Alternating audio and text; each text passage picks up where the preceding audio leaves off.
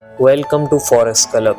Thanks for joining Forex Club. Please subscribe my channel and press the bell icon. Click on all to get all new videos quickly.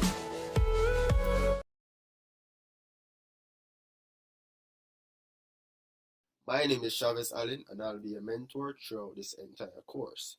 Now, throughout this video, what I'll be going through is the basic terminologies used in the Forex market. Now, Forex, based on this definition, also known as foreign exchange, FX currency trading, is a decentralized global market where all the world's currencies trade. Now, the Forex market is the largest, most liquid market in the world, with an average daily trading volume exceeding 5 trillion. Now, look at this value, 5 trillion. The reason why it's 5 trillion is that a lot of people are losing money in the market because people jump, foot deep or toe deep, I don't really know the term, in the market expecting, hey, I'm going to make $1 million right now with no strategy, no nothing. You get me? No prior experience, and they lose. Now, I'm here to help you not to lose because I know what it feels like to lose. So that's my goal.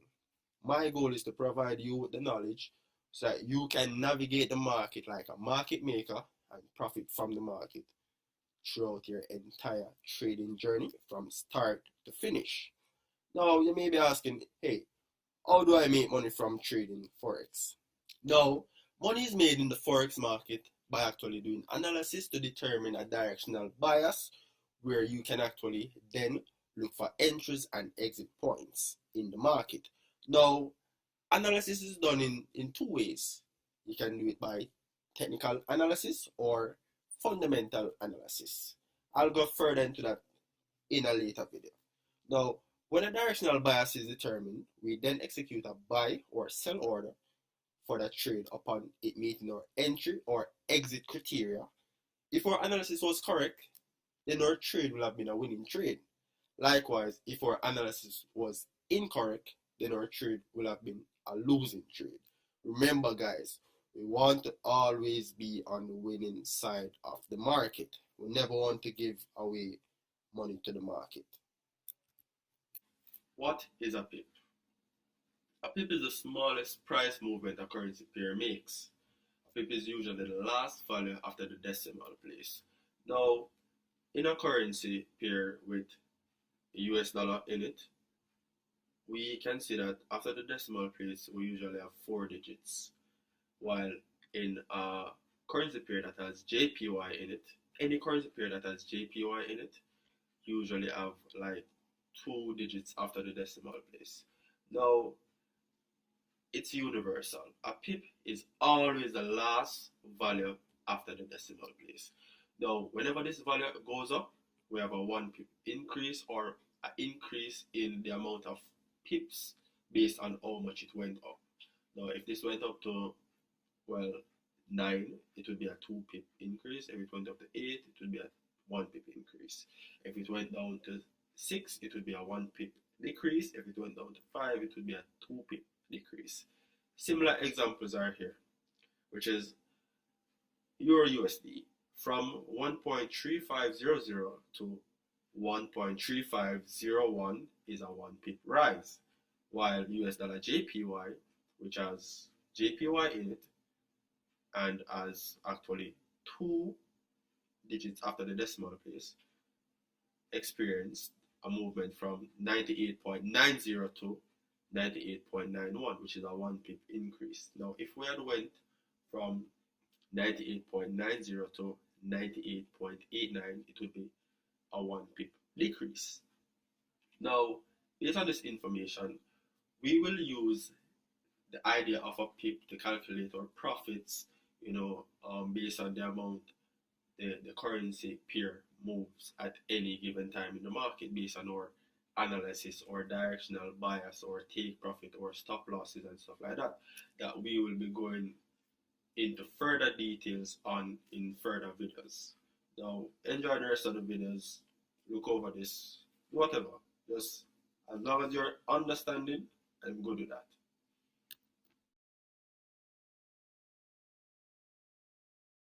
Forex broker. Based on this definition, a forex broker, also known as a retail forex broker, is an intermediary who buys and sells a particular asset for a commission. Now, to simplify it, a forex broker is just the middleman. A forex broker allows you to get inside the market. It allows you to enter trades and exit trades. They charge a commission, which is the fee you pay them to get inside the market. The fee you pay them for them to place a trade for you. So the broker places the trade for you after you submit the order to them. My preferred brokerage is icmarkets.com. It's really good, it's really fast, and it has a nice, interface on the website. Plus, it provides a lot of payment options for withdrawals and deposit. This is the website. I was just signing up a while ago. I'm gonna start over. Now, this is the front page. This is the main page. You can either open a live account or you can try the demo. For starters, since you're starting out, try out the demo account. So what you do, you click here.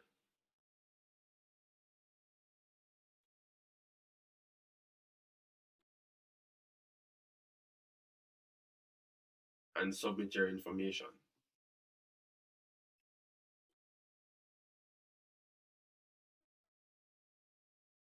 Or you can click here to open a live account.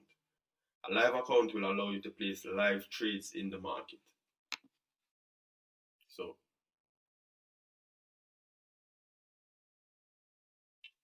and it's the same process, same registration process. Cool? You can also use Forex Peace Army to review the broker, IC Markets. Well, actually pull up the page, but I'm just showing you how to use the website. And we have a lot of reviews you can review. And that's it. That's what a broker is. A broker is just the guy that you place your trades with so that they can submit it in the market. It does not get simpler than that. What is analysis? Analysis is the act of using past price data to help predict future market movement. We have two types of analysis: technical analysis and fundamental analysis. The first, technical traders or technical analysis traders use charting softwares to do chart mockups before placing trades. And if you are a fundamental analysis or a fundamental trader, then you would use forexfactory.com or myfxbook.com calendar and trade based off news. That's it. What is a chart? A chart is a technician's canvas where he or she does analysis. Charts are used to do technical analysis of trades to determine market bias, high probability entry and exit points. We use tradingview.com, which provides a web-based charting platform to analyze our trades. Example of a chart. This at the side is called a scale.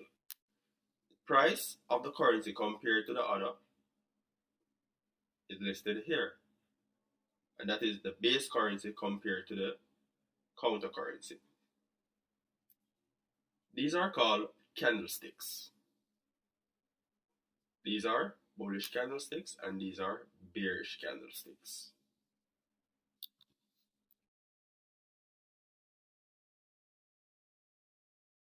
Now, before we even get into the definitions here, let's digress and explain something to you. Now, in this example, we're using Euro USD. The idea of Forex trading is just comparing two economies against each other. For example, Euro against US dollar. If we expect Euro to rise in value, we will buy Euro USD. If we expect euro to fall in value, we will sell euro USD. Now, the first currency in the pair is the base currency, and the second currency in the pair is the quote or counter currency. It's pretty simple, guys. That's all you have to look for. Now, buy and sell order types. Now, given that we've done some analysis and determined a bias for the market at a specific time period, and we want to get in a trade, we want to enter a trade to make profit, what we would do is place a buy or a sell order. Now, we have two types of buy and sell orders. We have market order, or we have pending orders.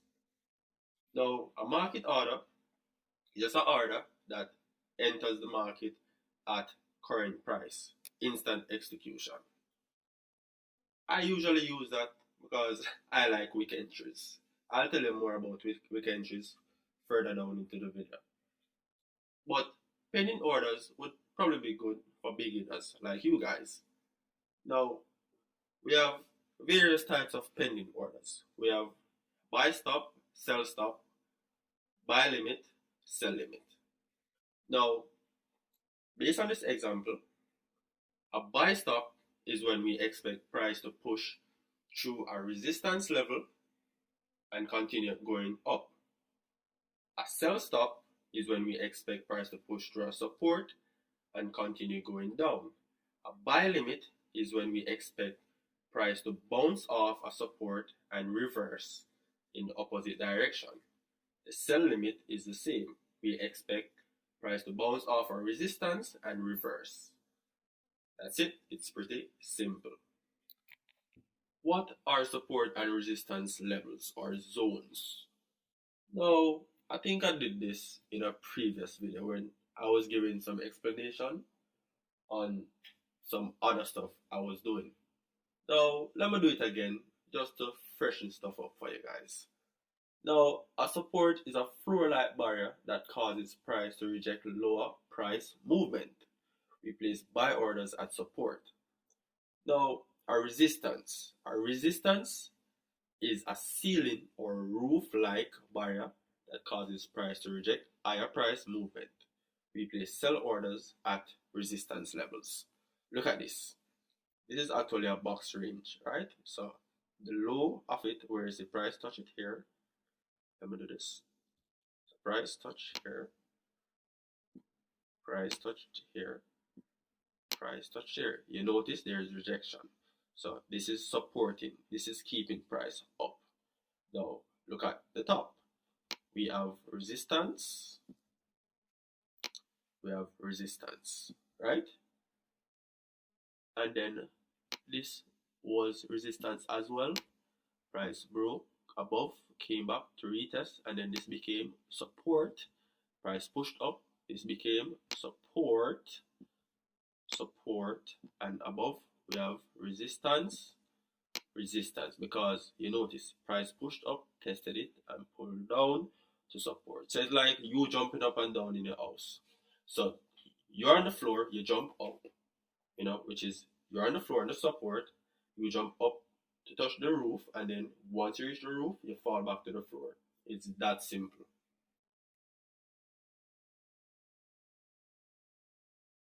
What is a Japanese candlestick?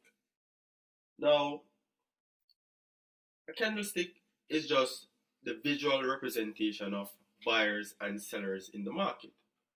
Buyers are called bulls and sellers are called bears. Now, when a currency pair is strengthening, that means the base currency has strength over the counter currency, correct?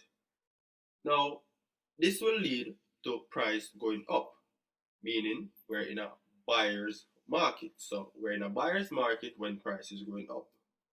Likewise, we're in a seller's market when the pair is going down, meaning a lot of sellers are in the market, a lot of bears are in the market to push price down.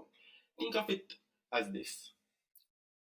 Many of you guys know what a cow is, a bull cow is. Now, if you see a bull cow on a farm and the bull cow is running towards you, he will basically scoop you up. While if a bear is attacking you, a bear will try to claw at you. That's how simple it is.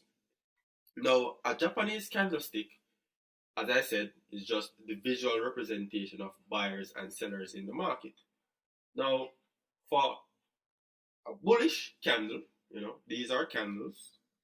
Now, for a bullish candle, we will open at a low and close at a high, which is, these are price levels. So we open at a low price and close at a higher price. These black looking things are called wicks. So this is a wick low, this is a wick high. Now, we usually find bullish candles at support. So market is finding support. Remember, support helps to push price up. Now, this right here, this green looking thing is called the candle body. The bigger the body, the greater the momentum of that candle, the greater the strength of the bulls in the market or buyers in the market. Now, on the other hand, a bearish candle. Now, a bearish candle will open at a high and close at a lower price. The standard color for it in the market is red. The standard color for a bullish candle is green. Now, we look here and it's the same. So the low is the low, the high is the high. These are wicks. Now, as I said, we open at a high, close at a low. Now, this shows that a lot of sellers are in the market, a lot of bears are in the market. Remember, bears claw you down, so bears push price down, bulls push price up. It's pretty simple. So, all a Japanese candlestick is just the visual representation of the battle between buyers and sellers in the market. It displays price data, high, low, open, and close in the specific time frame it is found. This is the low, this is the high. These are based on the wicks. Now the open and the close are based on the body. If we open at a low and close at a high, we're a bullish candle, meaning buyers are in the market, buyers have control, sellers are nowhere to be found. They don't have any strength. Same thing is for sellers. When we open at a high and close at a low, that means sellers are in the market, buyers don't have any place here, any strength here. They can't do anything to stop price.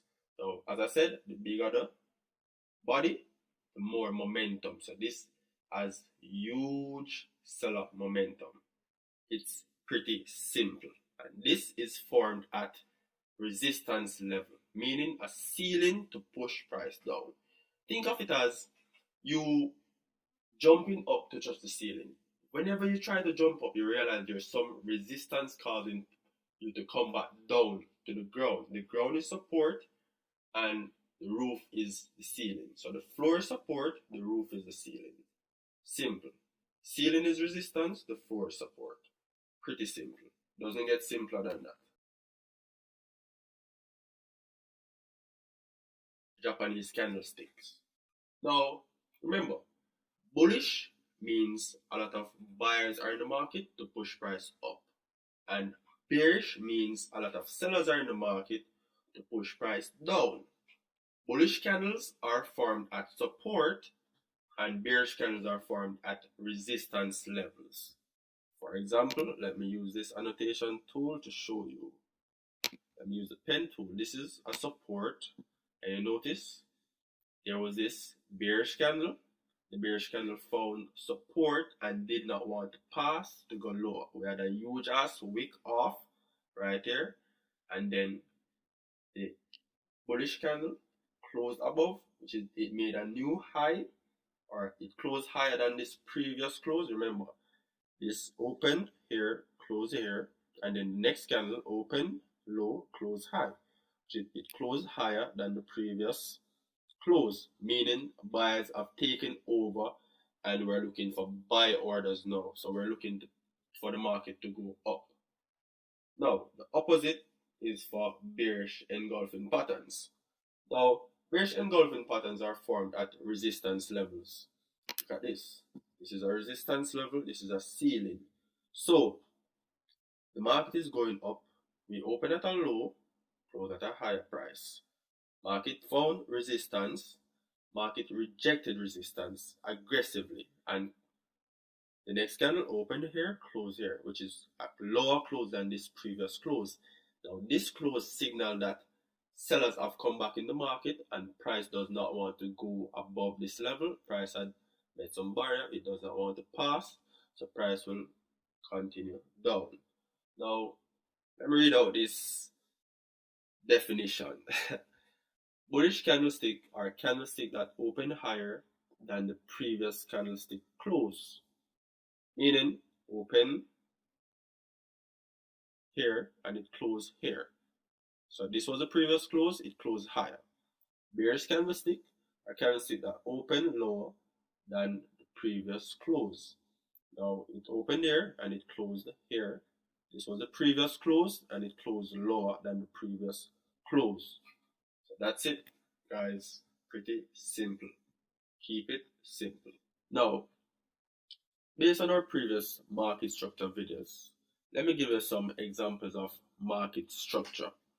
Now, in an uptrend, you realize we're making new swing high and a higher low than this previous low. Again, new swing high, which is higher than this previous high, and we're making a new swing low higher than this previous low. Realize that this swing high was prior resistance. Got it? Resistance become support and it continues. Now in a downtrend, we make new swing low and swing lower high, a lower swing high. Price pushes down again below this previous swing low. Price is actually stepping down. Now this area was support, it acted as resistance as price retested and continued to push down. The same is true for here. So in a downtrend, we're making new swing low and lower swing highs. New swing low, lower swing highs. New swing low, and we can actually, that's it. Cool? That's it for that video. What is market structure? Now, just like a human being, the market has its identity at specific time periods.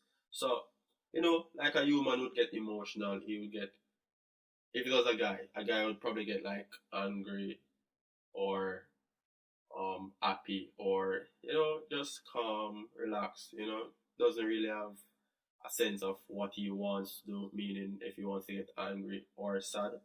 Now, this is the identity of a market. Similar, it's very similar. Now, we have three identities of the market. We have an uptrend, we have downtrend, uptrend, downtrend, uptrend, and we have sideways trend. So the three identities of the market are uptrend, downtrend, and sideways. Sideways is also considered as flat. The market does not have a sense of direction, as I explained earlier. So based on this definition, market structure is the identity of the market over a specific period of time. So that's it. It's pretty simple. Market structure flow, or basically the time of day that you should be trading. Now we have three major sessions: London, New York, Asia session. Look at this example. Based on this time zone, Eastern time, GMT time. Tokyo opens, which is the Asia session, opens at 7 p.m, closes at 4 a.m. Eastern time. In GMT, it's 00 GMT, 900 GMT for the close. London open is 3 a.m. to 12 noon, 12 p.m, which is GMT time, 8 to 1700. Now, the US open, which is the New York open, is 8 a.m. and this goes to 5 p.m. Eastern time. And in GMT time, it's 1300 to 2200. Now, as I was saying, based on the diagram, London session, New York session, Asia session. Now, the London session, This is the session that a trend usually starts. Due to London being one of the major players in the Forex market, we usually see high volume. The New York session, 8 a.m. to 5 p.m. This session is a continuation session due to its high volume, meaning trend that started in the London session continues here until end of day. During the Asia session though, 7 p.m. to 4 a.m. This session is a consolidation or retracement session due to its low volume. Trades usually consolidate or retrace for premium price. Premium price is basically when the market hits a resistance or support. That's premium price. That's how simple it is. What type of trader am I? Well, I would say I'm an intraday trader, which is I look at time frames below the daily time frame, which is 4 hour, 1 hour, 15 minutes. Because as I was explaining earlier, I usually enter at 3 a.m. and let the trade ride until 5 p.m. That's intraday trading. Now you have different types of trading, which is scalping and swing trading. A swing trader would focus on the monthly, weekly, and daily time frame, and sometimes it goes down to the 4 hour. Swing traders are traders who usually hold trades for more than a day. A scalper usually focuses on lower time frames, which are 1 hour, 15 minutes, 5 minutes, and lower, because they are trying to get in and out the market at fast pace. So a scalp trader is a trader who enters and exits the market frequently throughout the day for small price movements. So they would probably aim for like a 10, 5, 15 pip move. While an intraday traders are traders who closes their trade at the end of the trading day, which I explained earlier. So, as I said, I'm an intraday trader, but I scalp as well, and I swing sometimes. So, I would say I'm an all-rounder, and you guys can reach to this level once you finish this course and practice.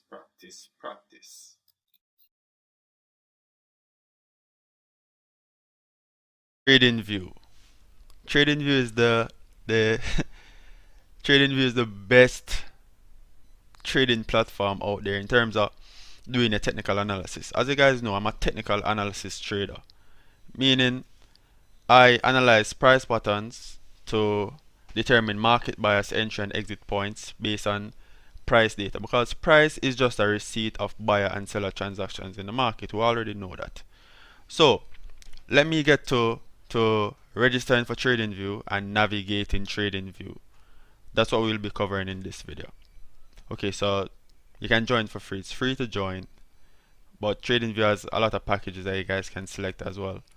So let's join by filling out our email. So pajamabillionaire@gmail.com. pajamabillionaire.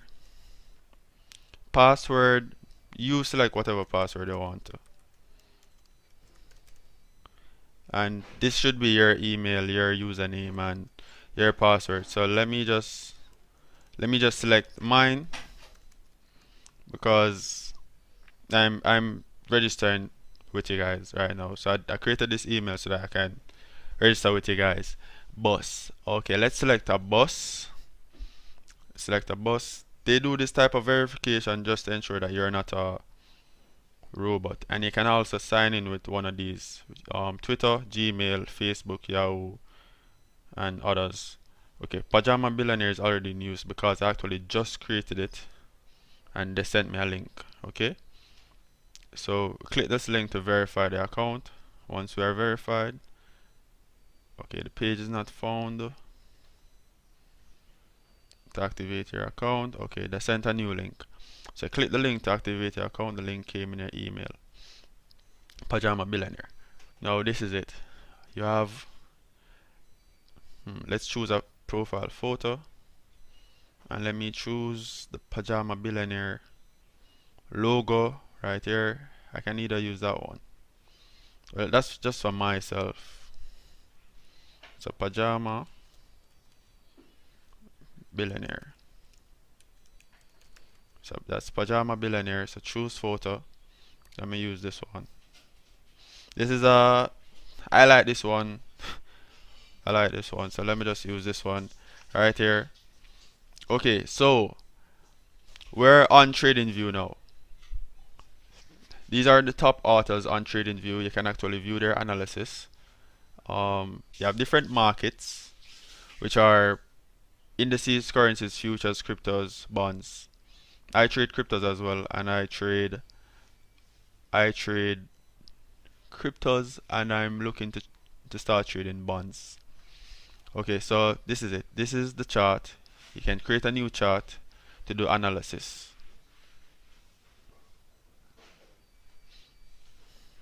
Okay, when the chart comes up, it looks just like this. Let's not go through all of that. I'm going to show you in simple terms how to analyze the market. So what you want to do first is click off all of this.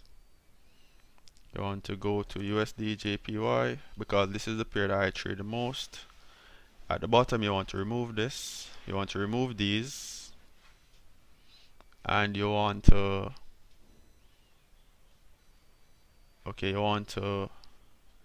remove those and put this below. Okay, so the next thing that we want to do is, let's look through. Alright, these are some stuff. This is the market watch list. So you select the pairs that you want to actually watch. Here, I trade USD JPY, and I'm using the OANDA and US and AUD JPY and OANDA as well. Yes, sir. US. Alright, let me Euro USD. The reason why I used OANDA, it's the company that's providing the market data for that currency pair. OANDA is a really good one.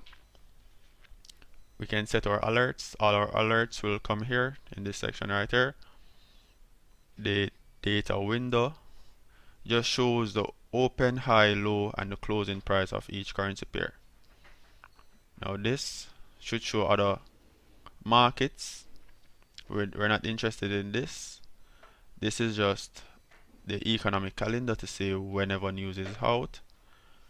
And we have the earnings calendar, which we're not using. Social, well, market ideas.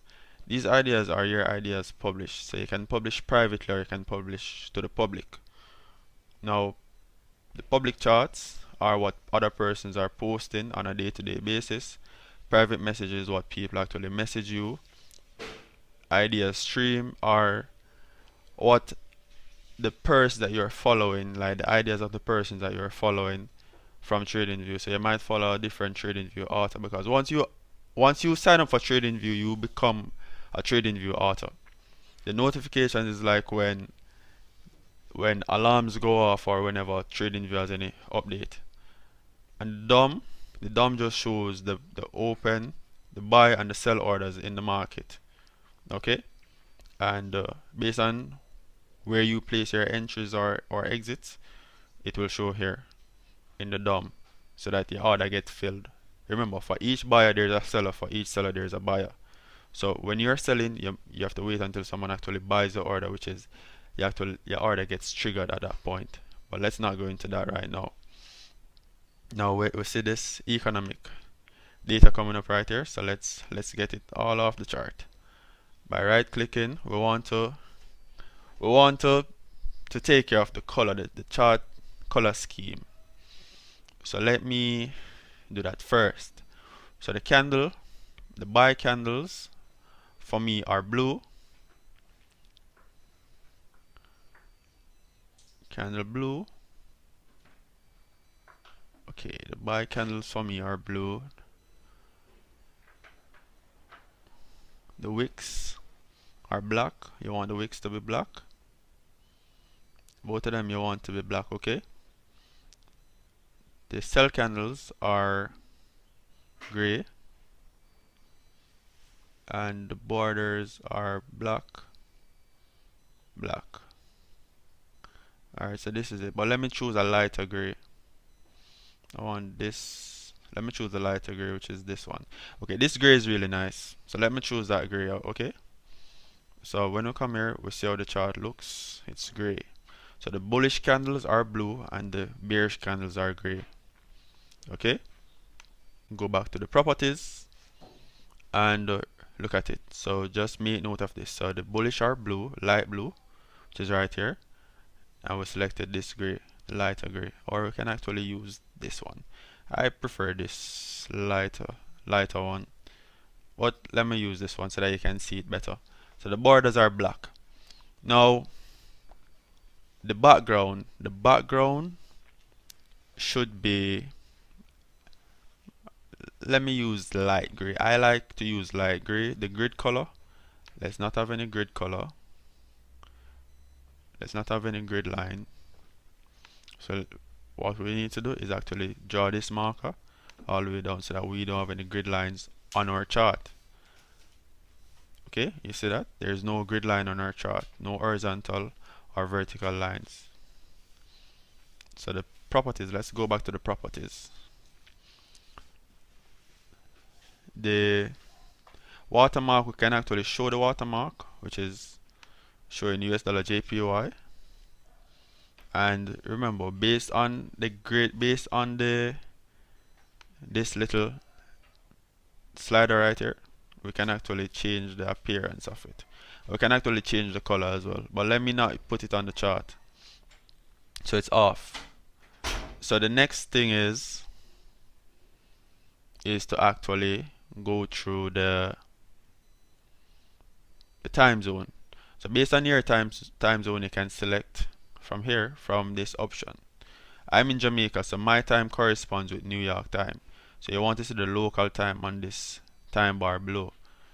So this is the time bar, time and date. We want to see the local time on it. So let's actually go down to New York. New York time. Where are you, New York? Okay, New York. Use New York time. And this is it. Okay. So New York time, and then it actually shows at the bottom. So let me actually go to the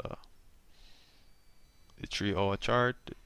This is the time scale at the bottom, so it shows the time, it shows the date and the time. Okay, so I like my mouse for Mac users. This is for Mac users. I'm not sure if it's off but for Windows. So this is it. So this is the, and you can actually change the time zone at the bottom right here by selecting this option. Auto is like when you have something like this and you want to, alright, let me show you. What if you zoom in like this to the chart? You want it to actually zoom out and have the chart looking puffy, and you know, it has a little more body to it where you can actually, you're more comfortable with the data being shown. So that's what you do. You select auto. Let's go back to properties and remove all events. So let's show earning on chart. I don't want to see that. Show splits on chart. Show dividends on chart. Show, I don't want to show any economic event on the chart, but we want to see alerts. Okay, so this is your chart currently. This is the scale of the price at any given time in the market. So this is the scale to the right, this is the scale, and this is how you hide the widget. So your chart is like this, and these options that I showed you earlier comes up on the side. Now this is the chart currently. Look how it looks. Let's right click and let's go to properties.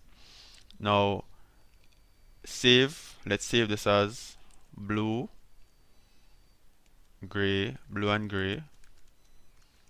template, or pajama naked, or naked pajama. I'm a naked trader, meaning I trade raw price action, nothing else. I don't use indicators. I don't use any form of EMAs or anything of that sort. So the next option is to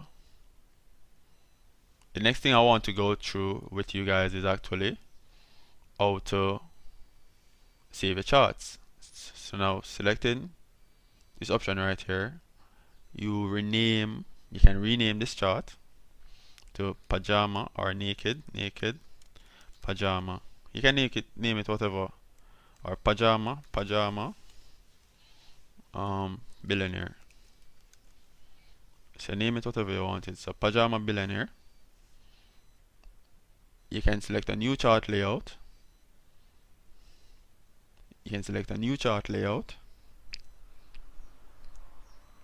Which is here. It pops up, and you can also load charts, and this gives you the option of all the charts that you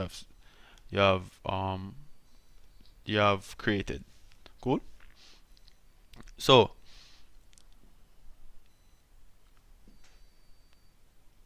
the next thing that I want to go through is actually a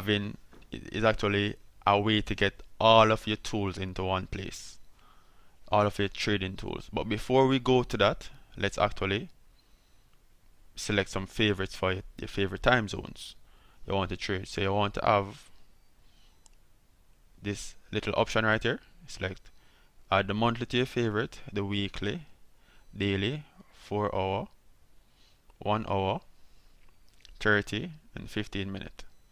We don't want to go below the 15 minute. Well, we can actually go to the 5 minute, but we don't want to go below. Okay, so these are the other options. Candlesticks, which is our main confluence in terms of price action, and the line chart. Okay, so we're using the candlesticks and the line chart. So the line charts are currently blue. So here's what you do. I want them to be black. So I can actually right click on the line chart, come to line, and select black. And you notice it's black. And we can make it bigger, which is by selecting this option. So we save that. Okay, so this is it. So let's pop back to the candlesticks right here. So everything is added to our favorites. A 5, 15, 30, 1 hour, 4 hour, daily, weekly, monthly chart. And let's go to the 15 minute. Okay, so we're on the 15 minute currently. The 15 minute is the chart that you'll be on mostly.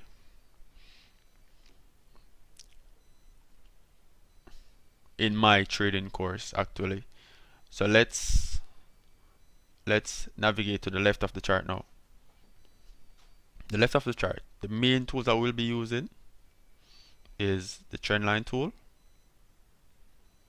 And you notice this thing that just came up. So using the trend line tool, we're going to be using arrows. We're going to be using the vertical line, arrow. Let's get some text. We're going to be using the text tool.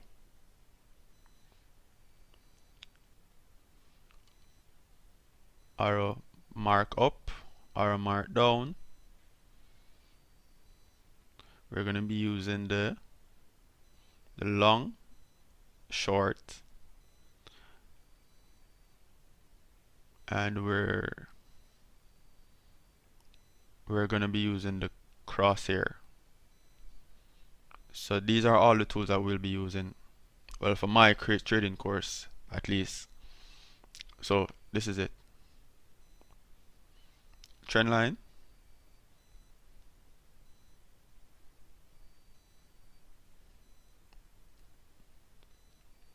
vertical line,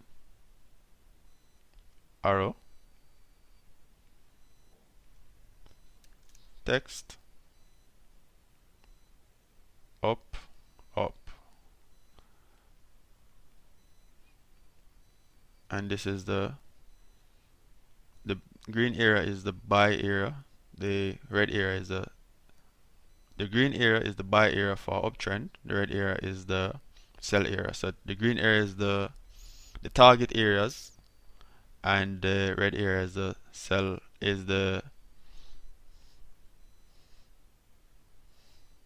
red area is the stop loss area. Alright, so that's for long positions. So for short positions, let me take off everything off the chart, remove all tools. For short position, the green area is the sell area, and the red area is the stop loss placement area, the area that your trade will be in a negative. Okay, so let's remove that tool. You can just click delete or remove all join tools. But what if you don't want to remove all join tools? Just remove that one by selecting delete. Now you can actually go to a specific date using the go to function at the bottom. So if you want to go to it's February 18 now, so if you want to go to February 16 at 00 hours, it actually brings you here to the exact candlestick on the 15-minute or whatever time frame you're on. Okay, you can go back 5 years in the chart, you can go back 1 year to show 1 year worth of data. But analyzing, we only want to see 1 year worth of data really. So we would do our analysis based on that. Now to lock a join tool, this is the option. Stay in join mode, which is selecting this.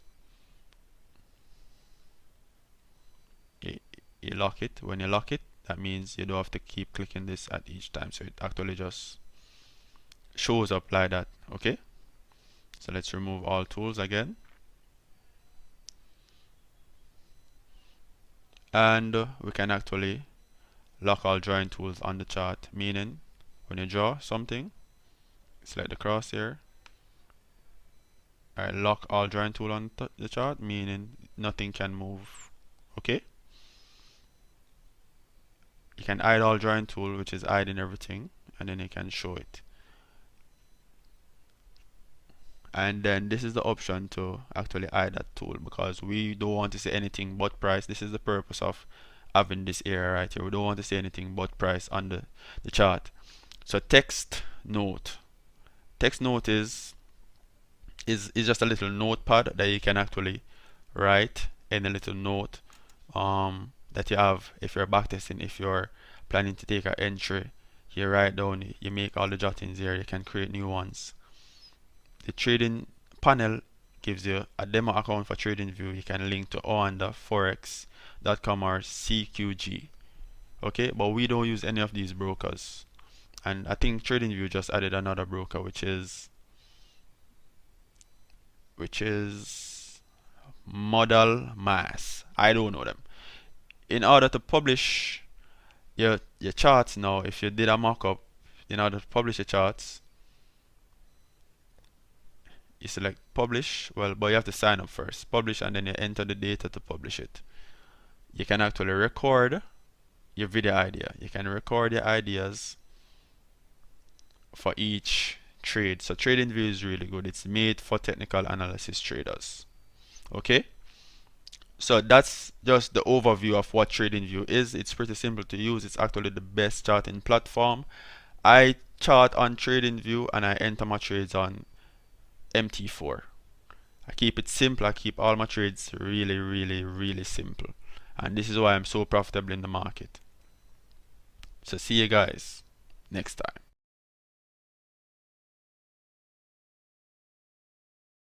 Let's dive into some broker setup right now. Okay, navigating the brokerage platform that you're using. I currently use IC Markets because IC Markets is just so amazing. They offer initial deposits of $200 if you're just starting out, 1 to 500 leverage, which is more than enough, and they have a 0 pip spread. Okay, and they offer up to 90 currency. You know, but I only trade UG, so it's cool. I don't need the other 89. I'm alright. So let's get started. Open account. So what we do is open an account if you're opening a live account, or you can try a demo account. Okay, so open a live account here, and this is it. They're going to ask you some personal information. So my name is Chavez Allen. You have to sign up with your real name, but let me use this pajama billionaire at gmail.com. My country is Jamaica. My phone number is 3950972. It's 876-395-0972. Click next. Now, individual is August 21st, 1995. My address is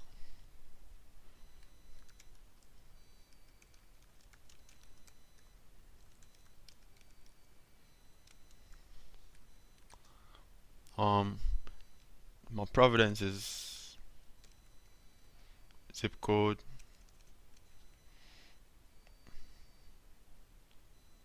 and select next. Or okay, so that's all we did.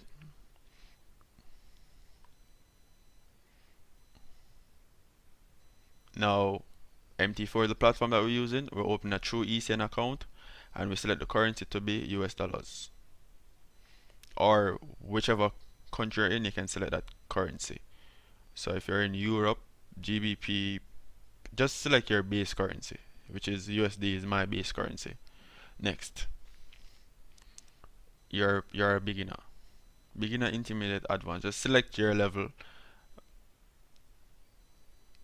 Select a passcode. What is your favorite color?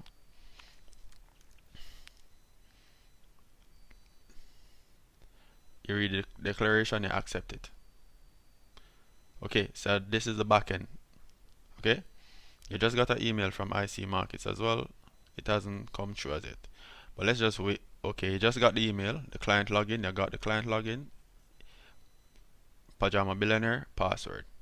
Okay, so this is how you actually change the password. So select change password here. You can put in this old password,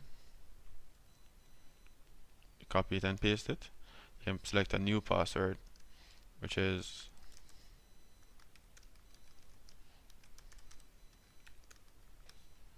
okay, update password, and it's updated successfully. Now, account details. This is all your details right there. Your address, email, your city and location, and you haven't uploaded any document as yet. If you wanted to update the email and stuff, your phone number, your email, you can go ahead and update it from here. Now let's upload some documents because we need to verify the account, because currently we're not verified, so it's a temporary account. So upload account, upload documents right there. You select, and you need to upload a photo ID, and you need to update a proof of residence. Your proof of your photo ID can be a valid passport, so just take a picture and upload it. A government ID, a driver's license or state ID, valid national identity card. These are the options. So the proof of residence is a utility bill, phone bill, internet bill, bank statement, birth certificate. That's a proof of residence. You upload them here, and then everything will be verified. Now, after you've uploaded documents, it takes about a couple minutes to be verified. And then when you're verified, you want to make a deposit. Now, these are the deposit options. Currently, I use Skrill to deposit or PayPal. And these are the fee. You notice all the fees are free except for now using Quibi. I don't even know what Quibi is, but let me just stick to the ones that I know. You can actually upload funds using a credit or debit card, but you need to verify the card first. So you can select add a new card. You enter the card number, you upload a picture of the card, and then you're verified. Now let's go back to the deposit funds.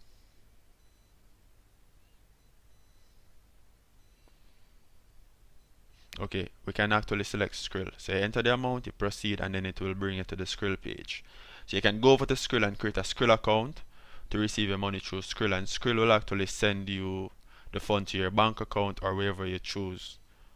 PayPal, if you're in Jamaica, PayPal is a little difficult, but it's good. Like you don't have issues with PayPal. I don't have issues with PayPal right now because I kind of found out how to actually use them properly. Meaning, I just need to, just like here, I just need to submit my documents and get verified. Once I'm verified, PayPal will free up. And once you get in consistent transactions without any charge box, PayPal will free up. So you can deposit using PayPal. Now, whatever deposit method you use initially, you have to withdraw using that same method. So let's go to withdraw funds, and you enter the amount or the account. You enter the account number that is coming from the amount. You submit. Once it's submitted, it takes a little while to process. Once it's processed, you get the notification here, and the money is sent over immediately. Now, account summary. This is a summary of all the accounts that you have. Now, you have a temporary account with zero balance. This is the account number. Account type is temporary. Now, once you are verified, you will get an account number here. Once you get the account number here, you can actually move over to MT4, enter the credentials, and start trading. Well, you need to do the deposit first before you actually trade. And it's a similar method to create a demo account for practice. So you would create a demo account. You'd have selected try demo instead of open account at the beginning of this video. You remember when we did that? Yes. Now the platform credentials, which is this information, would be the live accounts, the amount of live accounts, and the credentials for it, meaning the login and the password and stuff like that. But given that we haven't uploaded any information as yet, it's empty. We don't have a demo account either, so it's empty. Okay, but what we can actually do, open a new demo account. Okay, so open a demo account, 1 to 500 leverage, and you can change the leverage. Initial deposit, let's put the initial deposit at 200. It's a true ECN account. So we did that, and let's go back to platform credentials.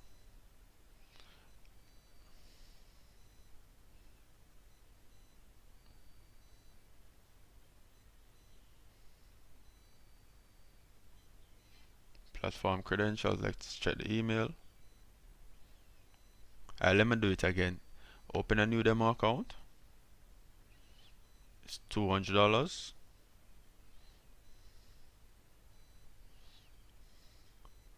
Okay, you have been successful in opening a demo trading account with IC Markets. An email has been sent. Okay, so the email, let me just wait for the email. And here, this is it. So the account number, the password, the true ECM, which is the account type, and the server. The server is what you're going to enter on the MT4. So you can actually view the MT4 video for us to actually go through the process of signing up or attaching your broker account to your MT4 application, so you can start placing trades and making profits. Now you can change the leverage of your live account here, but we don't have a live account as yet. You can view the transaction history. Selecting transaction history here, you would see all the transactions that you have done. You can select the date range, and then you can transfer funds between your live accounts.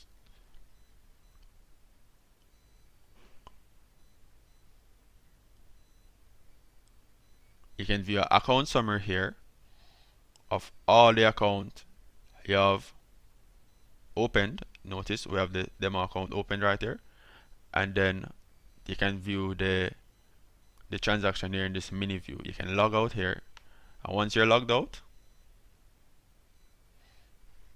you're done. Always try to stay logged out, especially on public computers. Never stay logged in, or never save a password to a public computer. Alright, and that is it for this video. Hope you enjoyed it.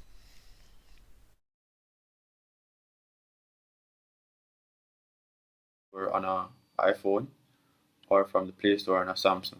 Now you need to type in Meta Quotes or MetaTrader 4. So let's use MetaTrader 4. Once that's typed in, you want to click download. You download it, and then once it's downloaded, you open it. Now once it's opened, what you want to do is you want to add new. You want to add new.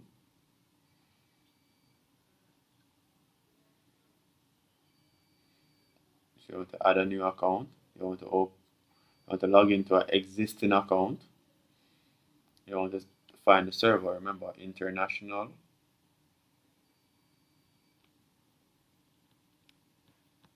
capital markets. Remember, we created a demo account earlier.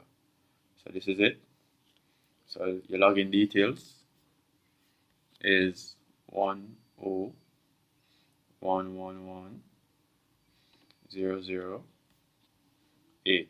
That was the login details we created. So UCPH60.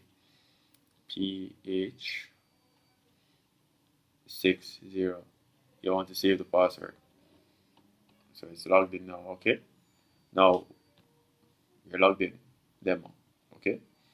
Now this is showing you the balance, the initial deposit, profit, deposit, withdrawal, and balance. Alright, you can actually look at a month history, week history, or you can put in a custom time period. This is the area that you place your trades. Well, this is the area that you view your trades. You can use it to place your trades as well. This is where you select the order type, which is a pending order or limit order. So you can have buy limit, sell limit, buy stop, sell stop. This is the area that you put your lot size. Once you select a pending order, you need to put in the price, stop loss, take profit, and you can set an expiration as well. If it's a market execution, all you need to do is put the stop loss, take profit, because the market will execute at that price. This option above here will allow you to select the currency pair that you want to trade. We're trading US dollar JPY. Now, this option, it shows you a lot of pairs right now. So let's delete the ones that we're not trading. Okay, delete. So we just deleted that one. We can either view it advanced view or simple view. I like the simple view better. Now if we wanted to add another pair, all we need to do was select the plus button above and then let's AUD JPY. AUD JPY added. Okay, now once that is added, let's go to the chart. Go to the chart. This option right here, any join tool I was there, delete all. Okay, so this option shows you all the join tool. You can add object, you can add different join tools here. You can add indicators here.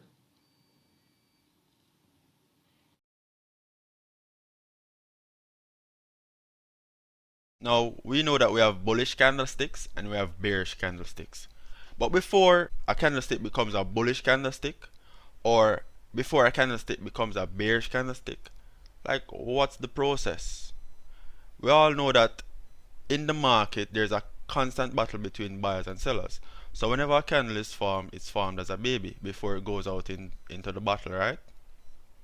It's formed as a baby. So this is the baby candle.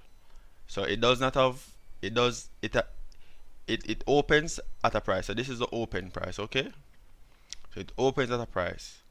You know, it hasn't started any work as yet. It hasn't started fighting as yet, alright? So this is the candlestick as a baby, okay? So it's the open. Now, if the candlestick closes above the open,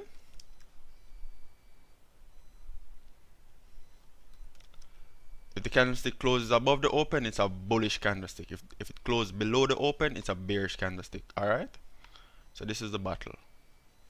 Let me show you the battle, okay? Now this is it. Let's do this.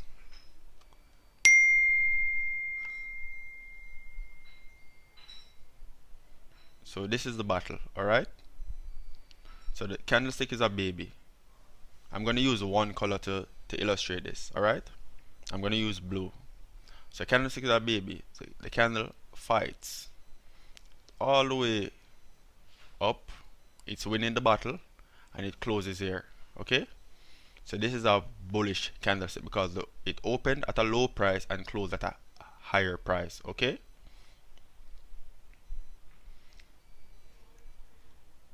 So the candle opened low, closed high.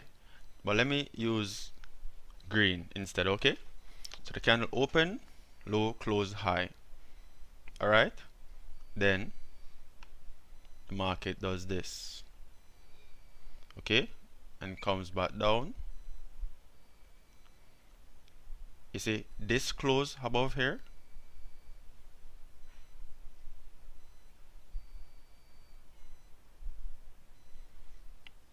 If the market, for example, the market will be doing this.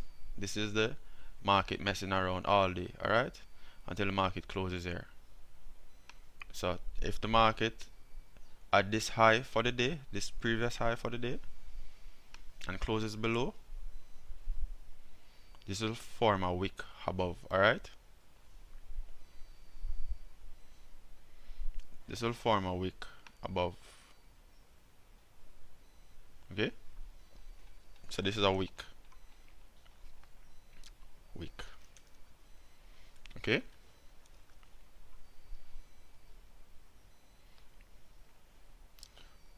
Wick.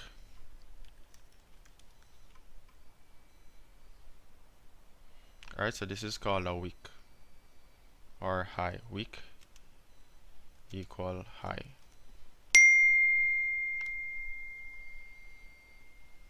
Wick equal high. Alright, so this is a wick, okay? Candle close. So this is it. Candle close.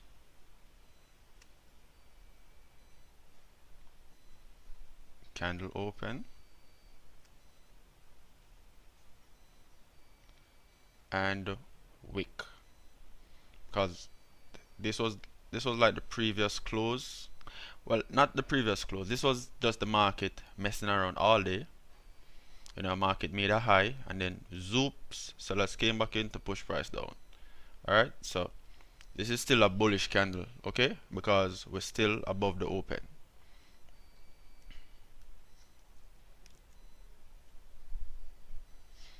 Still a bullish candle because we're still above the open, alright? Alright, so this is a bullish candle, okay? This is a bullish candle, okay?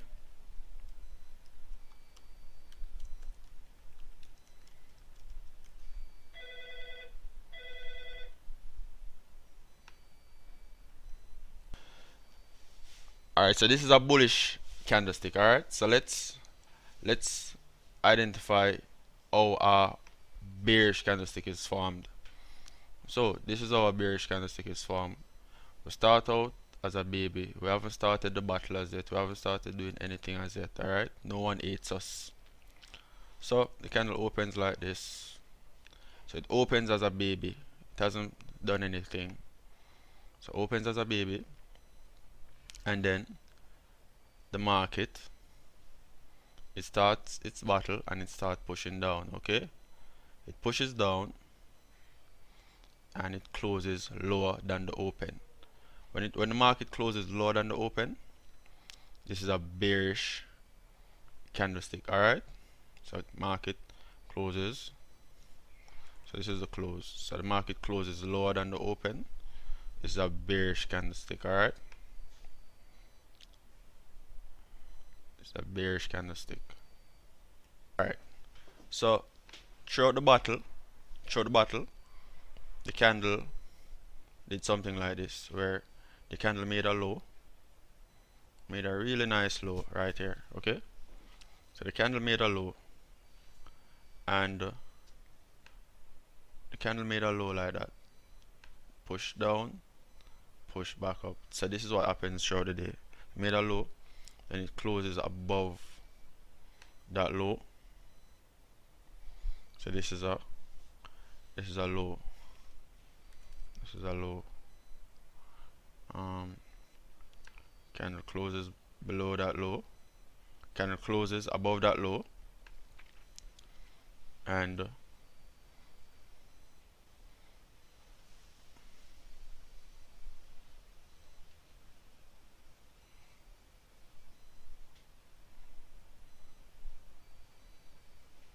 this is the close, and this is the open price. Alright, so let me give it some space. So opened at a high, close below the open,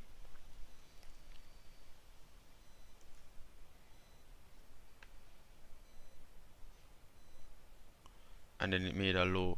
Low equals wick, wick equal candle wick or exhaustion wick. It depends. I don't want to say exhaustion wick because sometimes a continuation wick. So wicks can be continuation or exhaustion. It all depends on momentum. Alright, so this is the anatomy of a bearish candle. Okay, so the wick can be, I don't really want to talk much about the wick, but the wick can either be rejection or continuation wick. You get me? It all depends on momentum. So if we had a lot of bears coming down, if we had a whole lot of bears like heavy selling power coming down, the wick can be exhaustion, which is like this, exhaustion. If it closes like this is exhaustion, and then you would probably see a bullish candle come in to play. Alright, but right now we're not looking at that. If the market did something like this, okay, this wick below is just a liquidity pull type of wick, meaning the market is just cushioning itself so that it can have a more aggressive push down. Okay, so that's the thing about wicks. Wicks can either be rejection or continuation wick. It all depends on the context that it is in. Okay, so you want to analyze on a case by case basis always. So let me show you again regarding the bullish candles. So let me do this. Let me change it to green. So imagine we had heavy buying power coming up. Market is, and we're seeing some big wicks. Well, big candle. So we're seeing some huge candle. Market push up, and then we have this wick, right?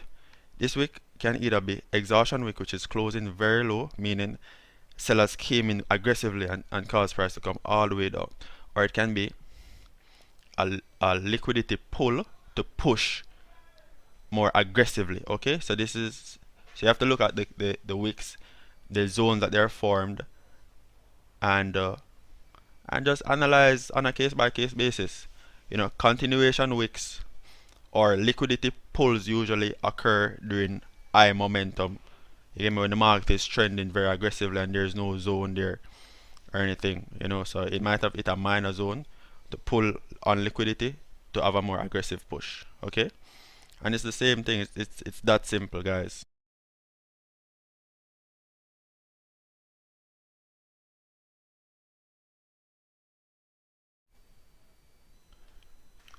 A big part of technical analysis is actually knowing how to identify a trend. That's major. Okay, if you don't know how to identify a trend, you can never make money using technical analysis if you can't properly identify your trends.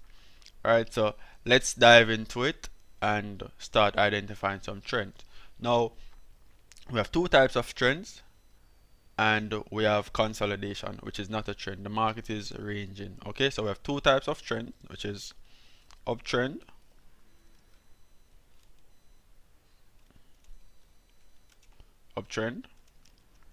buy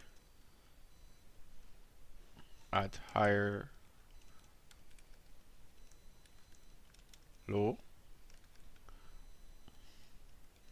We have downtrend, sell at lower high.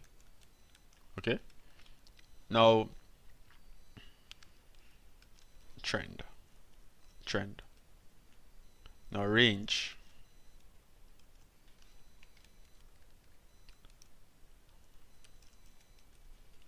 So consolidation, market ranging between support and resistance. So the market does not really have a sense of direction, it's just bouncing between support and resistance. So it's trapped between two barriers. Okay, so let's actually dive onto the chart to actually show you how this is. Now the first one that we'll be discussing is actually the uptrend. So let's get started here. So the first one that we're discussing is uptrend. Okay, now in an uptrend, the market, it's like you're going up a stairs. Visualize yourself going up a stairs. So market is, you're doing this, you're stepping up, you're making a new high, a new higher low point. It's like you're going up, you're always going up, you're making a new high point going up. Okay, come back, push up. Okay, so in order to move up, we have to break this barrier, right? So once we break this barrier, which is resistance, we come back to test it. Okay, so the barrier broken, which is resistance broken, come back to test it, we form a new higher low point. This barrier right here gets broken, this resistance level gets broken, market comes back, which is a retracement. This is called a retracement. So market comes back to actually gain strength to push above this barrier because the market wants to continue up. Okay, so we want to wait for confirmations here before we buy. Confirmation here before we buy.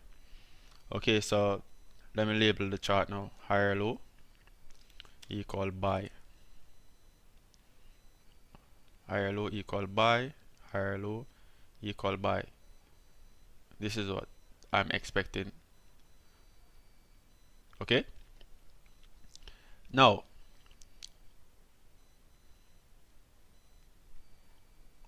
each high, this is a new high.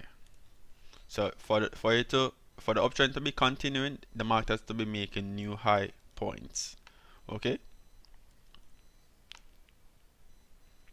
so it's a new high. So look at this, new high, new high, new high. You notice the push, the push, the push. So it has 3 push. So 1, 2, 3. Okay, and it's trying to make a 4th push, but resistance was too strong, so the market could not pass this resistance level. Okay, so we're in an uptrend. We were in an uptrend. This is called a buyer's market. Okay, so you want to buy at each higher low point. This is what an uptrend is. You buy at each higher low point.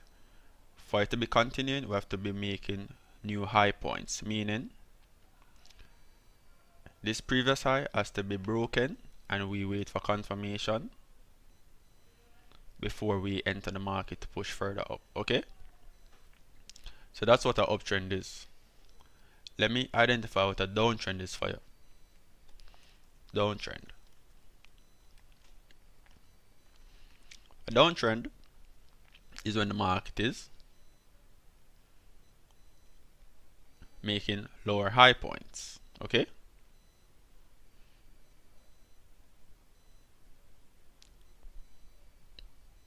so the market made a lower high, lower high, lower high. So this made a low, so this is a low, this is a new low,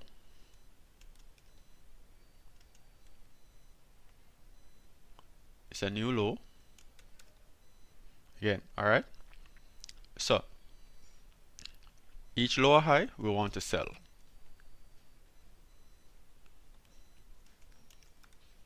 So we're selling at each lower high point. Okay, so we sell at each lower high point. This is called a seller's market. Okay, we're looking for sell orders only at each lower high point. Okay.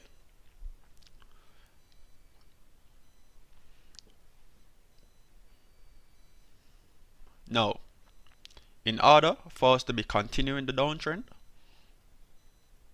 each support level that the market meets has to be broken. So we have to, so this market made support here, came back to gain strength to push further down. So the market broke the support. We wait for a retest of this previous support, turn resistance now to push further down. Okay, similar thing until it stops. Came back to retest to push further down. Okay, so this is a downtrend. This was an uptrend. This is called the downtrend is called a sellers. So downtrend equals sellers market.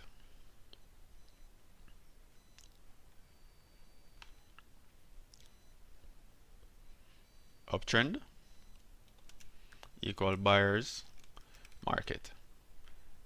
Now, the two rules that I have put down for you is that you never want to buy in a downtrend. You never ever want to buy in a downtrend. Always wait until you get the sell order. Always wait for the perfect sell. In an uptrend, you never want to sell in an uptrend. You always want to wait for the perfect buy order. Okay? Now, in order for a downtrend to be invalid, the market must break above this lower high point. Okay, come back to push further up. Okay, so you notice the market made a new higher low point. So the downtrend becomes valid when we start making higher low points. Okay, when we break this lower high and start making higher low points. The uptrend becomes invalid when we break this higher low point, came back and start forming lower high points. Okay, so let's discuss consolidation.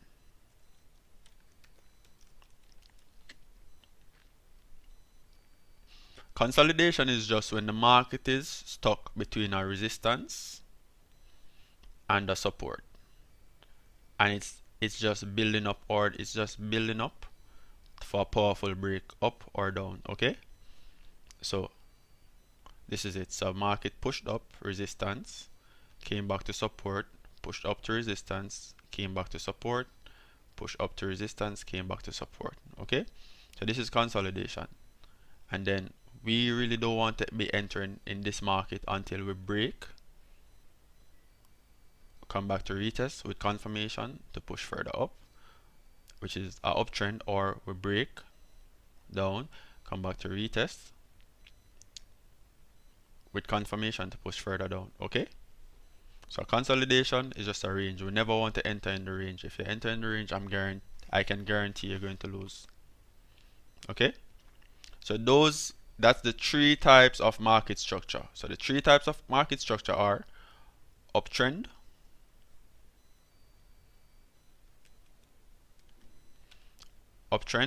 downtrend, consolidation. That's the three types of market structure. You only want to enter on a uptrend or a downtrend, but you never want to enter in a consolidation. You always wait until a consolidation breaks before you look for an entry. And that is the end of this video. Ensure you took jottings. Okay,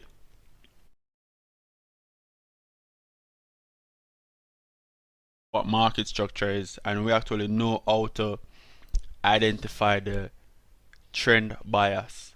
Let's apply it to the charts. Now, looking at the chart currently, starting from the right of the chart, we always want to start analyzing from the right and then we move over. Okay, so identifying market structure, you want to ensure you identify it on the time frame that you are actually trading. Okay, identify it on the time frame that you're actually trading. So we want, for US dollar JPY, I usually trade US dollar JPY on the 1 hour chart. So let's start. Now what we need to do, based on the 3 types of market structure, uptrend, downtrend, and consolidation, we need to identify what type of trend it is. So looking at this, we realize the market is forming new low,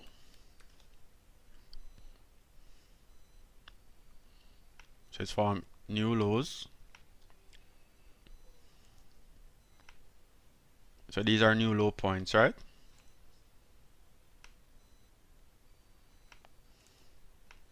So this is a lower high,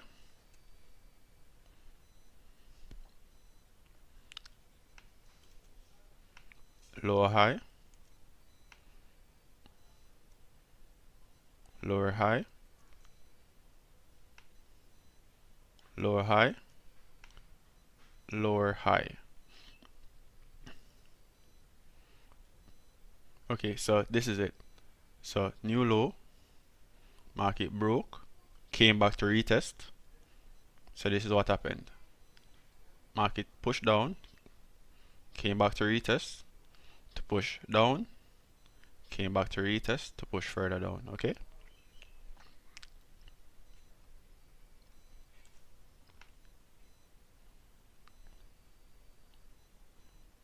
Market kept on doing this, push down. We were in a range right here. So we were in a range in this area. We were in a small range, but we're still in a downtrend. So what we have to do is actually wait for confirmation to push further down. So what we did was market pushed down here below this low point.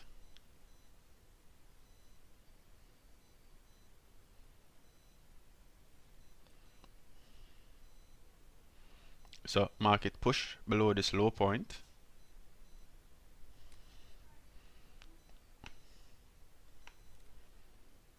Market pushed and closed below this low point right here this wick.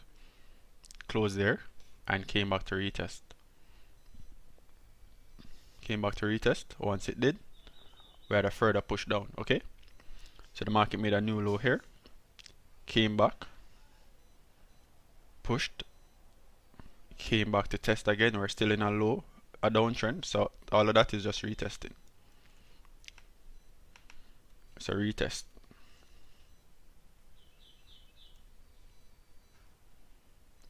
Just retest. So the market is just retesting right now. We're still in a downtrend. Now, for us to actually break into an uptrend, we would have to break above this lower high point and come back to retest it, form bullish engulfing confirmation to push price up. Okay, but right now we're in a downtrend, so we're not looking for buys, we're looking for confirmation to sell. Okay, because this looks like the market is trying to form a double top formation. We'll soon get to that. Okay, so we expect market to push down. Cool, because we're still in a downtrend. So let me identify the support and resistance levels in this downtrend. So the new lows are supports, and when they are broken, they became resistance. You see that? So price pushed down, came back, resistance.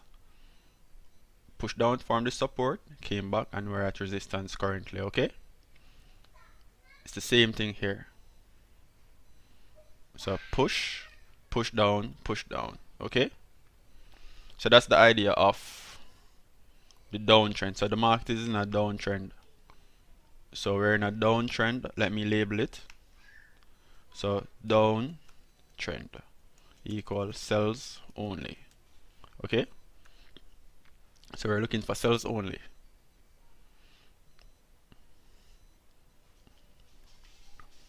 So this is what the market is doing. We're selling. Alright, now even though the market came up above this trend line, we're still in a downtrend. Okay, so we're not looking for buy orders as yet. Even though we formed this higher low point, we did not break this previous lower high point, so we would not be looking for buy orders as yet. The ideal spot to look for buy orders is to push up, come back, retest for confirmation to push further up, and then we would target these zones. Now let's look for an uptrend. Okay, in an uptrend we're looking for higher low points to buy. Okay, so this is it. Higher low equal buy, higher low equal buy. Okay, so higher low equal buy.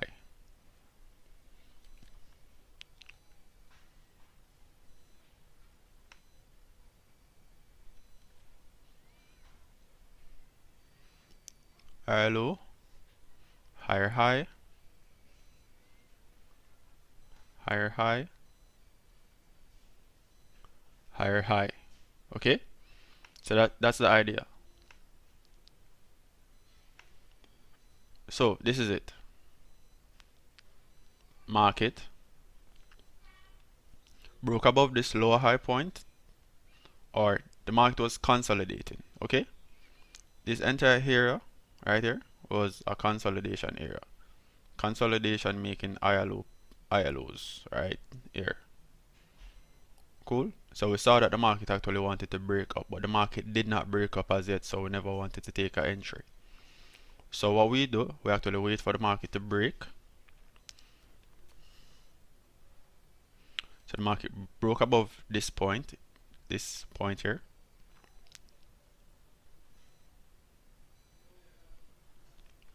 Okay, so this is it.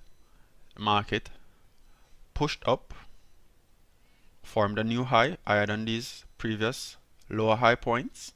So it formed a new high. So we noticed that the market wanted to push up once it broke this level. Now what we had to do was wait for market to come back to find support, because this was resistance. Once resistance is broken, it becomes support to push further up. Okay, so I want to buy on confirmation to push up. Same thing.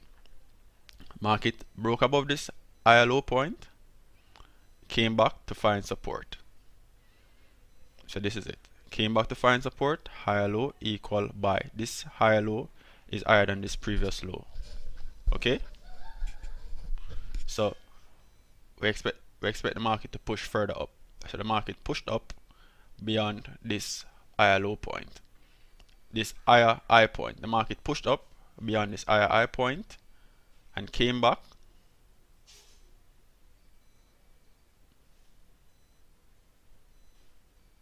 Market came back to this level right here.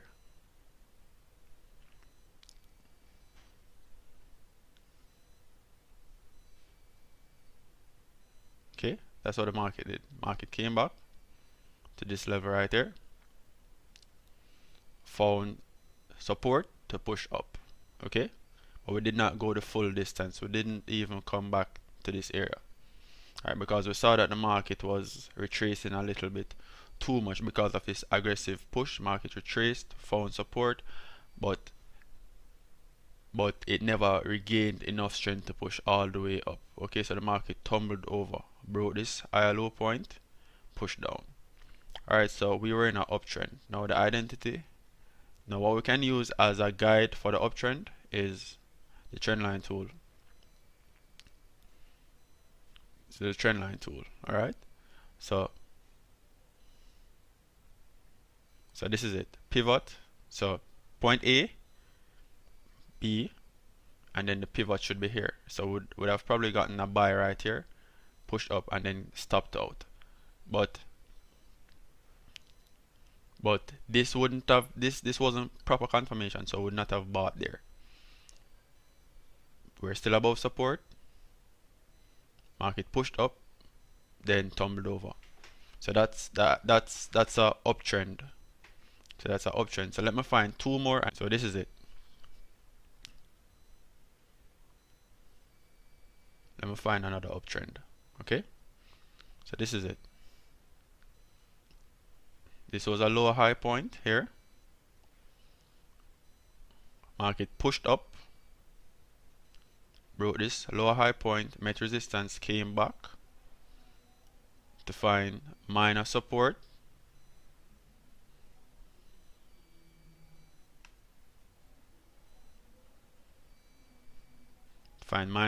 here to push further up. Okay, came back. This was resistance, become support now. Then market pushed all the way up. Okay, that's what the market did. Push all the way up to this level. Okay, so this is higher low, higher low, higher low,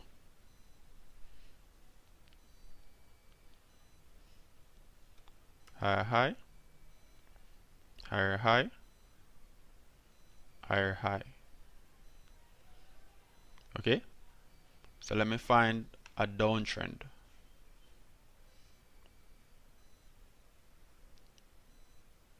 Let me find a downtrend. Okay,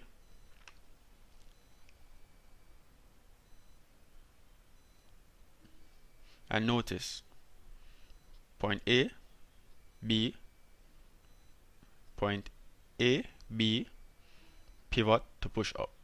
Then we came back, we maintained, and then we tumbled over.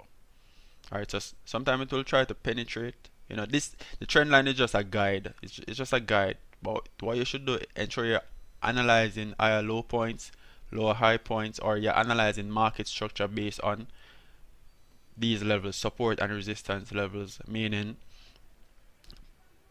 previous levels. Like this was resistance, market broke resistance, came back to find support at resistance to push price up. Cool. And it's the opposite for downtrend, meaning this was support, market came back, pushed below support to find resistance. Cool.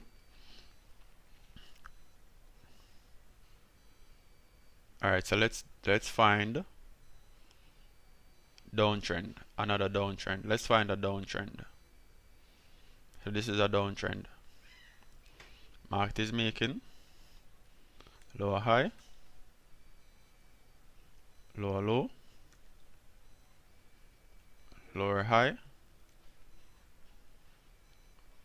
lower low. Okay,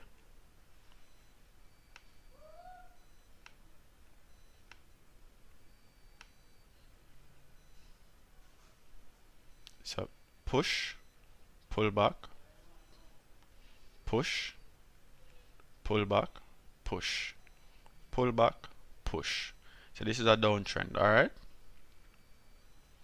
so this is a minor lower high as well to push up, to push down. So this is it. Support. So this was a range right here. So this is a range.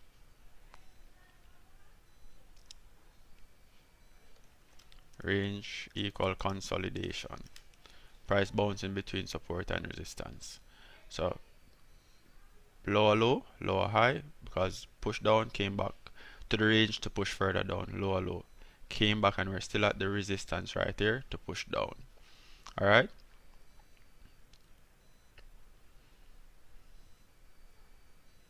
So this is lower low, lower high,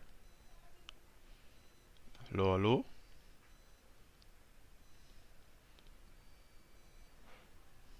and then the market broke above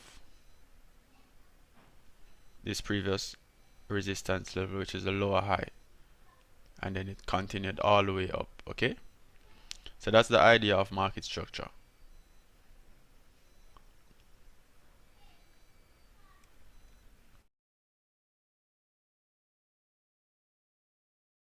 Video, we will actually be identifying the market bias, the type of trend that we're in. Now we have three types of trend: the uptrend, downtrend, and the sideways trend. The sideways trend is called flat because the market is just literally bouncing between support and resistance. The uptrend is when the market is finding support at higher points and going up. The downtrend is where the market is finding resistance at lower points and continue in down. Now this is a diagram that will actually show you what it is like. So for uptrend we have a push, pull back, push, pull back, push. Notice we have a support at the bottom. So higher low, higher low, higher high, higher high. Cool, because this high is higher than this previous high, this low is higher than this previous low. Now we have a sideways trend when the market is at support, bounce to resistance, didn't break, it comes back to support, bounce to resistance, and didn't break. Now we have a downtrend when market breaks below whatever support was there, so it breaks below, comes back, finds resistance, pushes down further, comes back, finds resistance, and continues down. So this is a downtrend, this was an uptrend, and this is a sideways trend. So these are the types of trend in the market. Now for uptrend, we want to buy at each higher low point, higher low, so we buy, and these are at support. So in an uptrend, we find support at higher low points. Cool. In a downtrend, we find resistance at lower high points. So we want to sell in a downtrend. So sell right here and sell right here in a downtrend. So sell at resistance. Cool. Now in a sideways trend, we don't really trade sideways. But if we were to trade it, what we would have done is actually would have sold at resistance. Cool. On a bearish engulfing back to support, and then would have bought at support on bullish engulfing back to resistance, and it's that simple. So a bullish engulfing looks like this, where the bulls, the buyers, have come back into the market and taken over from the sellers. So the market was in a downtrend, and then buyers came in causes the trend to change direction from down and start going up. So in a bearish engulfing, the market was in an uptrend, finds resistance, sellers come back into the market, take over from the bears, and push price down. Cool. And we have pin bars. So at support, we might find a bullish pin bar, which signal that buyers have come back into the market very aggressively to take over from the bears. So the market was in a downtrend. We had rejection of lower prices, and the market wants to push further up. The bigger this is, the greater the reaction. Therefore, the greater the push. So, bearish pin bar, market was in an uptrend. We find resistance, and market rejects this price and causes a push down. So these are the candlesticks that we use to buy and sell at the market. So we buy on seeing a bullish engulfing at support, we sell at seeing a bearish engulfing at resistance. We buy on seeing a bullish pin bar at support, we sell on seeing a bearish pin bar at resistance. Cool. Let's go to the chart to identify the market direction. Now, if you look left, what we realize right here is we say point. So on this point, we say a bearish engulfing.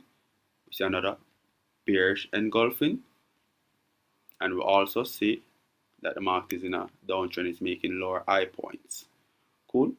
So we would have sold there, market would have sold there again, because we see another bearish engulfing right there.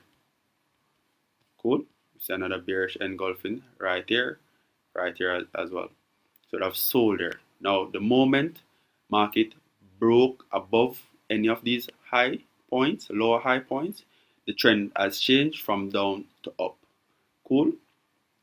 So market was made a lower high point right there. Market broke above. Cool. So market broke above this point. So trend has changed since we broke out of this downtrend structure. We broke from a downtrend into an uptrend. Seller's market. So seller's market equals sellers only.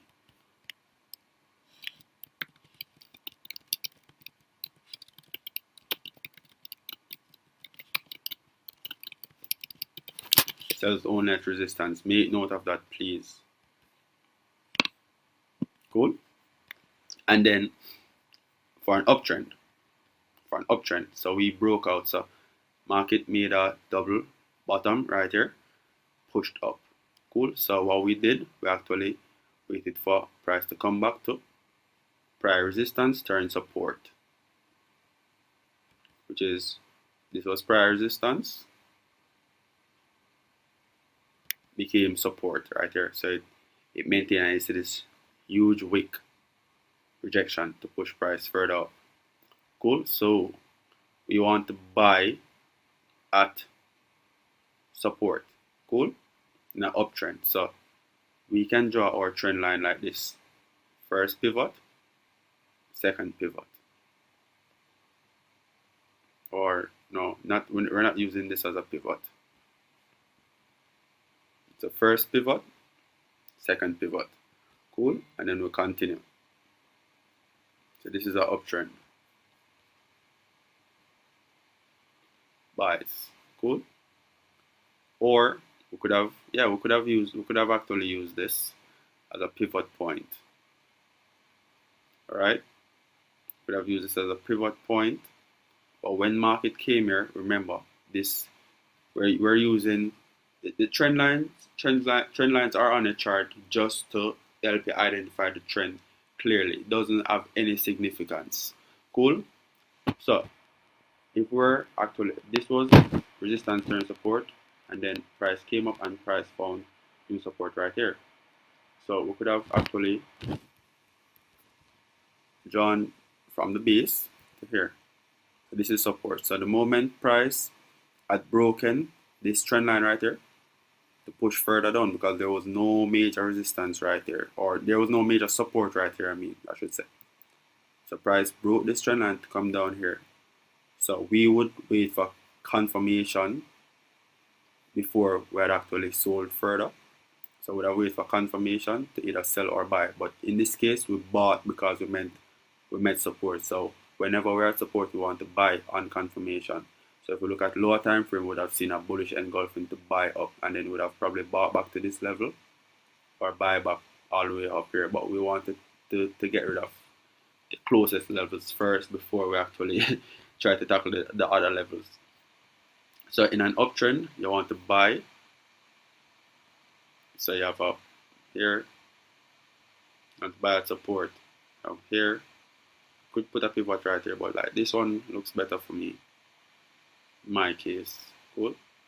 So A, B, price pushes up, price actually goes back above, and price actually broke out.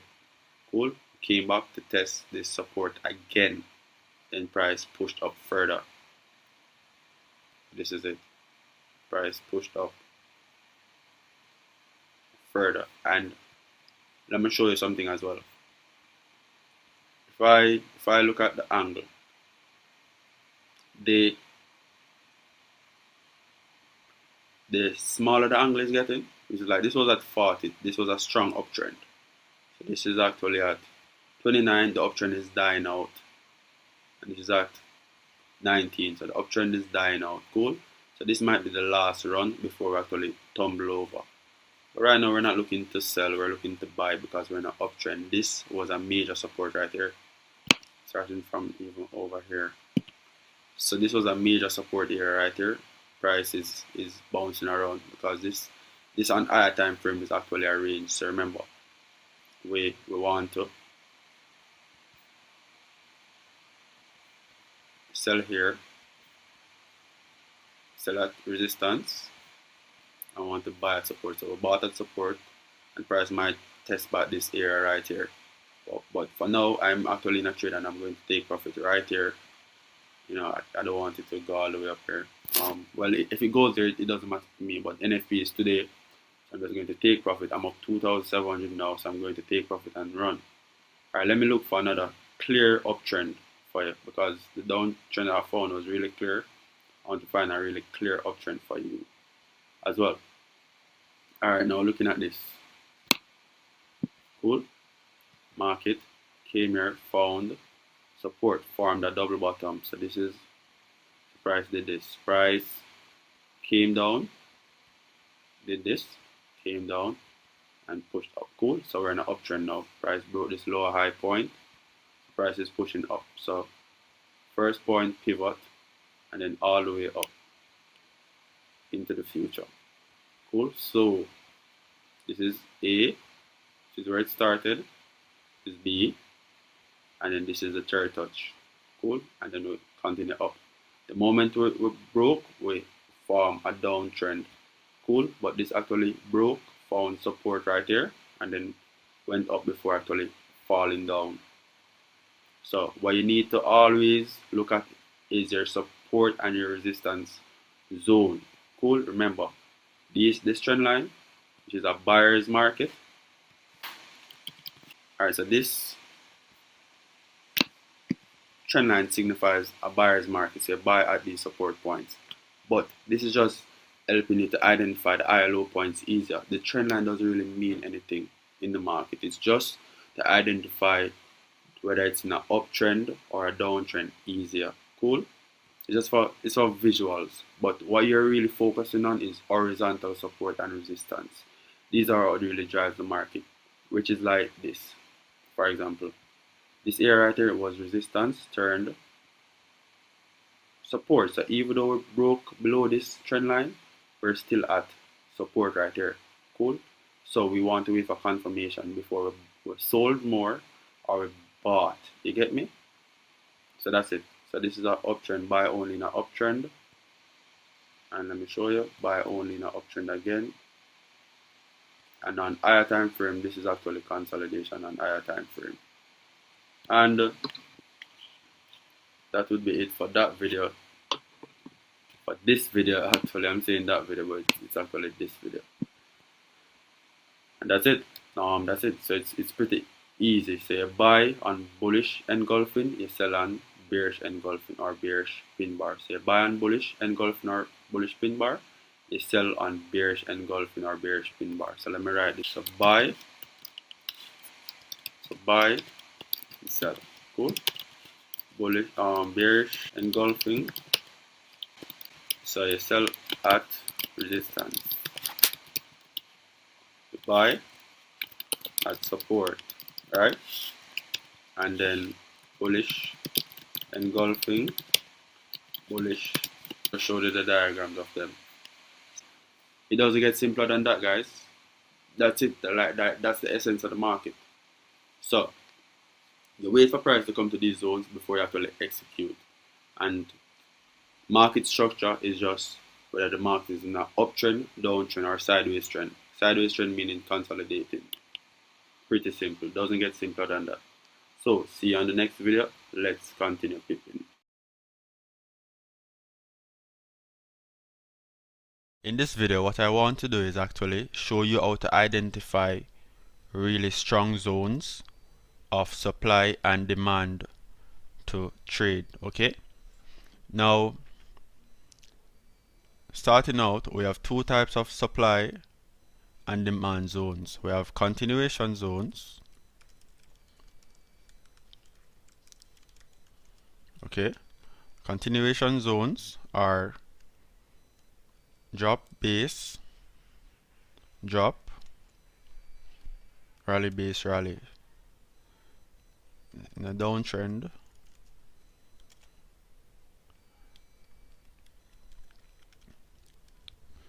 uptrend. In an uptrend, we have rally, base, rally. In a downtrend, in a strong downtrend, these patterns occur. These continuation patterns occur with momentum. So if there's a lot of sell candles going down, a lot of sell candles, big candles selling off really fast. Cool. And then you have this one candle that's like this. This one candle like that.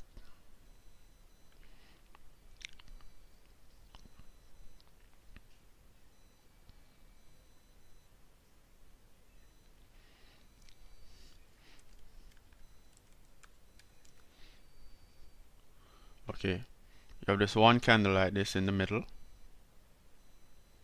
this one bullish candle. Alright, you have this one bullish candle in the middle, and then you had this bearish candle right here. Okay, because price was in momentum, see this sell. We had a lot of sells, so 1, 2, 3 sells. Then we had this small bullish candle because the market was trying the buyers were trying to come inside of the market, but because of momentum and the price was pushing so aggressively, buyers did not hold, and buyers and sellers took over control when the market closed below this wick point. Now when the market closed below this wick, we can actually take a sell order here and continue down to whichever zone we were going to originally. Okay, so this occurs with momentum. So continuation zones occur with momentum. It's the opposite for uptrends. So imagine we were in an uptrend. Market was in an uptrend, a very strong uptrend. Let me change that to the uptrend. Market was in a very strong uptrend, and then we had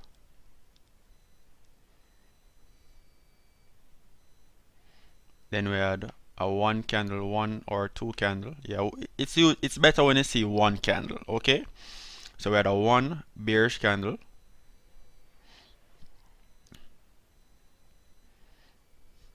we had one bearish candle,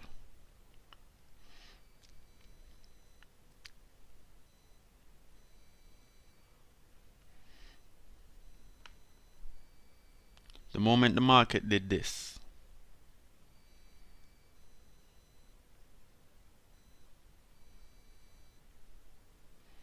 the moment the market did that and closed above that one bearish candle, because remember we were in momentum, the market did this and closed above, we can get an entry right here to push further up. Okay, stop loss would be placed below here to push further up to the next zone. So this is very high probability, and this usually occurs during session. So we were in an uptrend. Okay, so this is a rally base rally. So this pattern right here is a rally base rally.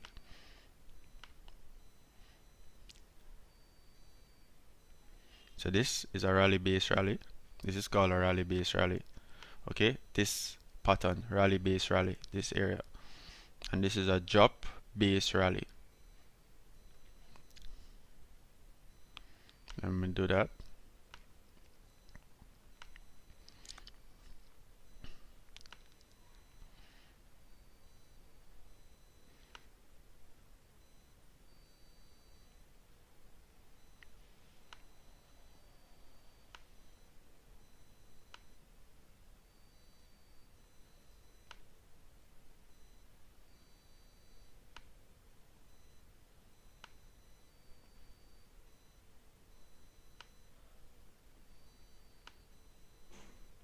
So it's a drop base drop. Okay, so this is a drop base drop, DBD, drop base drop. Base or B equal consolidation.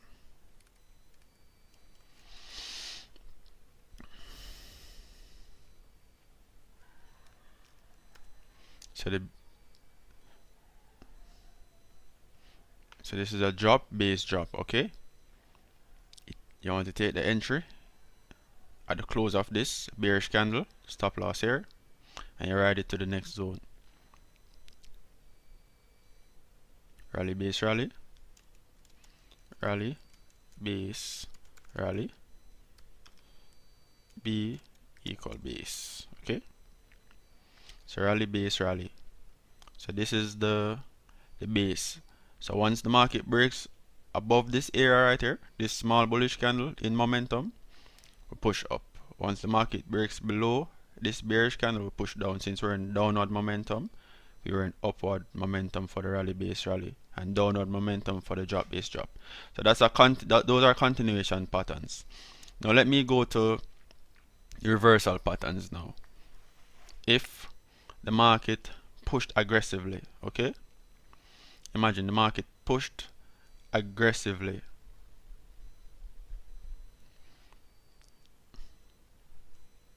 so the market was pushing very aggressive, okay,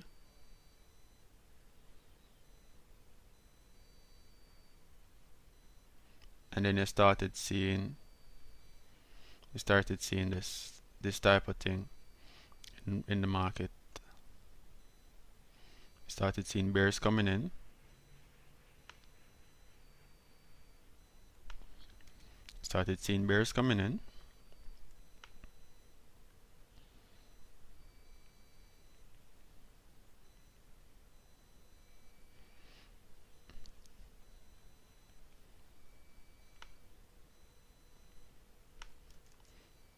bears coming in again, especially low.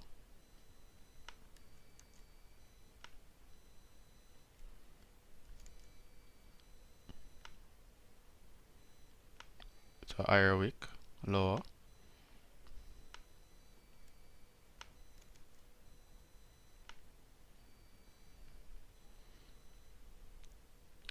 The moment the market broke below this level right here, we saw a lot of bears coming in. So the moment the market broke below this level, we can enter a sell order to push down. Okay, the market will tumble over. Alright, so this is called a rally base drop. Okay,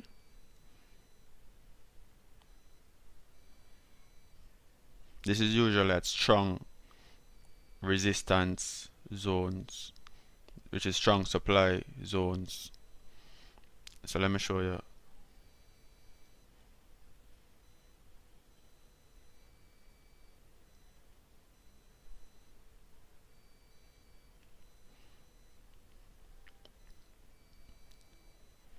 So this is a rally base drop, RB, rally base drop. Okay, you usually find this a lot. So it's a rally base drop pattern right here. So this area right here is the base.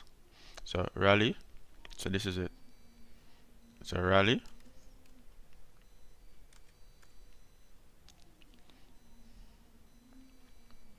that's the rally. This is the base drop.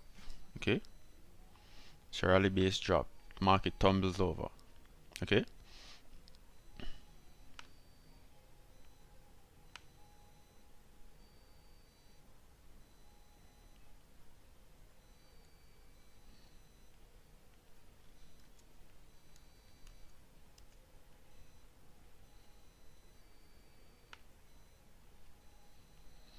so rally base drop. So this is the base. This area right here is the base. Okay,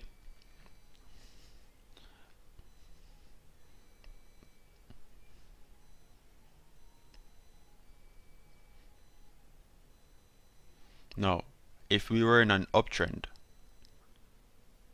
if we were in a downtrend, okay, if we're in a downtrend,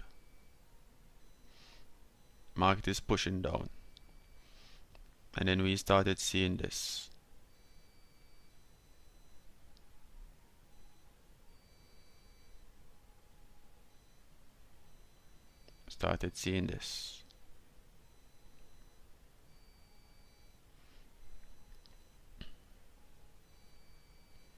Wick, wick, wick.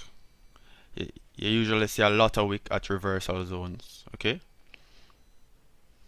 once the market breaks above here,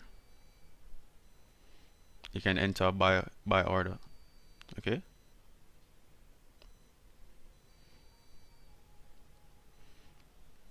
to push up. Alright, so this is So this is it. So drop, base,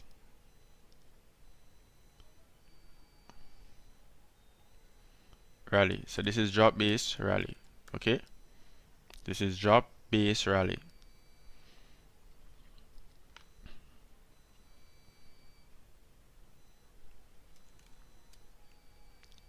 So market dropped, base, rally. So you usually see a lot of wick rejection at a reversal. So look out for wick reversal pin bar patterns to push price up. Similar thing for rally, base drop. Look for wick rejections to push price down. So this is a uptrend reversal pattern. So you're reversing from an uptrend to a downtrend. Okay, this is from a downtrend to an uptrend reversal pattern. All right. So let's identify them on the charts. Now, looking here, what do we see? A lot of wick rejections, okay? A lot of wick rejections in this area to push price down. Price tumbled over, okay? That's what happened. Now, this is a uptrend reversal pattern because the market was pushing up. Market came to form a higher low point at this support, pushed up, didn't quite break this high point because there was strong sells in the market, and market just tumbled over. Okay, that's what happened. All right then. Let me find another one. All right. Let me find another one. I want to do one for the base. So this is the situation now. Okay. Now market came here.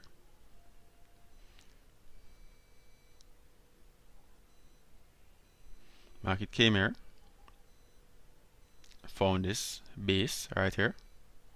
Meaning market came down aggressively, found some form of support, formed a wick rejection here, pushed up. Cool. We saw a bullish candle, we saw a bearish candle trying to come in, then we saw a bullish candle to push up. Now we would not have entered as yet because this wasn't confirmation enough.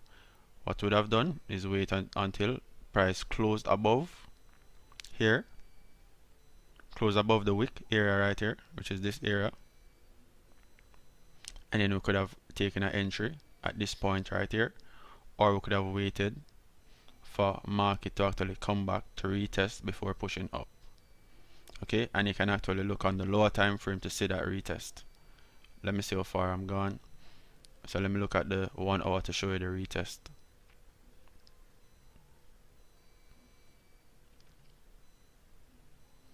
Alright, so this is it.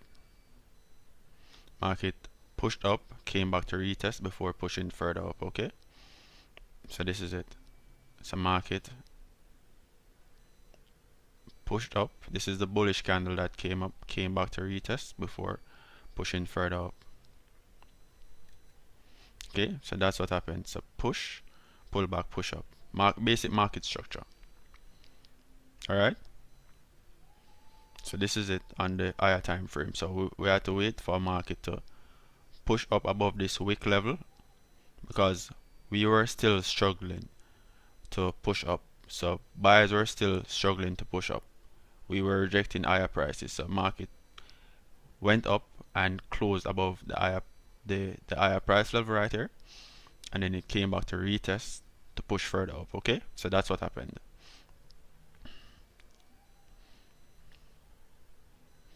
Look at this. This is a very nice supply zone. Look at this. This is one candle. This is a one candle zone. Alright, so we want to draw the zones from the base, from the wick to the end of the wick. Alright, from the wick to the end of the wick. It's personal preference, to be honest. I tend to draw them like this sometimes, and I tend to draw them like this sometimes. It depends on what I'm seeing. If I'm seeing a lot of wicks, I'll draw it from the wicks. If I'm not seeing a lot of wicks, I'll draw it from the base and watch how it closes. If it closes above the rejection wicks here, because this was in a downtrend and we were rejecting higher prices, then we broke above the higher price to push further up. Okay. Now wick, this is a very strong zone. So what I would have done, I would have waited until this price closed above here. Remember, this was weak. This was weak rejection here. So this was actually a FTR to push down. So weak rejection right here. We broke above this lower high point, because this is actually a lower high point.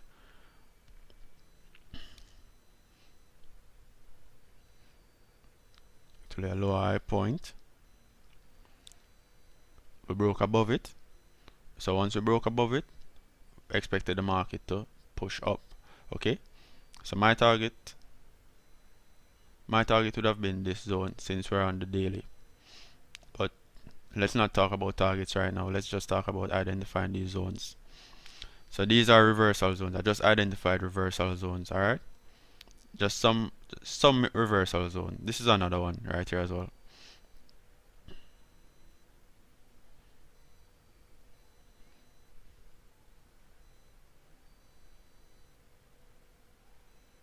That was another one, but let me try and find a better one for you guys.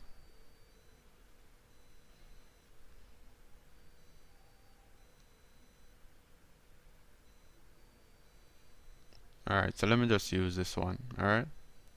Where did I put it?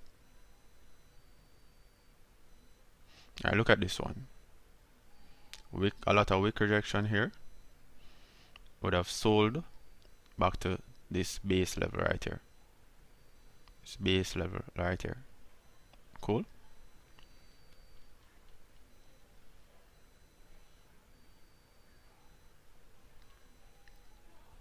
Now that we're done with that, let's identify.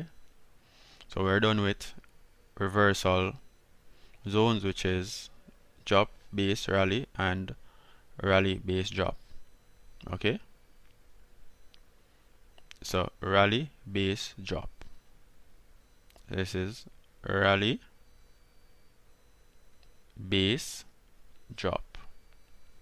Cool. So rally, base, drop. Alright, so we're done with rally, base, drop. It's right there. And let me just find a drop base rally to show you.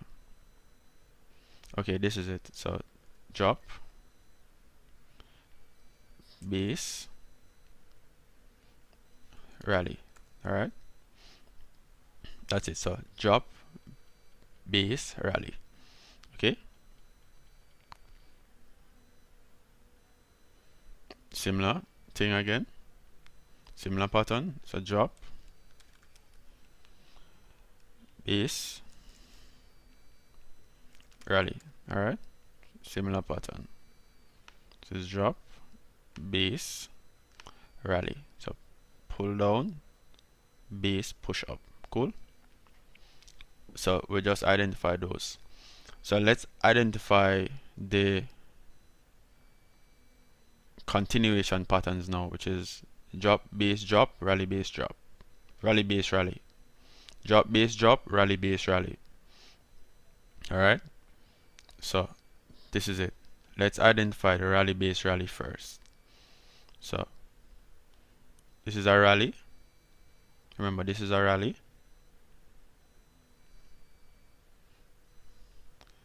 This is the base right here. We want to enter at the close above this bearish candle here. So I want to enter there. So when we could have put a buy stop there to push price up. Stop loss below. This is the base. So rally, base, rally.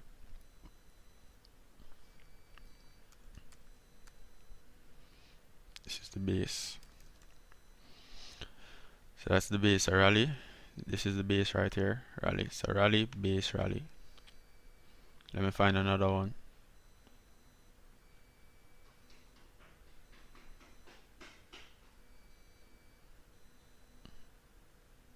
Alright, this is another one. This area right here. So this is rally, base, rally. Alright.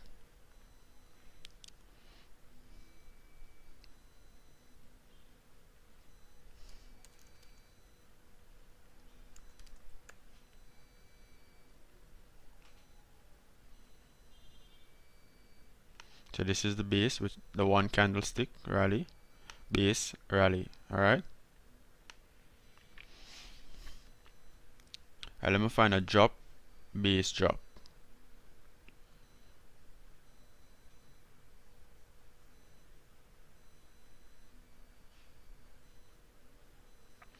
UJB bullish. Wow. Been bullish, man.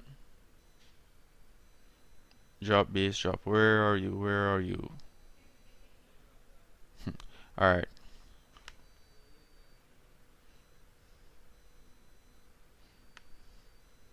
Alright. We actually found two in one place. So this is it. Small base.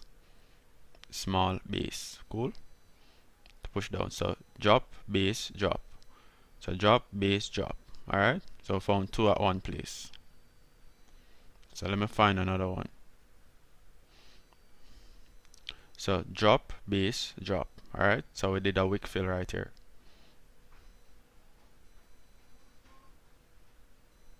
And looking here, we're seeing a lot of rally, base, rally. So rally, base, rally, rally, rally, base, rally. Alright, we're seeing a lot of rally, base, rally here. This is another one as well, rally, base, rally. Alright, so that's the idea of continuation and reversal patterns, okay?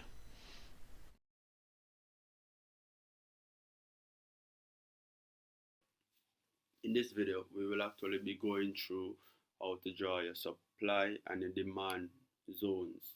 Now, these areas are really strong price movements in the market, and like they can be found anywhere on any time frame.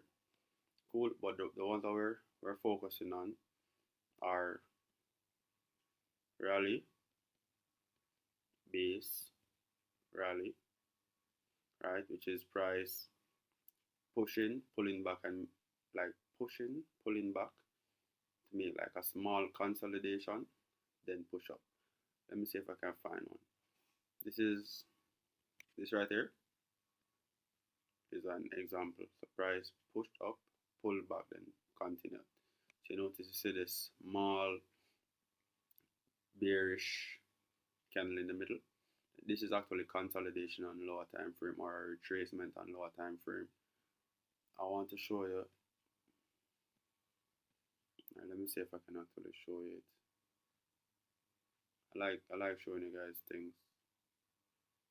Makes me feel better as a teacher. So price had pushed up, came back down, found back support, then continued up. Right, so you notice this support was actually a strong demand. Cool, because look at this huge wick. You normally see huge wicks at supply and demand zones. So a wick down, which is a wick on the lower part, would be strong demand, meaning a lot of buyers came into the market and bought up all the order to push price up.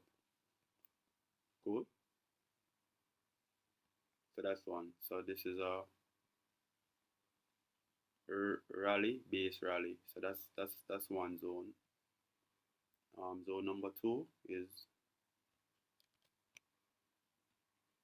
and this is the base. Base is normally like a small consolidation or retracement. So number two is drop, base, drop. Cool. So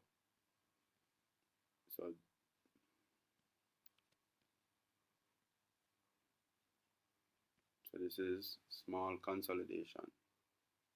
Cool. And this would actually be, where can I find that? Right here. This is an example right here. This is another one. So we saw a huge bearish move, small consolidation, push down, small consolidation, then push down. Cool. That's an example. If I go to lower time frame, you will also see that. All right. So these are like trend continuation zones. So this is actually a small supply zone. This is actually a minor. So this is actually a minor supply zone continuation. Cool. So you have continuation zones and you have reversal zones. So this is a drop, base, drop, drop, base, drop. Cool. The base is consolidation.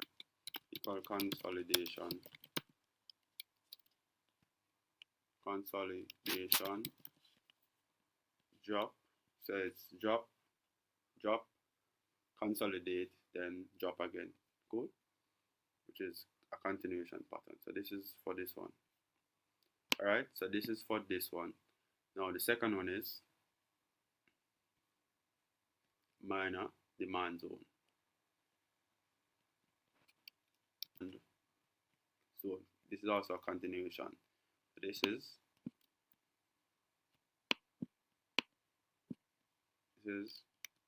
rally, base, rally, rally, base, rally, rally, base, rally. Remember, base is consolidation. So push, pull back, push up. Cool. So rally, base, rally. Cool. This was the example. Push, pull back, push. Small candle right here. So this is actually a support. So you expect a continuation of the move. So, and the support is below here. Resistance is right above here. It's like a retracement on a fib. You can, it's like that. It's just so simple. These are continuation. So that means these are like minor zones right here. Now for the big ones, the big boys. All right, the big boys are like this. Rally, rally, base, drop. Cool. So that's the big boy. So it meets some form of barrier in the market to cause a reversal. So these are reversals. So we have continuation and reversal. So this is major demand or major. So this is major supply zone. So this is reversal. So rally, base, drop. Rally, base, drop. So this is actually a reversal zone. So it meets some form of barrier right here. Is above. Meets this barrier right here. Then drop. So push, pull back. So push, base, barrier, then drop. Right. So it's a major supply zone. Alright, so the second one would be, the second reversal would be drop, base, this is base, rally. Cool. So price is falling, then finds some form of demand or some form of support. Cool. Which cause a strong reaction for price to turn and push all the way back up. So this is it. So major demand zone. So drop, base, rally. So drop, base, rally. Drop, base, rally. Cool. Remember the base is consolidation. So these are reversals. So rally, base, drop, which is an uptrend. Then it finds supply, then it falls immediately, very strong. Cool. So that's a major supply. Major demand is when the market is falling, it finds major demand or support, then pushes up. Cool. So that's a drop, base, rally. Pause the video, write this down. Cool. then for this one, so I have 4 types. For this one, these are continuations. Alright, so pause the video also and ensure you write these down. That's for that one, and this is for this one. So rally, base, rally, rally, base, rally. Cool. And these are minor. These are continuations. So expect the trend to continue. Alright. And then you have minor supply zone, which is drop, base, drop. Cool. So drop, base, drop. Cool. So that's all. So let's look at it on the charts.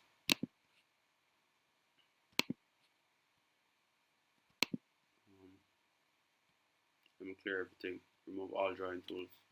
Oh, and let me show you this. Again, I'm up $2,700 on my trading account, so it's going crazy. 2,700. I hope you can see it. Okay. Right, let's continue. Right. So, what did the market do here? Pushed up, then fell immediately. So, rally, base, drop. Cool. This is a major supply zone, reversal zone. Cool. And then if you look left, you can also see the reason why. Alright. Alright. Let me find one for the uptrend. So find one for the uptrend.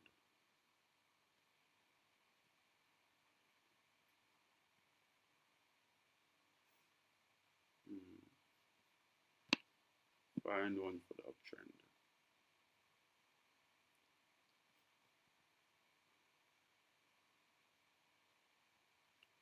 Okay.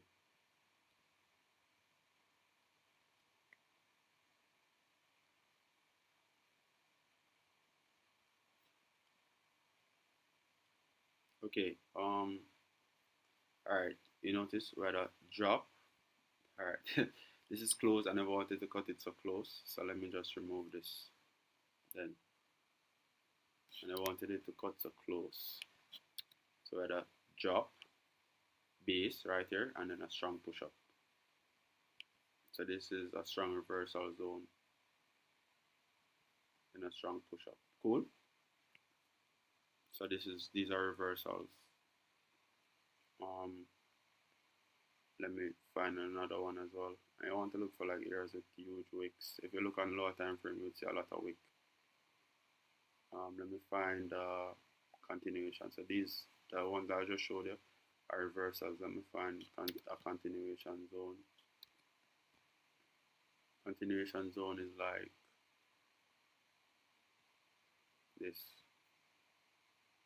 Push, small, push. Cool.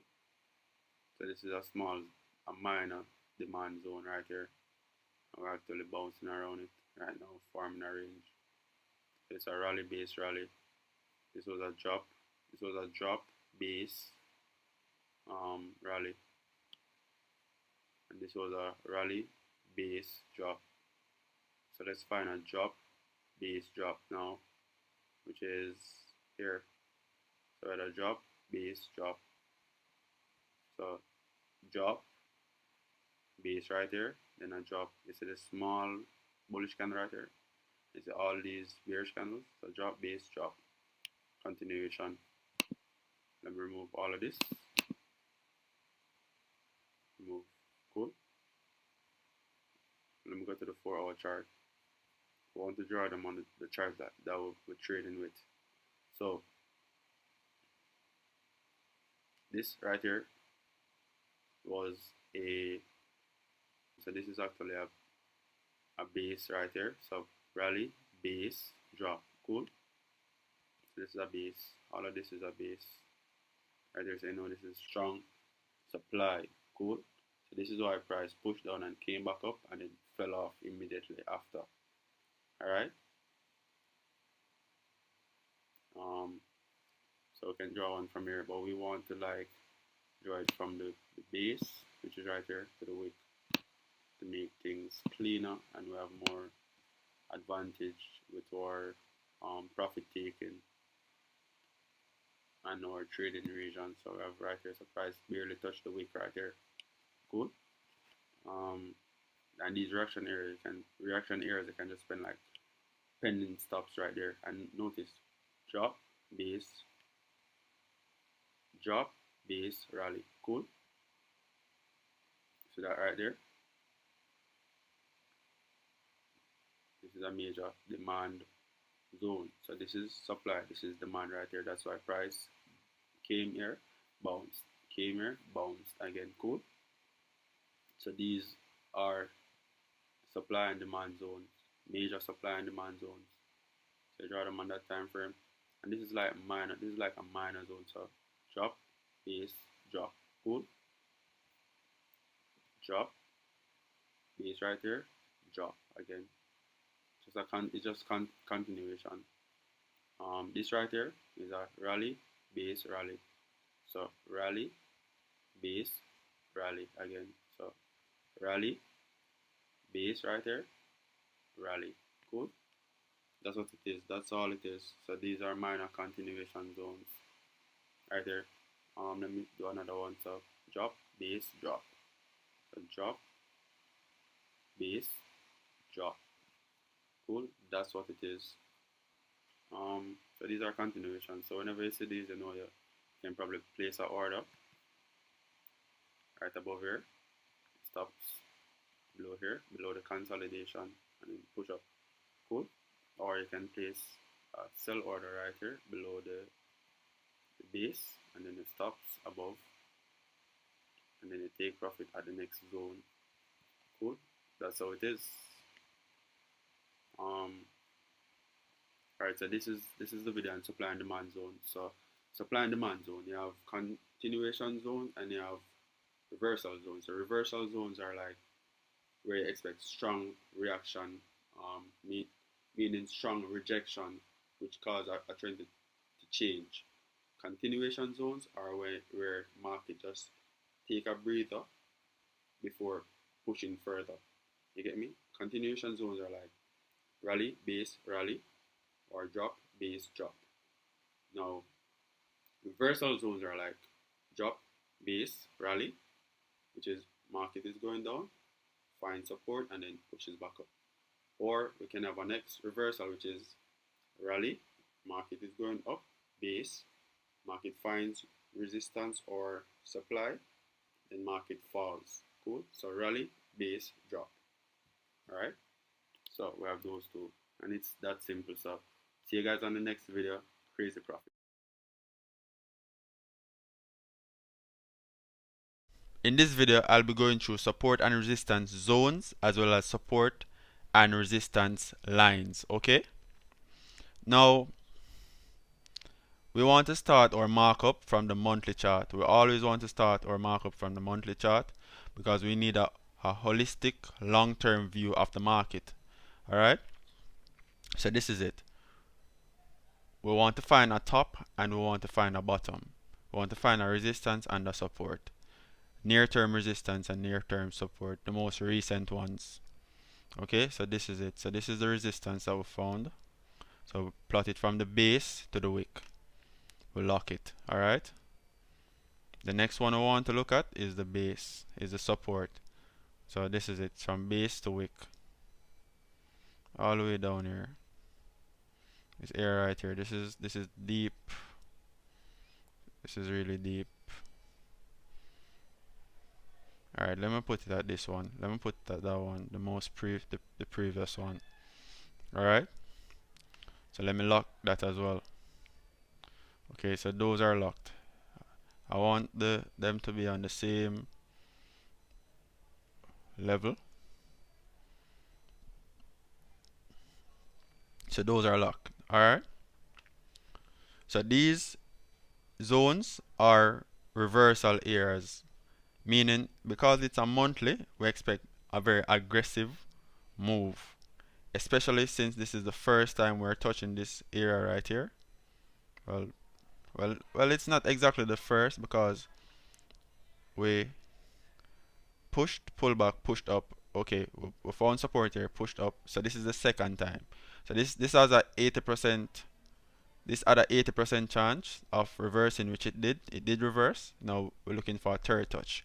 If the third touch does not break, we should push back up. All right. Okay. So let's go to the weekly to see what's going on the weekly. Okay, on the weekly, we see that we are this weekly zone right here. We have this weekly support right here. Okay, this weekly support right here at this level. We want to lock it, and we want to go back up to see the size so that we can actually add the size here so that it's the same size. Okay, so this is the weekly. So we expect the market to touch and then push down. So we saw bearish momentum down, and we actually saw a FTR pattern, which is a drop base drop right here. I discussed drop base drop in a previous video. So this is it, drop, one candle base drop. So this was a supply zone, this was a demand zone right here, now turned supply. Well, it's below a supply zone. Okay, so this demand becomes, this support or demand becomes resistance right here. Okay, and this is the first touch. This will be a first touch since it's the first break. Okay, so this was support. This is the first time it's being broken. So once we come back here, I'm expecting aggressive sells all the way down. So let's go down to the daily. The dailies is a chart that we're actually plotting. We're actually plotting the support and resistance lines on. Okay, the support and resistance lines will be used for entries and exit on a shorter term. Okay, because we don't expect the market to come all the way here right now. We expect the market to do a lot of stuff before doing that. Okay, now how do we plot support and resistance zones? How do we plot support and resistance lines? We use the same market structure procedure, which is market touch this, in a downtrend market touch this support area, bounce. Okay, so we want to say indecision like this, so market touch, bounce. Okay, so there was some indecision, so these are the key points. Okay, so I want to say touch, touch. So touch here, so it acted as support, then acted as resistance. So I want to see stuff like that for it to be valid. Okay, that shows indecision. Now if it was in an uptrend, so touch, reject. So we saw rejection right here. Okay, so we saw touch, reject. Market rejected the area. This means a lot of orders came in on that area. Okay, so this is it. So support, so this is resistance, so it rejected, then market pushed up. Okay, came back, rejected again. So we saw that rejected, the market rejected this price area, this price line 1-2 times. Okay, so it acted as resistance, then acted as support. So this is fresh support. Okay, so this was fresh support became fresh resistance. Okay, so that is it. So we're using the same concept to identify support and resistance lines on the chart. So we start from the daily. So starting from the daily, we want to start with the line tool.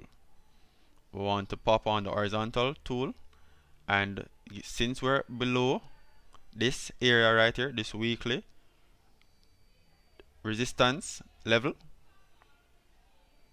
we want to look left to see indecision area. So we saw touch, So resistance acted as support here, okay? And I can let it overlap. So you want to get as much of it as possible. Let's save it as this color for the daily and let's lock it. Okay? Once you lock it, you can also add an alarm. So add an alarm to it so that when the market comes back to it, the market will notify us, the alarm will notify us that hey, price is in our confluence area, we can attack. Alright? You want to be a lion in the market, you don't want to be a sheep. Sheeps get eaten. Alright? So looking down, so this was it. So resistance became support right here, price pushed above it. Alright, so that is it for that one. So looking left again, what we want to look for, we want to see what price is doing. Okay, so this is another area. So in this region right here, so support broke, acted as resistance, right here. Then we broke and we never came back to act as support. But let me see. Yeah, we never came back to act as support. So this is a level as well. So let me lock it. Okay. And this is why the market reversed, because the market touched it right here. Okay. So this area right here is the reason why the market had such an aggressive rejection. You notice this? It's a weak candle, very aggressive. Okay. This area right here, it's all because of this. So this was resistance pushed up. So this is the first time it's coming back to this level to form support. Okay, so we had an aggressive rejection at that level. So this is the first time the market is coming back. Alright, so very aggressive. So we can expect the market to pull back to this area. Okay,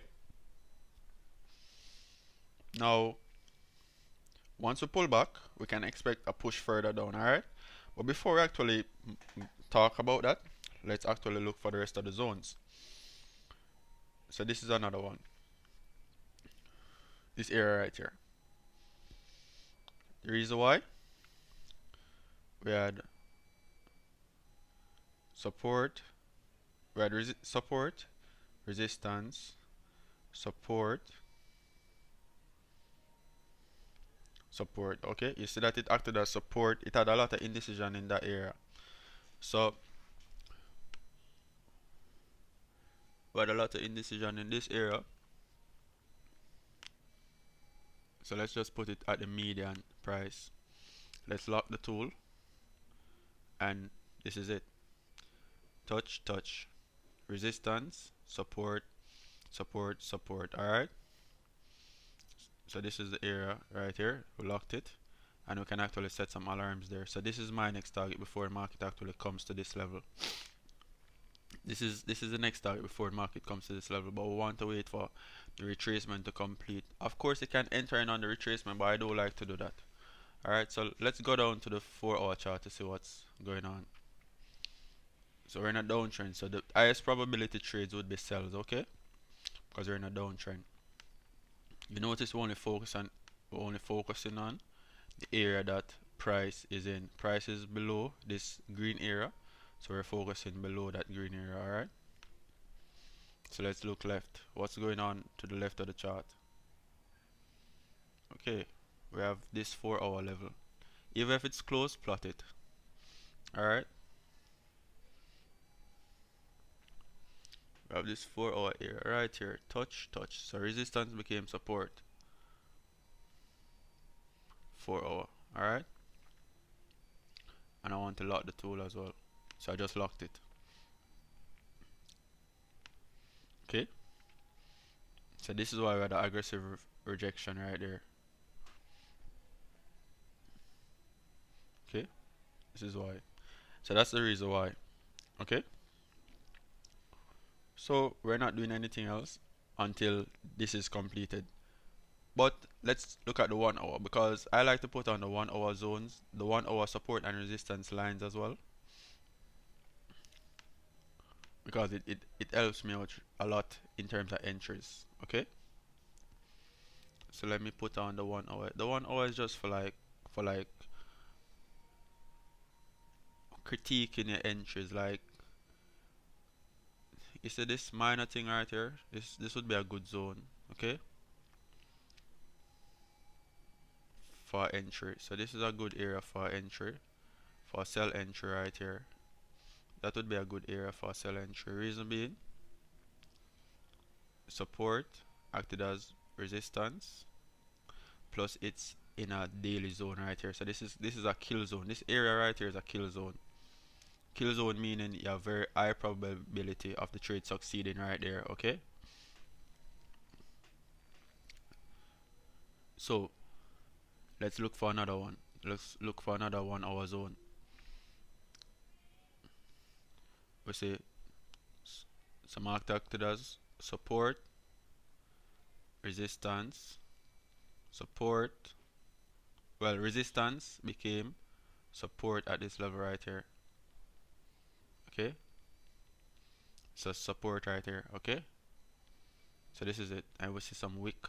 Market is above the wick, so we're trying to form some bullish candle to push up. Okay, but even though we're trying to do that, there's a lot of wick right here, wick rejection right there, meaning price never wanted to go higher. Okay, but we might pop up, we might actually pop up here to this area right here. Okay, because there's nothing to bar price moving from here. But once we break above these wicks, we're in good conditions, and we want to take our entry on the 15-minute. So once we break above this level, we don't want to take our entry until we break above this level. Okay, so once we break above this level, there's nothing to bar us, and we can actually go all the way up. Okay, so that is it for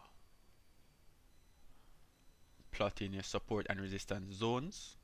You only want to enter when the market comes to that zone. Okay, other than that, do not take an entry unless it's at a support or a resistance zones. These areas are where the bankers and institutions are entering, so you want to be entering at those areas so that you can ride with the momentum and all the way to your profit level. Okay, so see you guys next time. Now we want to look at some common chart patterns that occur every single day in the market. Okay, these come in the form of reversal and continuation chart patterns. So let's get to it. Let's start off with reversal patterns. Reversal patterns. Alright, reversal patterns signal a trend change. Okay, so if we were in an uptrend, making higher low points, and we struggled at this resistance point, because remember, each push provides a new high, and then the retracement is the higher low point. Okay, so we push, we pull back, and we push again to meet resistance again. Price did not break this resistance, it actually broke the support. So this becomes a double top pattern, meaning test or high,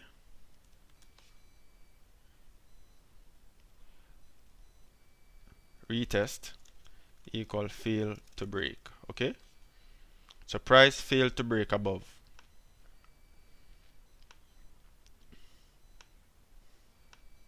So price failed to break above this previous high. Retest is the fail to break. Alright, and market push down. So this is a double top. So this is a double top. This is called a double top. Alright, double top pattern. Okay, so this is called a double top pattern. Alright, first top, second top. Okay,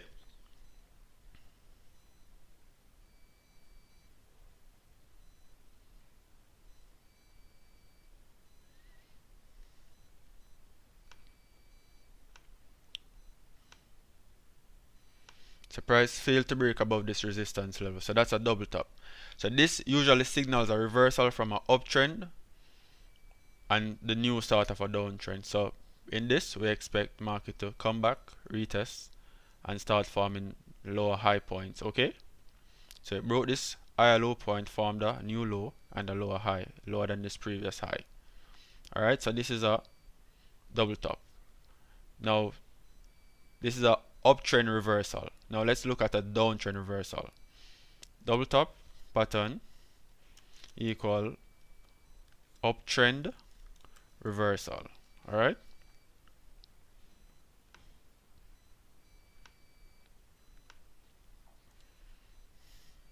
now a double bottom pattern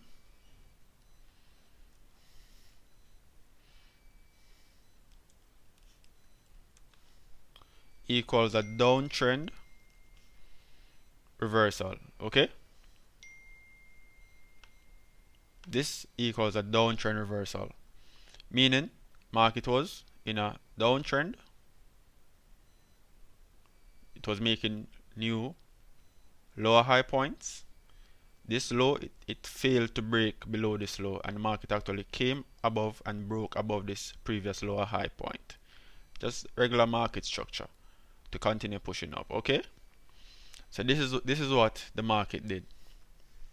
All right, so we add new low, fail, so retest equal fail to break,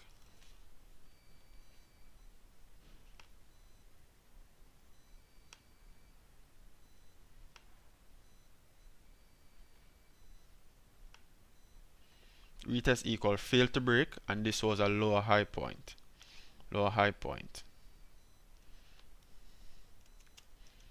sell. All right, so it's a lower high point, so we broke above, and this area right here became support. Okay, this area right here became support. So what do we do at support? So resistance became support. So this is higher low equal buy. So start buying. So we're in a bull market now to push price up. Okay,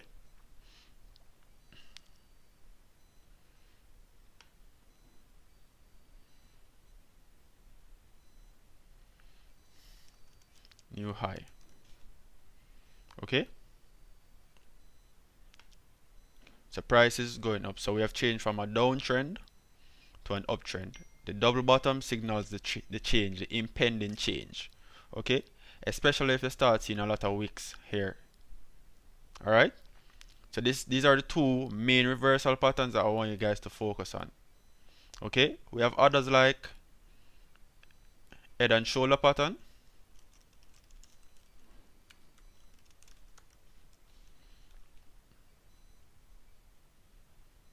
which is also an uptrend reversal pattern. So market will be making new, came back, it will be market is making higher lows, pushed up, broke this resistance, came back deep below this support to this support right here, and then the market pushed to either this level right here and then tumbled over, it broke this support level. So once the support level is broken, the trend has changed. Okay, trend has changed from an uptrend to a downtrend. So all we have to do is wait for market to come back to push down. All right, so this is it. Market was making higher low equal buy, new high,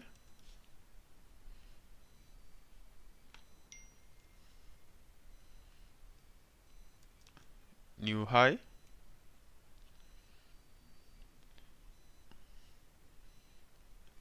lower high. So market made a lower high, right? We don't want to sell as yet. We want to sell when we actually break below this low. So this is retest.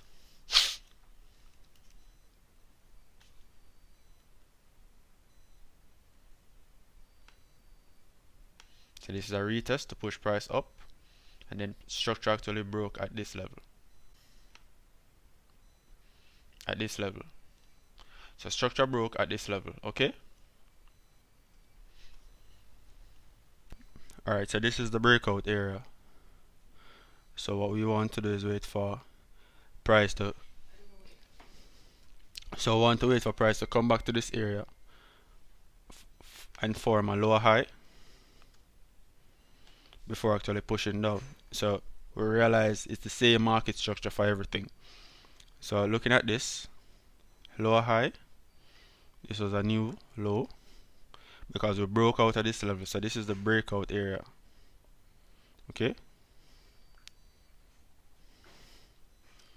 Breakout area. Alright, so this was the breakout area.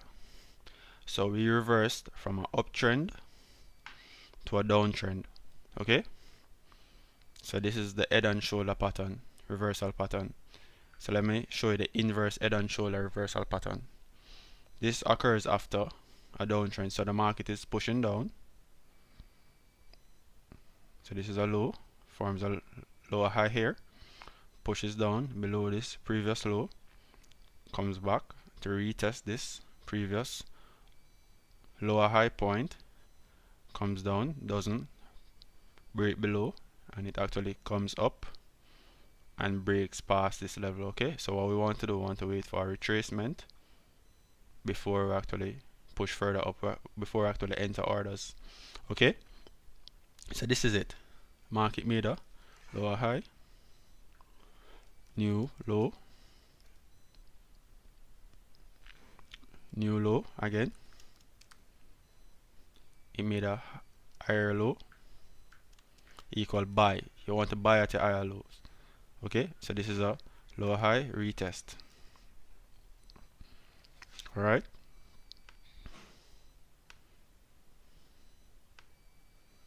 lower high retest.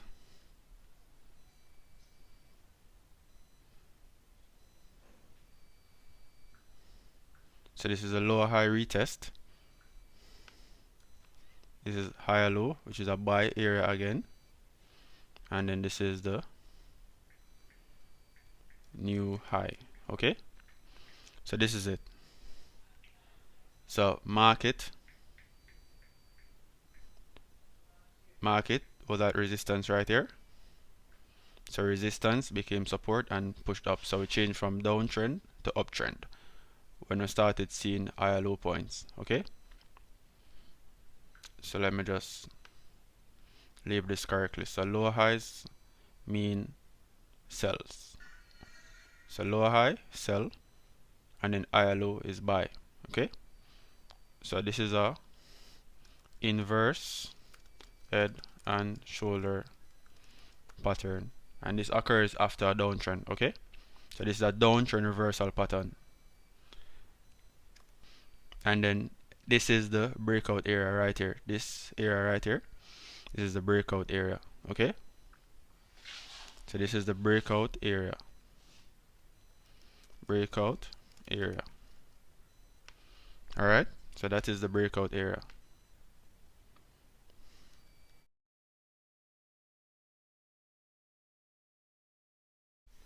So in this video, we're going to be discussing continuation patterns, which are pennants, triangles, and rectangles, okay? So we have bullish continuation patterns, bullish continuation patterns, and we have bearish continuation pattern, okay?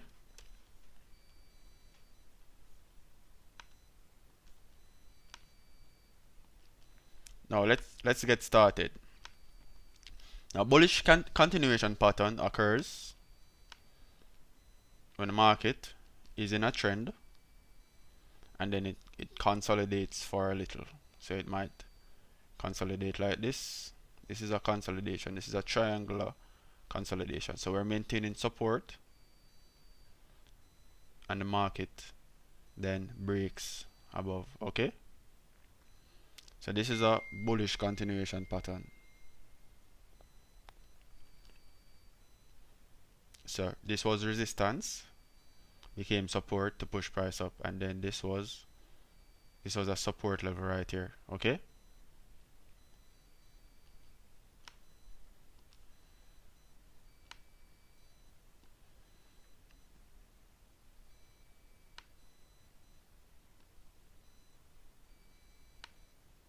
so the market maintained support. So this is it.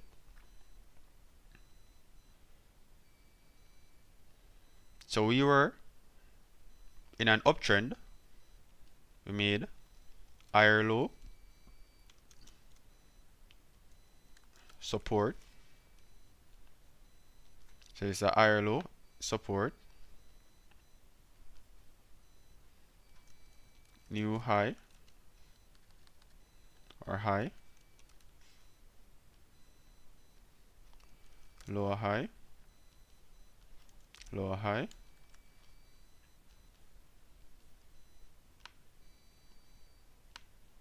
so lower high, and then we made a higher low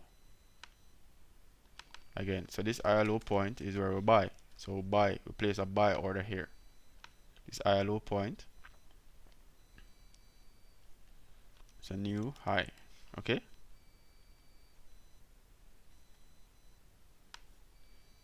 it's a new high to push up. Okay, so this is it. So market pushed up, came back to support to form a support, pushed, didn't quite make it all the way up, came back, we maintained support, pushed again, came back to test support, and support was very strong, it maintained. Then we actually had a breakout of this previous lower high point because we were making lower highs. So we had a breakout. Once we had that breakout, we waited for price to pull back, form a higher low, then we bought it all the way up. So this is called a triangle. So a triangle. This is a variation, triangle variation, okay? Triangle. So this is called a triangle, okay? So this is it. So this is a triangle. Now it's a bullish triangle. It's a bullish triangle, okay? Now let me do a bearish triangle.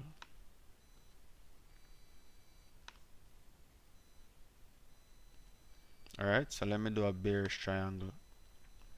A bearish triangle, it's a similar theory, which is price was in a downtrend, okay? And then price came back to form a lower high point, came back to form a higher low, came back to lower high point, resistance being maintained, still forming higher low, still maintaining resistance, then we broke. Once we broke out, came back to retest, and then we pushed further down. Okay, so that is the idea. So this is it.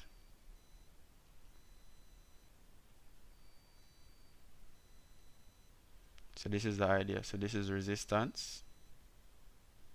This is lower high resistance.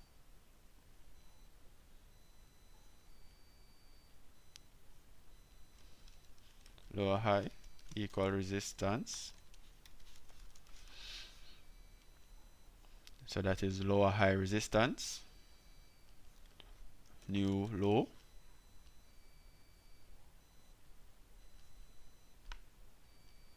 or let me put that as low.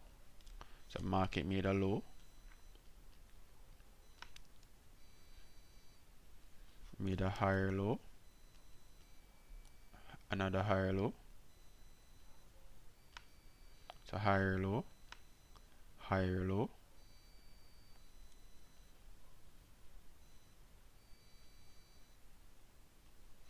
so new low. Okay, we made a new low and we made a lower high. Alright, so lower high right here at that level, and then this new low point right here. Cool. So this is it. Market was trending up.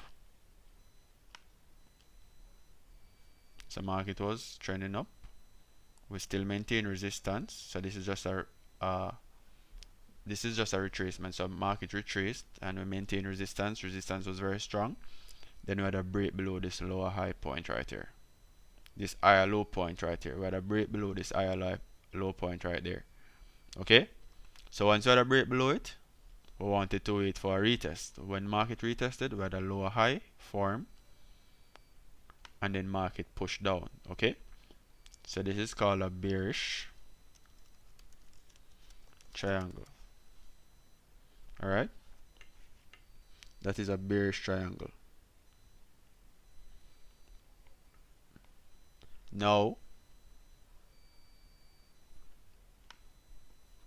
we have a bullish and we have a bearish triangle. Alright? So these are continuation patterns. Let me go to a rectangle. So these are the main ones that I'll be focusing on. Let me go to a rectangle. Alright? And all of them are the same concept, which is the market structure concept.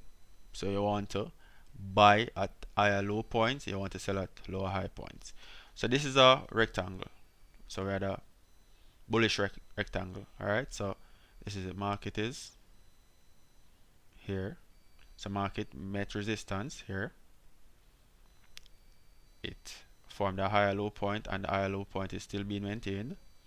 Still playing around with resistance until the market broke above, came back to retest to push further up. Okay, so this is the idea.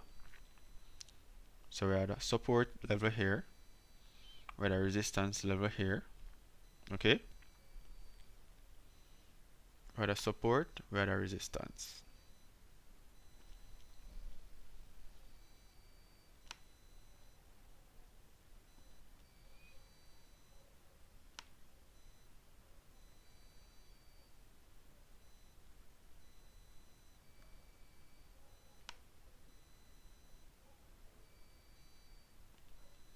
So we had a support, we had a resistance. Alright, so this is resistance,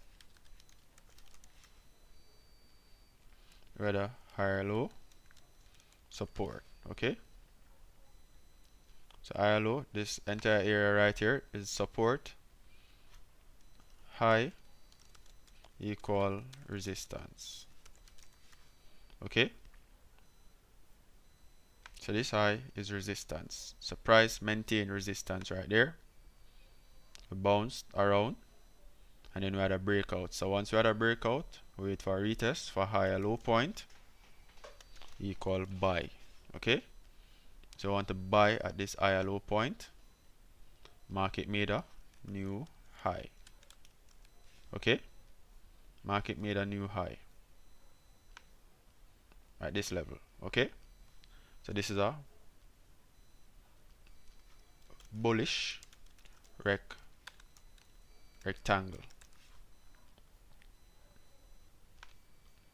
So this is a bullish rectangle. Okay, this right here, this is the breakout area. Okay,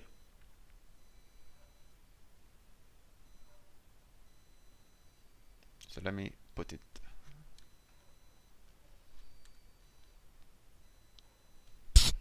Let me put it here. So this is the breakout area. Alright, breakout area. So this is a bullish rectangle. So market was in an uptrend, we maintained the higher low point, then we broke out. Alright, once we broke out, we came back to retest higher low point, so we bought all the way up. Okay, now let's look at bearish rectangles.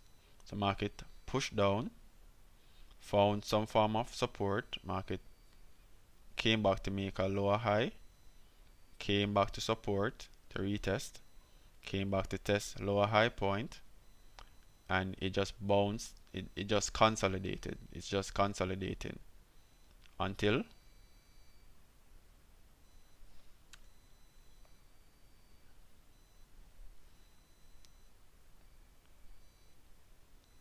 the market broke out, came back to retest to push down. Okay, so this is it.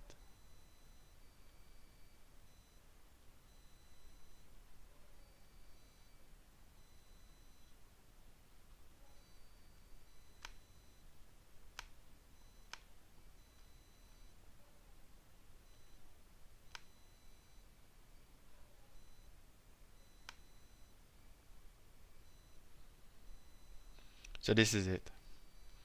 So lower high equal resistance, low equal support,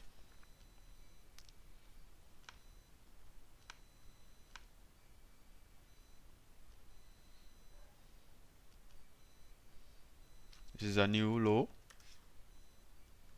it's a lower high, and this lower high is where we get our confirmation for sell. So sell. Okay,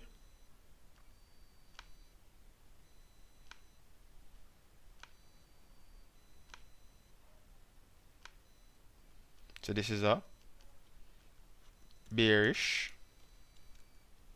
rectangle. This is a bearish rectangle continuation pattern. So you continue the bearish trend. Okay,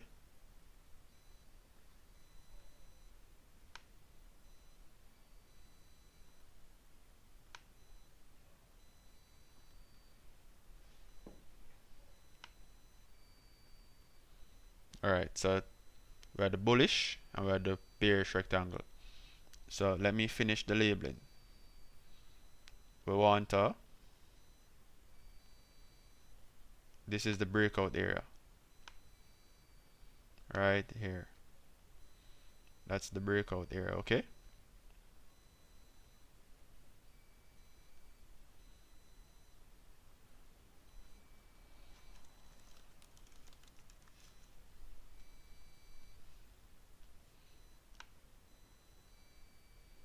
alright, so this is the breakout area.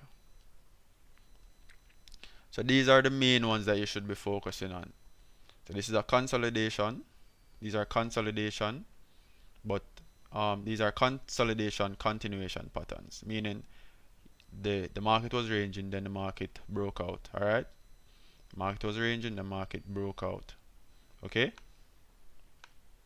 and then these are bullish triangles, bearish triangles, and it's just the same. Just focus on your higher low and your lower high point, which are market structure points. Alright, once you do that, you're golden. You don't need anything else. And this is the end of this video. Apply the same strategies, guys. Like, market structure is God. Market structure is God of trading. Okay, that's what gets you the pips. Cool, so on to the next video.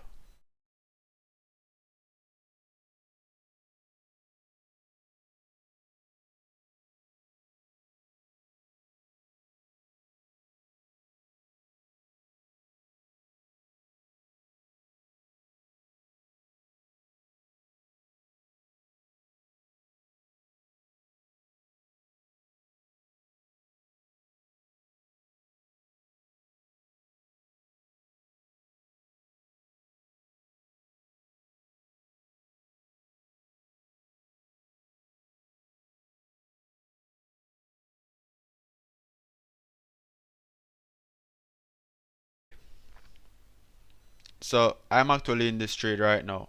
Cool, and it's pushing up. I just showed you guys that on my phone. So the market is pushing up. So we're going to this resistance area that we plotted earlier. Alright, but in this video I actually want to show you guys some entry and exit techniques. Cool, so this is us. Let's get to it. Alright, before we get to it, let me show you what candlestick confirmation you'll be looking for. So let me show you guys. So remember, in an uptrend, we want to look for, we want to buy on the higher low points. Okay, remember, in an uptrend, we want to buy on the higher low points. In a downtrend, we want to sell on the lower high point. So uptrends, we want to buy at higher lows. So uptrend equal buy at higher low. Down trend equals sell at lower high. Okay, so this is it.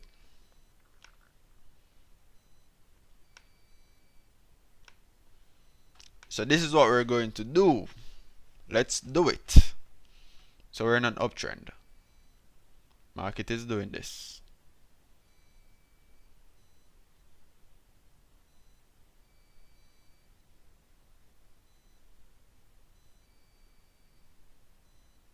Okay,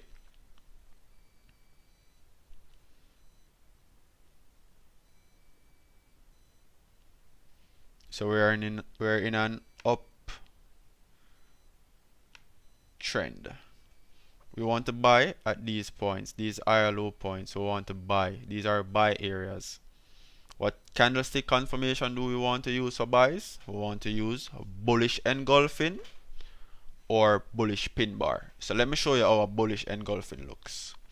You see this area right here that we see the retracement?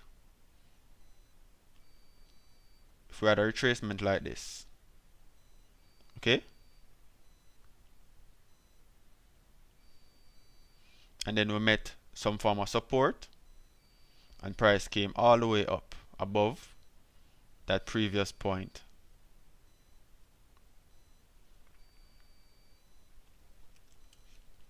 Bullish. The price came all the way up above this previous point, so it closed above this bearish candle. This is called a bullish engulfing, okay, to push price further up. All right,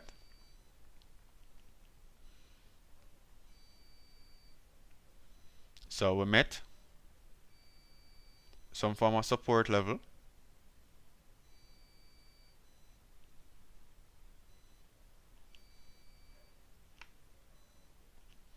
We met some form of support level.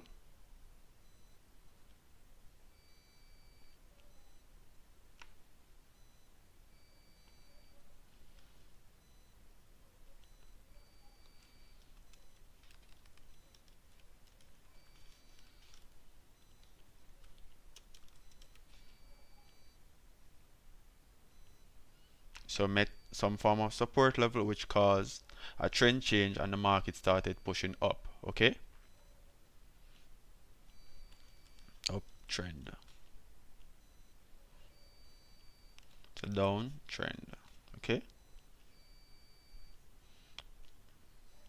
so bullish engulfing is a trend reversal candlestick pattern.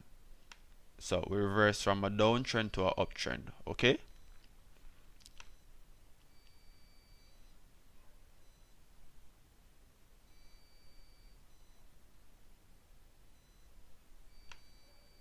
so we want to buy at these areas. Okay, we want to buy at these areas when we see this pattern. So this is it. Whenever we see this pattern, we want to buy at these areas. Okay,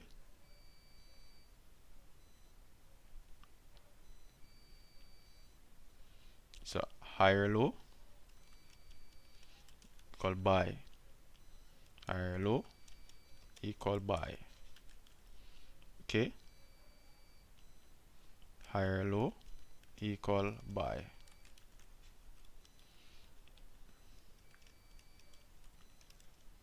Bullish engulfing equal buy. Okay, so higher low plus bullish engulfing equals a buy. All right, at these areas.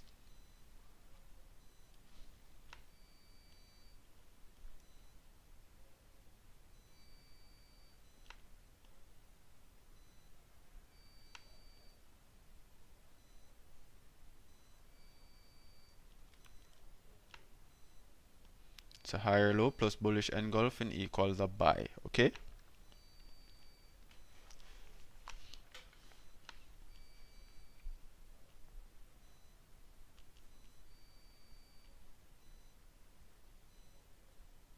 Support,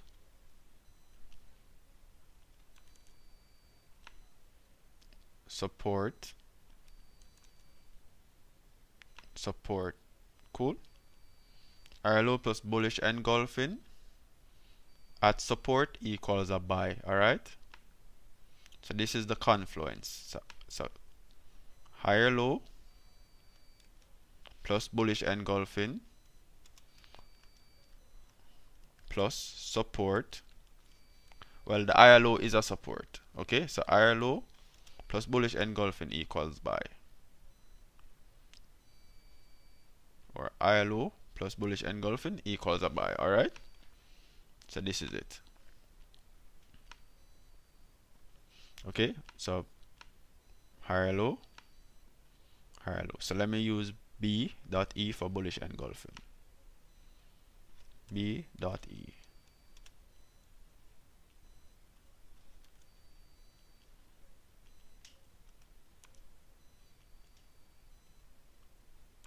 So higher low plus bullish engulfing, buy. Let it sink in. Higher low plus bullish engulfing equals a buy. Alright.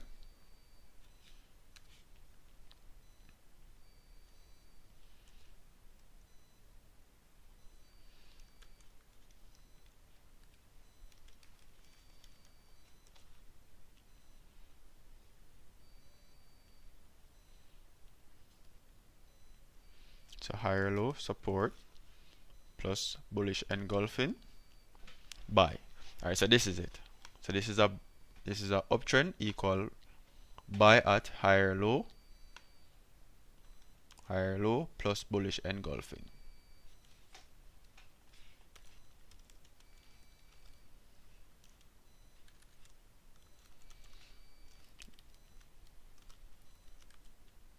Okay, so uptrend equals buy at higher low plus bullish engulfing.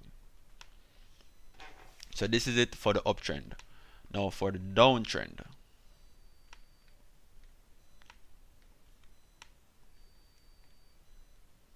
The downtrend is sell at lower high,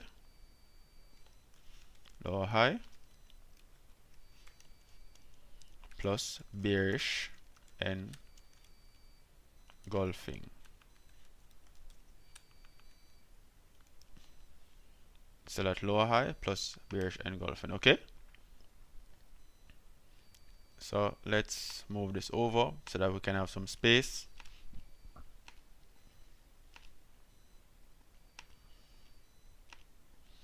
So this is us. Okay. So imagine we had a downtrend, meaning market was pushing down, came back to find resistance, pushed down, came back to find resistance, pushed down, came back to find resistance. Okay, to push further down. All right.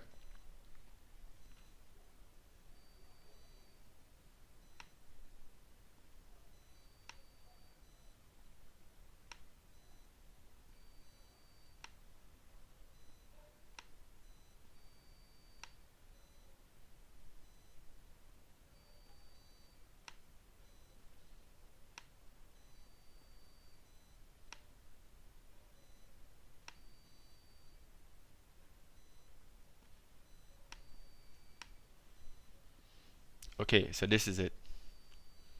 So lower high plus bearish engulfing,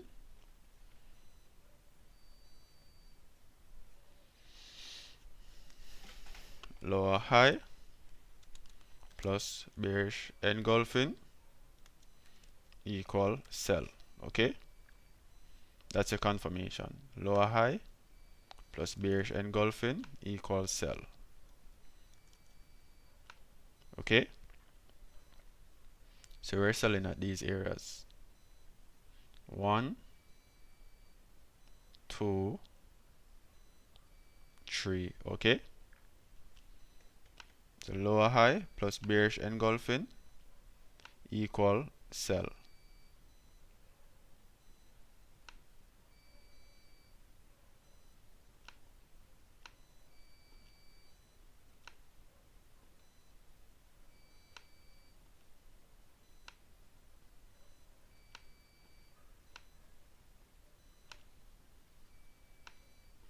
So lower high plus bearish engulfing equals sell. So let me show you what a bearish engulfing looks like. So imagine we were in a bullish trend. Marked is bullish. Marked is pushing up, pushing up, pushing up, and then we had oops, market turned over. Okay, market turned over. Okay.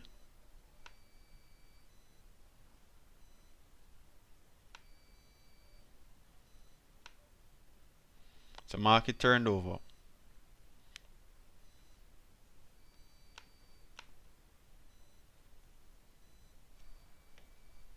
Market turned over. This is a bearish engulfing, and this occurred at resistance. Okay.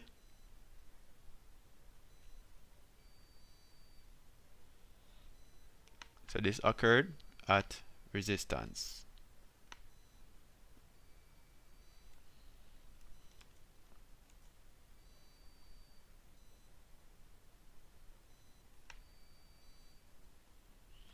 So this occurred at resistance.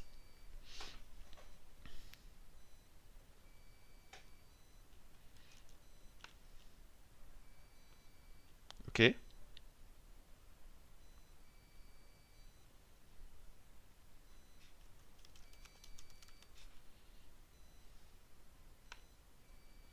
Called sell, and we want to sell down. Okay. So this was a uptrend, downtrend. Okay. So we reverse from up to down. The bullish engulfing reverse from up to down, and this is where we got our entry.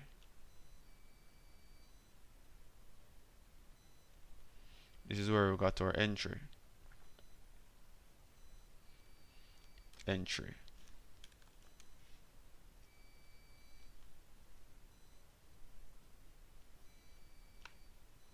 Okay, so this is where we got our entry. So we want to enter the close of this bearish engulfing. Okay.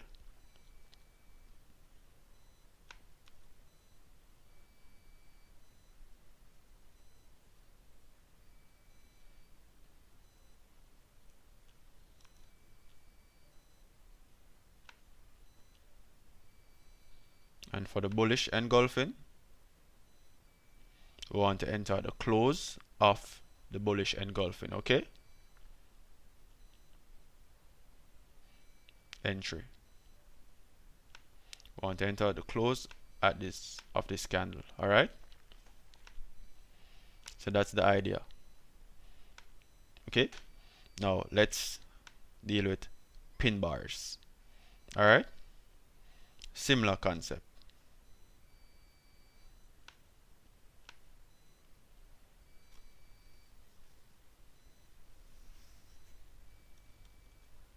Okay. So pin bar now. We're going to work on bearish pin bars. Okay. A pin bar is just a rejection pattern. Let me show you. It's this. It's a wick. This long wick. Okay. Long wick. The longer the wick, the better. All right. That's all it is. So the long wick, and you enter at the close below. So imagine a long wick plus a long wick rejection plus the engulfing, the bearish engulfing entry. Boy, that's stone cold killer. Profit for days. So resistance plus pin bar So we have the resistance plus the pin bar equals sell. Okay, this is a wick rejection. All right, so this shows wick rejection. All right,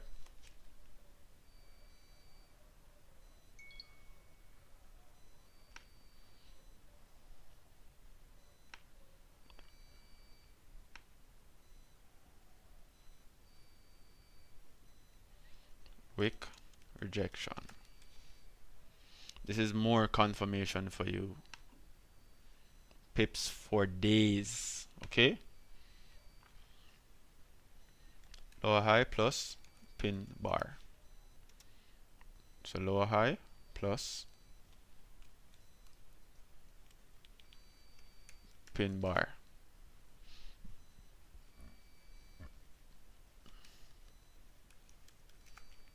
Lower high plus pin bar. Alright, so you sell upon seeing this type of pattern here. You enter at the low of it. Alright, plus bearish pin bar. Alright, now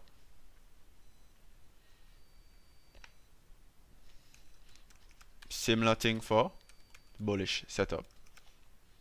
Okay, high low plus pin bar. Okay, high low plus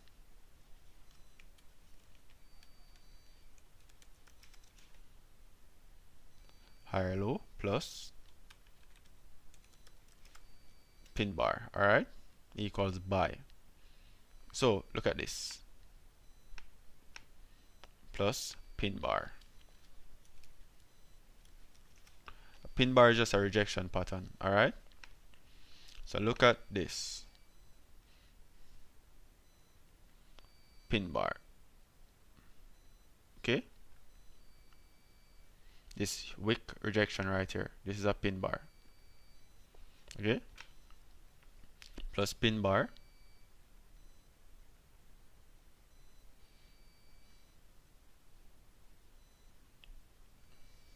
wick rejection.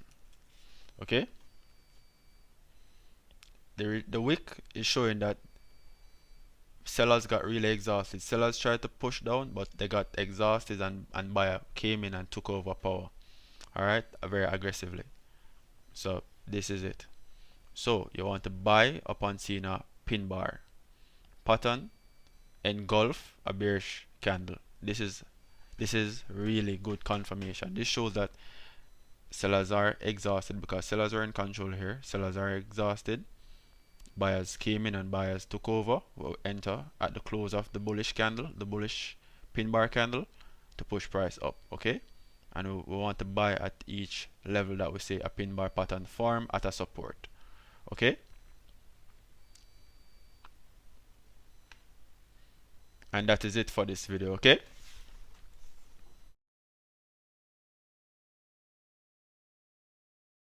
What we're going to be doing today is actually drawing trend lines.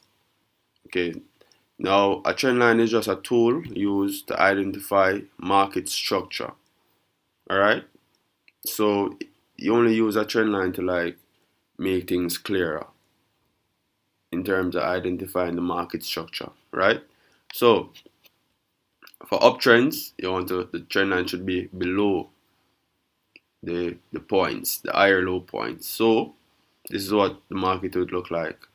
Market pushes up, comes down to test the trend line. So the first test, the first point that you draw it from is the initial push, which is, this is point A here, and the second point, which is the higher low point, this is the pivot point, cool, where the trend line actually is confirmed. Now after it touches, you should see a push further up beyond this resistance point, and then a retest of trend line again. The third touch usually cause the next push up, right? Until trend line comes like this, 4 touch, retest, and then a break. The moment the trend line is broken, we're in a we have stopped the bullish structure and now we're in a downtrend. So we wait for a retest and then a push down. Cool. A retest will confirm the downtrend and then we can draw a trend line like this. The trend line for the downtrend should be above the lower high points. Cool.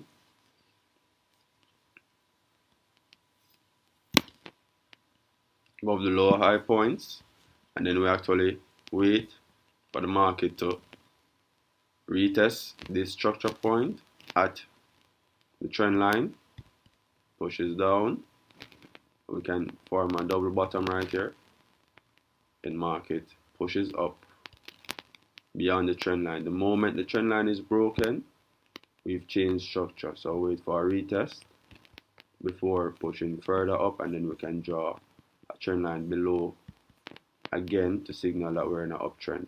Now for the uptrend trend line would be, we're using like a light green for that to show that we're in an uptrend, and this is called a buyer's market.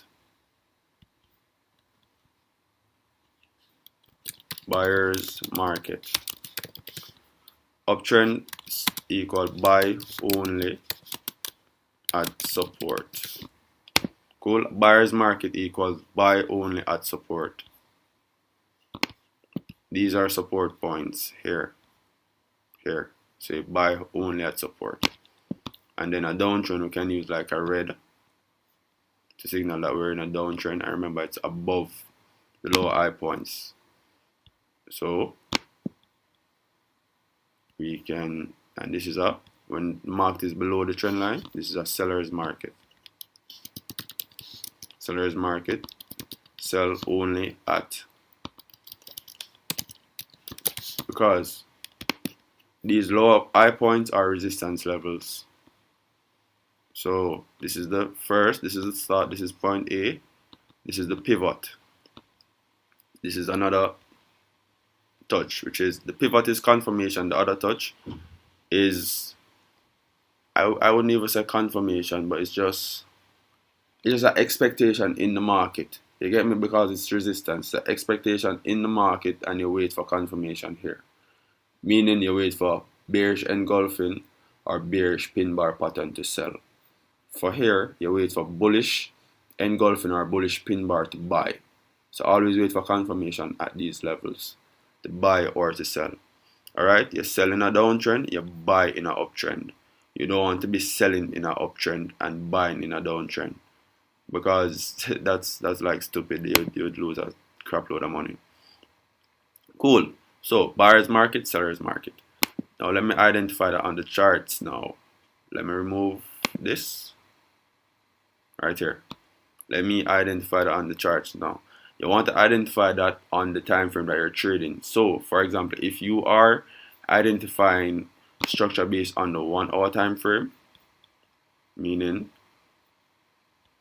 we're doing all our mock-ups on the 1 hour time frame, we would draw our trend lines on that time frame, and then we would enter on time frames below the 1 hour, cool, which is like 15 minute, 5 minute, or 30 minute. So we've identified a downtrend right here.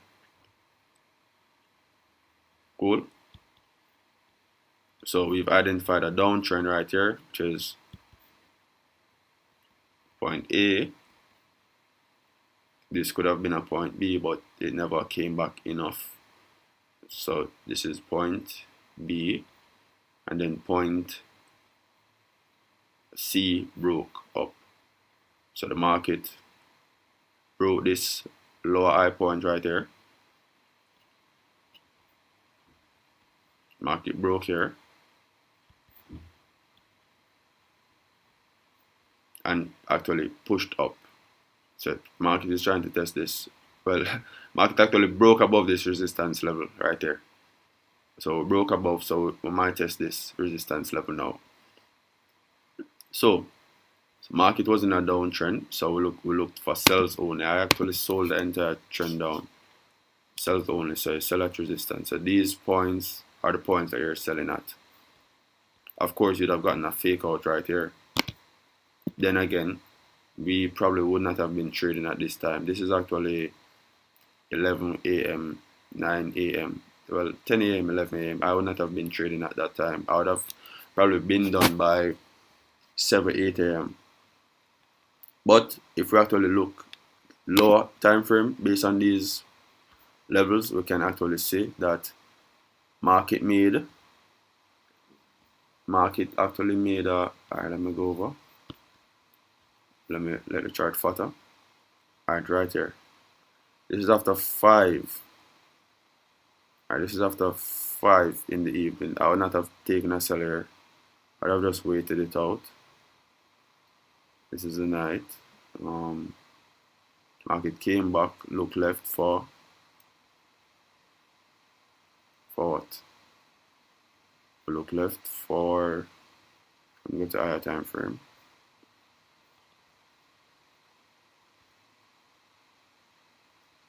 Look left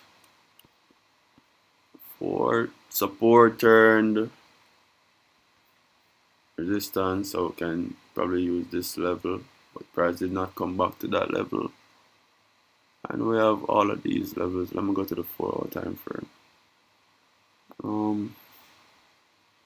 Alright, let me go to the line chart. This is why the line chart is so handy. I noticed rather difficult to plot in a zone right there, but we popped onto the line chart and we realized that there was major indecision between here, here, and here. So put it in the middle. It's right there. Cool. And we can pop back onto our chart. We'll go back to the 1 hour. We'll go back to the 15 minutes. And price, we can see that price tested it. Price got exhausted and price pushed down. Cool. So after seeing, for example, this bearish engulfing right here, we could have taken a sell and we could have put the stops above here. So taking a sell,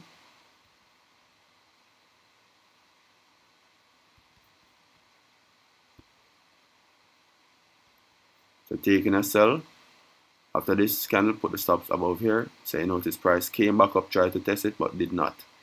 So where was this? This was actually 4. But we don't want to be trading at 4 in the evening, so we would not have been trading here. But let me show you how it is though. Stop loss here would have sold at the low of this. Cool, would have sold at the low of that. By 7 p.m. market pushed down. Cool, that's what market did. Market pushed down to form more engulfing patterns here below this point, below this low. So let me show you. Right here, form more engulfing patterns below that low. You notice it's below. Market pushed down and then retested again. Market actually tested here. So this had formed after 11 in the night. So I wouldn't really be looking for sells right here because I'm not really looking for market. I'm not really looking inside the market at that time. But if you were trading at that time, you'd have placed a sell below here and at the stop loss above it. Cool. And then you'd ride it to the next zone. This is another sell opportunity at 12 Eastern time. Remember, this is Eastern time. Sold to the next level. Cool. That's what you would have done. And stop loss right above here. So you're basically in a risk-free trade. So you sell at resistance. You're selling a seller's market. You only look for sells. You notice the sells are the bigger move, meaning the market push down, and you only had small retracements. These are retracements, small retracements. These are retracements for like premium price. And then after 10, I think this was news. So news caused market to break structure, break this down trend structure. News caused that, and then price continued to push up. then we got a retracement at about 2 a.m. and to cause price to push further up. Now let me go back to the 1 hour chart, which we're basing our trades on. So we need to find the starting point, which is here. I need to identify a pivot, which is there. So uptrends are buyer's market. Cool. Why that keep going so far? Alright, uptrend is a buyer's market, which is right here. Cool. So we're at resistance right now, but look at what market did.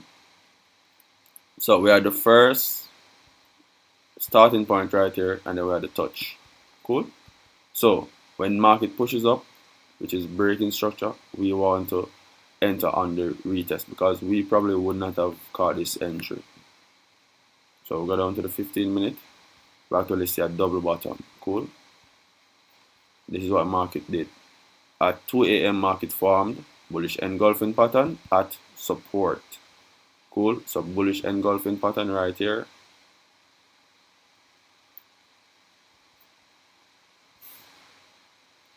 So bullish engulfing pattern right there. We'll put our stops below. Cool. Below this point. And then we actually bought back to, I would have bought back to probably here, which is a nice resistance level. That's the first buy I would have made, so I would have been out of the trade. And then I would have, for here, I'm actually waiting on this. I'm waiting on this resistance level to be broken, which is, this is forming an accumulation, right? So we're in an uptrend, so price might break and then take a little while to retest here, but right now we're in an uptrend, so we buy at these points. So I notice the pushes, for example, this push is bigger than these small retracements. So this push is bigger, and these small retracements. So we might consolidate, we might zigzag.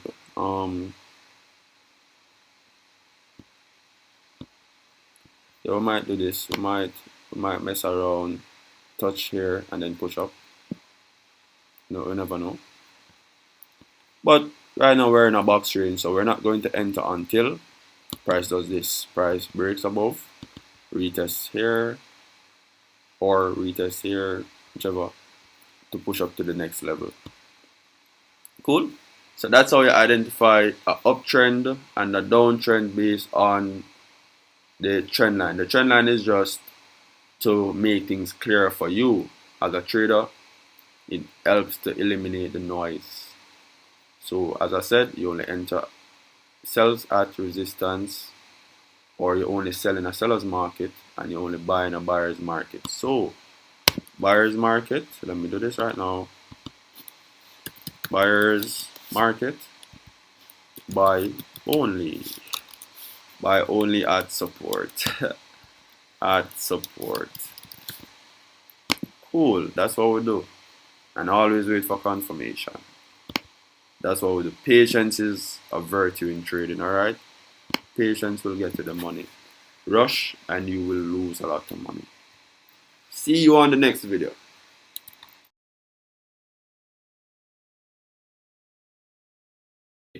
Let's go through some Fibonacci's.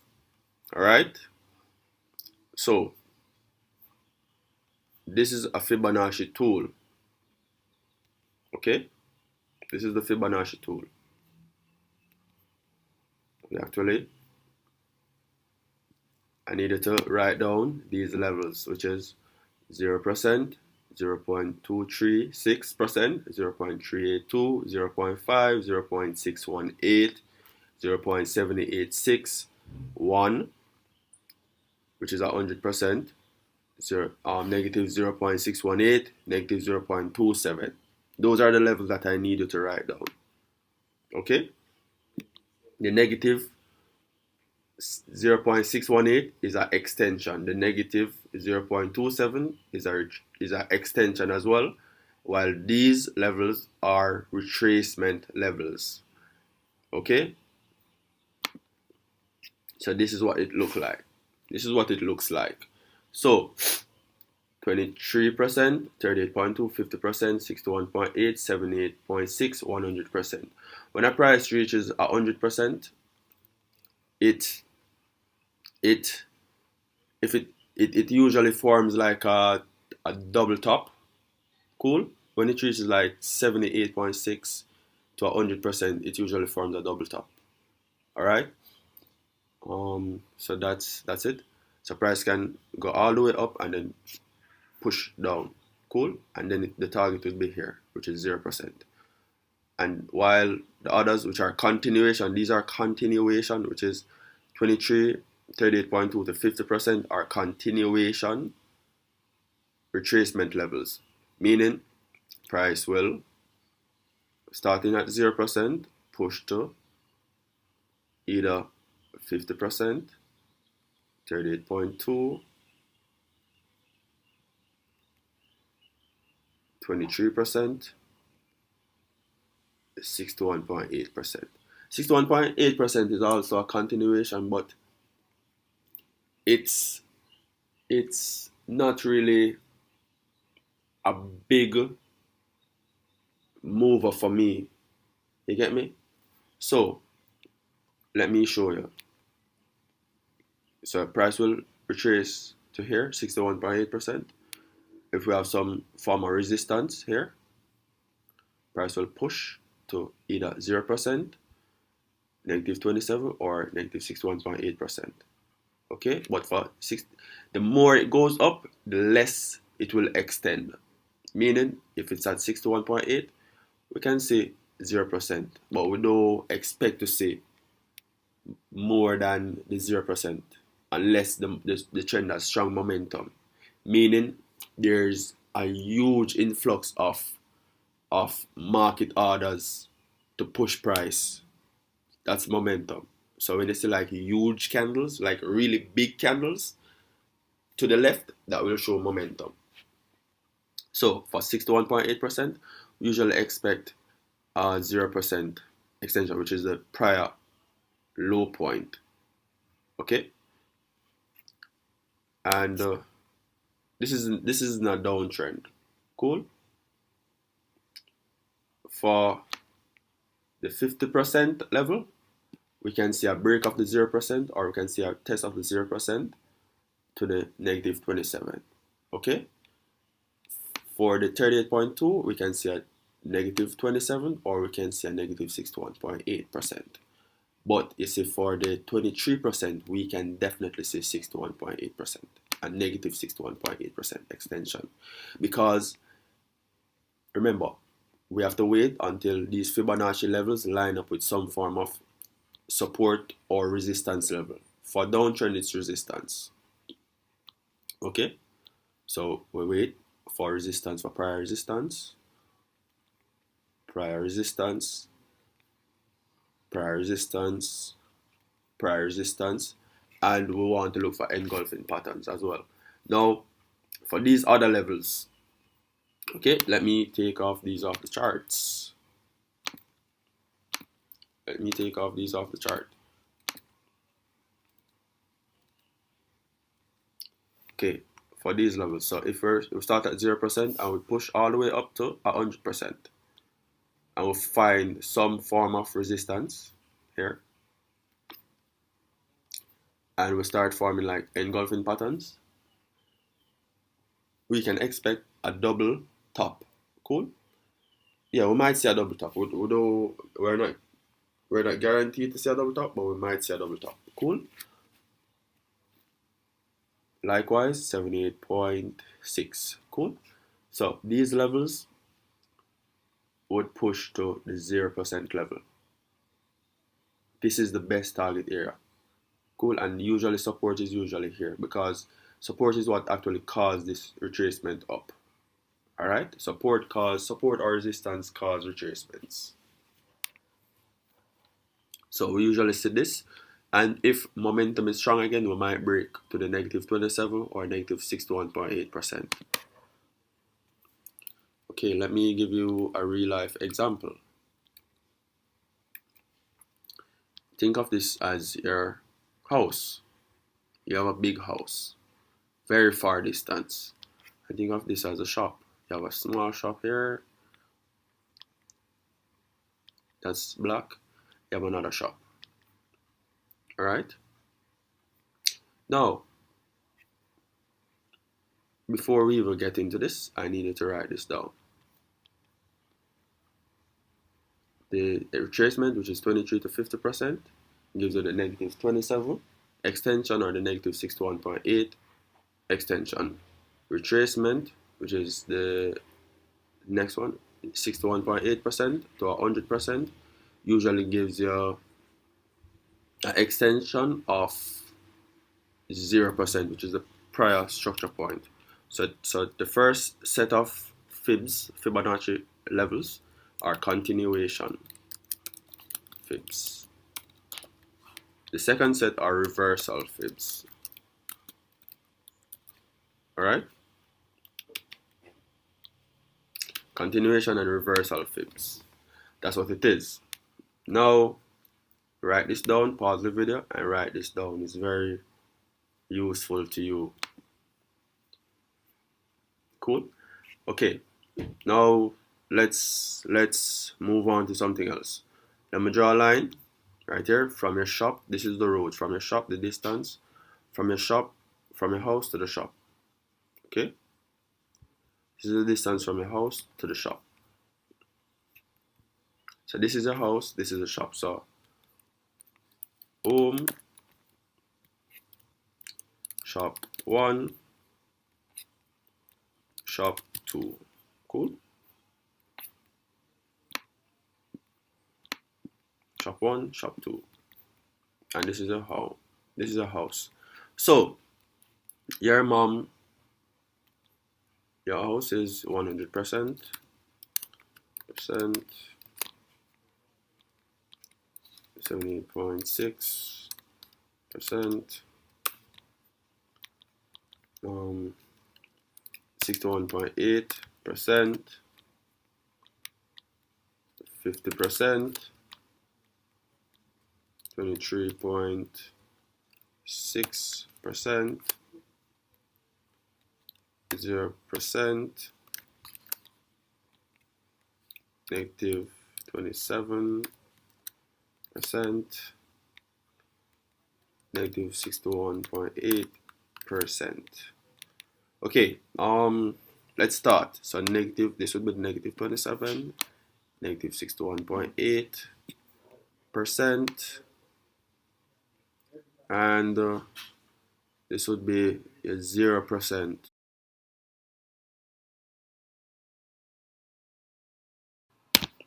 This is actually 0%.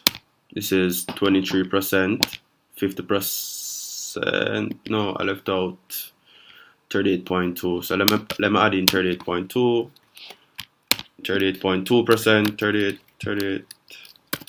38.2%. So let me add in that one. I just added that one in.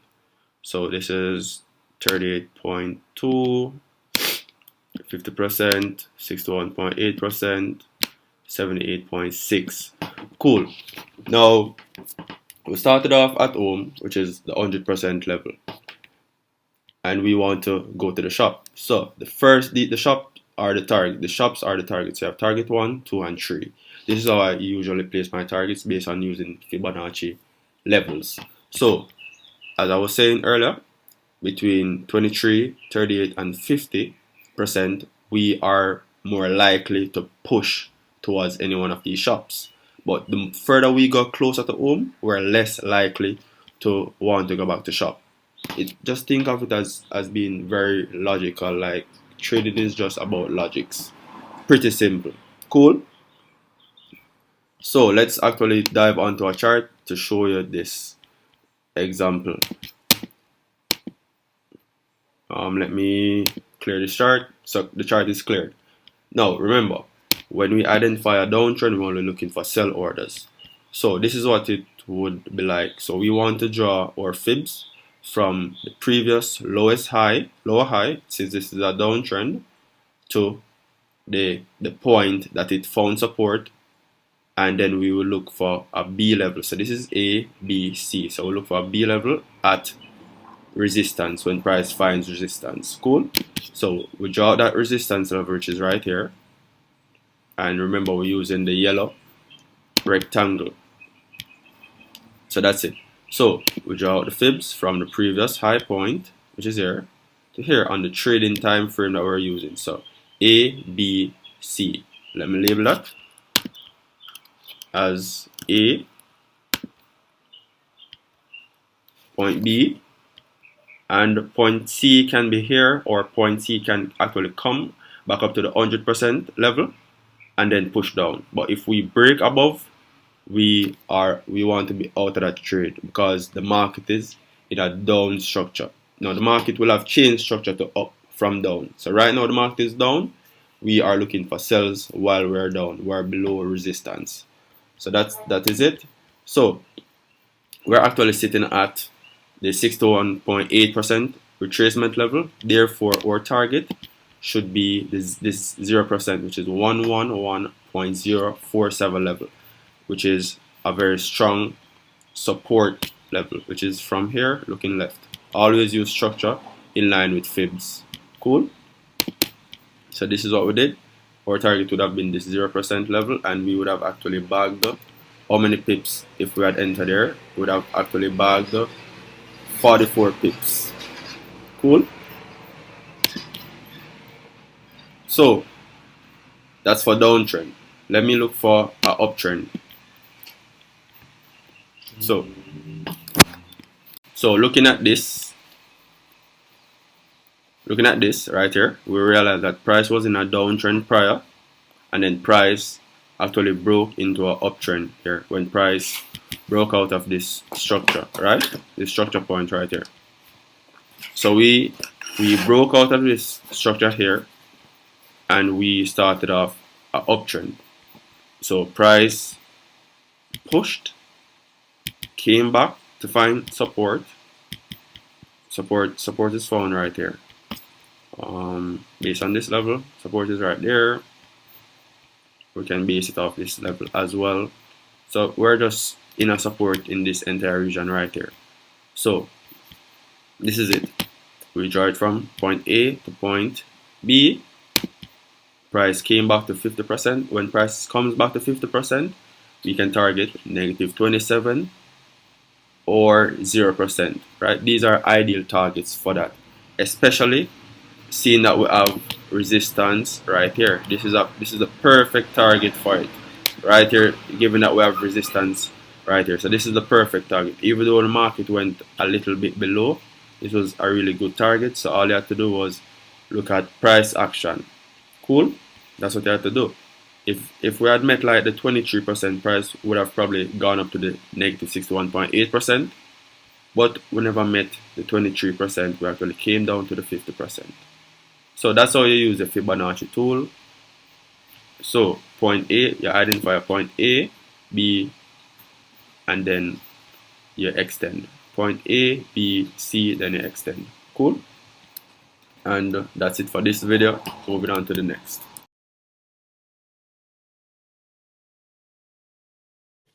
We're actually going to go through how to use the Fibonacci tools and look at my account. This is me trading right now. I'm trading UJ and I'm up 2,000 plus. This account was at like 900 night before last night. It's at I made 1,500 profit night before last night. This is the starting of the year. So I made that really good. Then I made like $84. Then I lost $400 earlier today, because I made a mistake. Well, not a mistake. The news came out and I never exited before the news. So that's why I lost some money today. But as you can see, I've made 4 or 5 times that amount right now of this single trade. And it's so simple. Like it's simple as hell.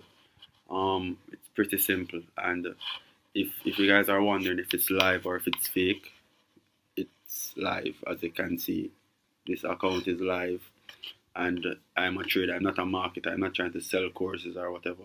I'm just sharing my knowledge with you. Cool. So today we're actually going to go through Fibonacci retracement and extension. This is the exact UJ trade that I'm in. Alright, so based on using the knowledge I've taught you so far regarding identifying the trend, bullish and bearish engulfing and stuff like that, we're going to use that along with the Fibonacci tools to measure retracement and price extensions. Okay, it's actually 3 a.m. Eastern time. I'm in Jamaica. That's my time zone. Cool. Now take out the Fibonacci tool, and I needed to write down these extensions and these retracement levels. Alright, so the retracement levels are 0.236, 0.382, 0.5, 0.618, 0.786, and 100%, which is 1. Cool. So write them out exactly as this. So these are the retracement levels. The 0 is usually the starting point, cool, of the retracement. The 1 is usually the ending point, which is 100%. And then you're going to be making note of the target level, which is negative 0.618, negative 0.27, and you put them as green because you want them to be targets. Alright, so that's what you want. So pause the video and make note of all of this. Oh, and before we even do that, 0.236, 0.382, and 0.5 are continuation Fibonacci levels, meaning price will push very aggressively from those levels, especially when they're at a strong support or resistance zone. Now, 0.618 is kind of iffy. It's kind of iffy. It's not very strong, so it usually goes back to the starting point. Cool. 0.786 is the same, usually goes back to the starting point, which is 0, or the prior structure point. 100% usually forms like a double top or a double bottom. 0.786 usually forms that as well. Alright, so I'm getting a lot of messages as well, because we're actually launching a clothing line for you guys. Alright, so this is it. We on the Fibonacci tools, remember, identifying structure in an uptrend. So an uptrend makes a high, retraces because it finds resistance, retraces until it finds support, then pushes past that high to a next level, then comes back to retest prior resistance turn support. Alright, this is how we draw the Fibonacci tool in an uptrend.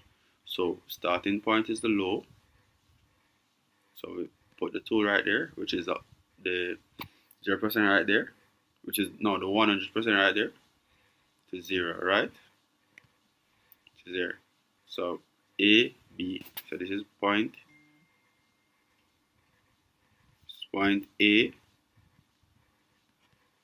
point B, and point C is the level that it retraces to. So it retraces to 50% level right here. So what we would do, we would look on the chart for like a bullish engulfing pattern, a bullish pin bar pattern to push price up. So when we do that, first target would be here, all the same, and then second target, since it's 50%, we can go like the negative 27 for second target. Third target would be the negative 61.8 because it has momentum. So 23.6, 38.2, 50% has strong momentum. So the less it retraces, the stronger the momentum is for price to continue. Alright? Now, and you draw it from each leg. So for example, if we're here, you can do this. If we had push up, came out retraced, we can actually, and price had actually made this full length and is retracing now, we can actually measure this retracement level. So we're here, right? So we're at the 61.8%. So look for bullish engulf in our bullish pin bar pattern, and then a push back to the 0%, right? We're at a deep retracement, so price is losing momentum for the uptrend. So the 0% would then form a double top, or it might break to the -27, but we don't expect it to go further than that unless there's like news or something to push the market further. You get me? So we might see a double top and then price can sell off, right? Cool. So, and remember, this is point A, this is the new point A, point B, and then this retracement level is point C, and then the extension is D. Alright? Now, looking at the downtrend, remember, a downtrend, lower high, lower lows. Alright? So, taking off this tool, this Fibonacci tool, when price breaks this level, we're in a downtrend now, correct? So, wait for retracement to this level right here. A retracement, and we'll expect a push. Cool? That's what we expect. A retracement, then a push, then retracement again, and a push. Cool? Always try to test back the level. Alright? So, we're there right now. So, we broke, we retested. When we retested, we look for bearish engulfing patterns or bearish pin bar patterns. So, given that we retraced to the -38.2, we can expect the -27 or the -61.8% extension. Alright, because because 38.2 and 23.6 is very aggressive, meaning the trend wants to push. This is a short retracement. That means the bearish momentum is very strong and prices will continue going down. Price is likely to continue going down. So first target would have been the 0%, which is right here, previous structure, which is right here, and second target -27, third target -61.8%. Cool. Now this is A, B, C. Very simple. A, B, C. Pretty simple. Alright. Now for the next example, this is a new trend. Cool. Price had completed the extension and retraced back to this level 50%. So we can expect a -27. So that would have been A, B, C. Cool. And remember, you want it like this. Starting point is here, the low high to the low. Then the retracement is when price comes back up. That's what it is. It's just so simple, guys. Alright, but I don't really use the retracement or the extension tool too much. I just focus on structure and zones, and I'm good with that. Cool? Excuse me. Now let me look at the market currently. Alright? Looking at this downtrend. Okay?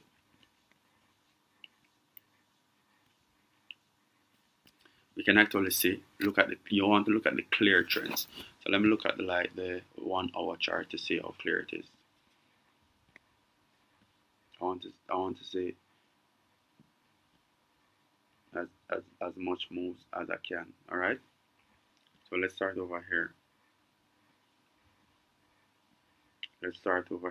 Right? Because we want to see as much of a move as we can. So see a push right here. This is a push. Cool. We see another push right here. Alright? And then the market was actually in a box range right there. In a range until it broke. So broke and retest. Cool. So for example, market was in a box range here. So this was the range right here. That was the range. Cool. That was the range. This is the range. Alright. So market broke. When market breaks the range, we expect a retest. So market pushed through, came back to retest it. Alright. Then continued down. That's what the market did. So we could have drawn this fib from here. This is the breakout candle, which is bullish, and the bearish engulfing right there to the low right there. All right, we notice that price came back to retest the level right there, and then it actually pushed down. So it came back to retest the negative. It came back to retest the 61.8% level at resistance. Okay, and then what price did? Price went to test the negative 61. It went beyond the negative 61.8, which is not a likely scenario usually, but it happened because market had just broken out of consolidation, a consolidation zone, and pushed down. All right, so it's likely. That's cool. We don't have a problem with it. It works. So when we are here, we plot A, B, C. All right, so A, B, C. Cool. So A, B, C. Let's go down to like the 15-minute chart to see how it is.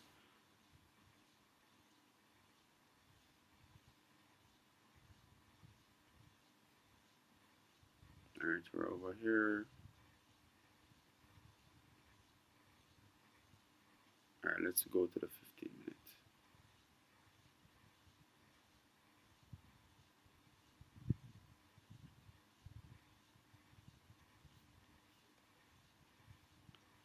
minutes. All right, looking at the 15-minute,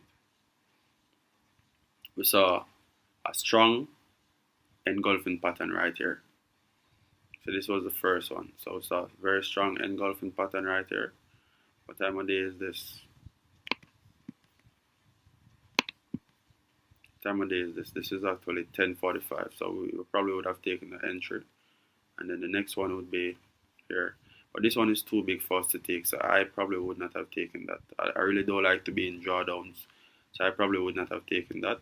But it's a good setup. Now here's another one. We went up. We had some liquid rejection right here. This is confirming a double top on the retracement. So price pushed up, came down, pushed back up. So this is it. This is our double top. Looks now uptrend. So this is a retracement and price pushed down. Cool. So this is a double top. All right. So we notice that the bullish candle came all the way in to take over the bears. The bears came all the way in to take over the bulls.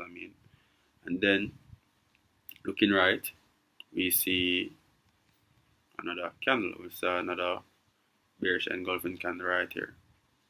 So we could have put the stop above here, or we could have put the stop above here, which is prior high point. Cool. Or we could have entered at the low of this and put the stop above here. So entry could have been right here. Put the stops above there. Let me remove some of this so you can actually see the market clear. So let me remove that. Okay, so we're actually playing around at the 61.8% retracement, and then market pushed down to the negative 61% extension level. All right, so that's what the market did. Let's go back to it. So that's it. Cool. So that's what the market did. It looks choppy on the 1 hour, but when price reaches a zone on the 30-minute, 15-minute, or 5-minute, you want to get the entries based off that when it's at the zone. So you sell when it comes back. Remember, you sell at resistance. So when price comes down and comes back, retraces back to resistance because it was price support, you want to sell there to the next zone or the Fibonacci extension. Cool. So looking at it from a zone perspective, look left. What do you see? We see a zone right here. So I would have probably taken profits anywhere here, which is a negative 27%, which is ideal for the negative 61.8%. All right, so I would have taken profits right there. Cool. So that's in a downtrend. So the next one would be after market pushed through this level and came back to retest it. So this was support. So after market pushed through, completed the negative 61.8% retrace extension level. What I would have done is do this. I would have started a new extension from this point, because this is the new lower high point, from the previous move.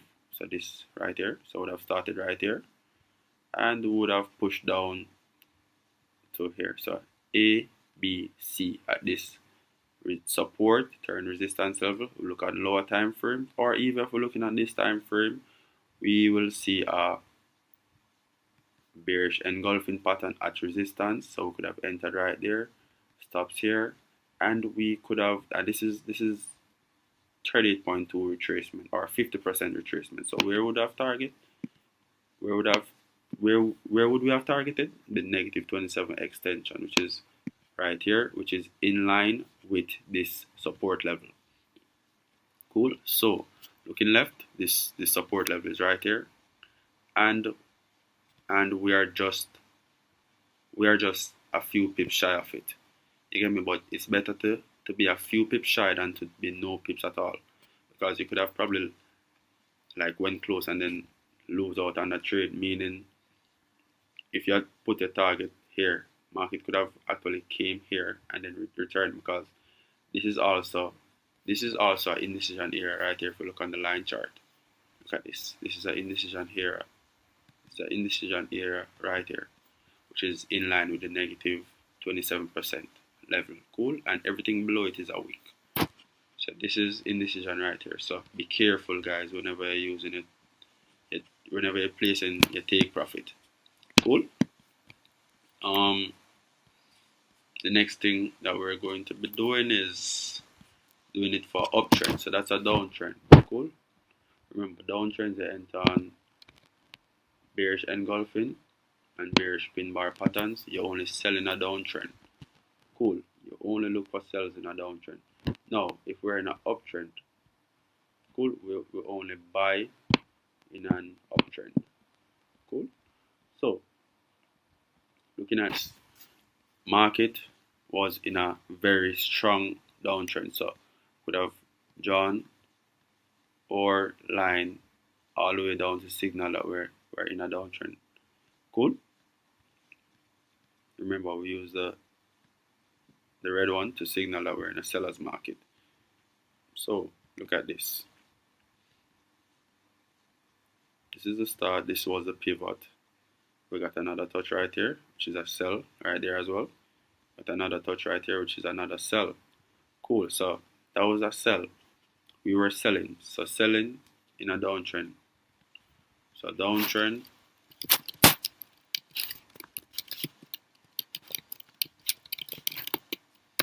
Equals seller's market. Remember that always. Downtrend equals seller's market. So we're selling a downtrend. So market had come down. We found this support level right here based on looking left, and we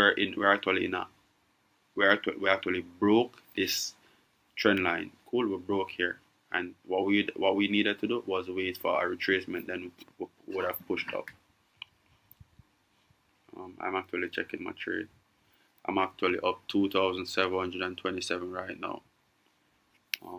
You can see it 2,727. Cool. Just took a screenshot of that. All right. So market. Remember, point A to point A, B, C. So start here. Point A to the highest point B. Cool. And then point C. So market found this was resistance. This was the lower high. Market broke it. Cool. Market broke it. So market pushed up and we came back down. So this is what market did. Pushed up, found this resistance, came back down to test back this support, and then we came to the 61.8% level. So what I would have done is actually scroll down on a lower time frame, which is like the 15-minute time frame, to find that entry. So give me a second. Let me scroll over a little. Okay.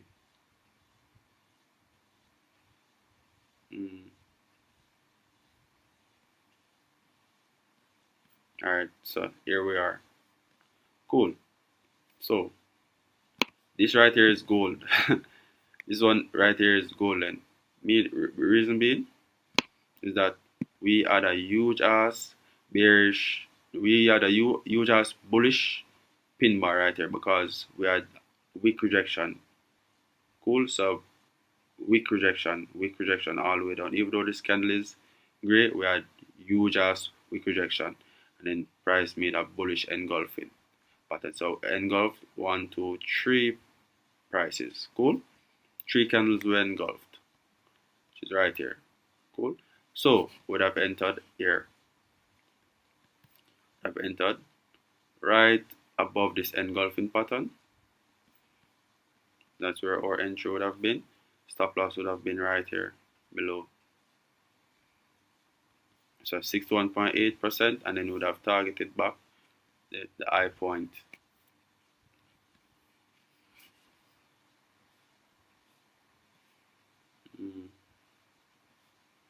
Where are you? Where did you go? Okay, I found it. I found it. So we entered there, and then price pushed up. So this is what I would have been looking for. Price came back, so I would have targeted there. So this is where I would have targeted. This would have been first target. So we actually risked this amount. We actually risked 10 pips to make 40 pips. So that's a risk reward of 4 to 1. Cool. Very good. Like I usually have like 10 to 1 and stuff like that. The trade I'm in on right now is actually a 10 to 1. So it's pretty cool. It's okay. It's alright. So price went there, and then price actually continued further because we had a very bullish breakout. So we can start our pivot based on this. This is the start. This is the pivot. Cool. So this is for the uptrend. So we know that once we're above it, we're good. So first touch, second touch. Let me draw it out. So first touch.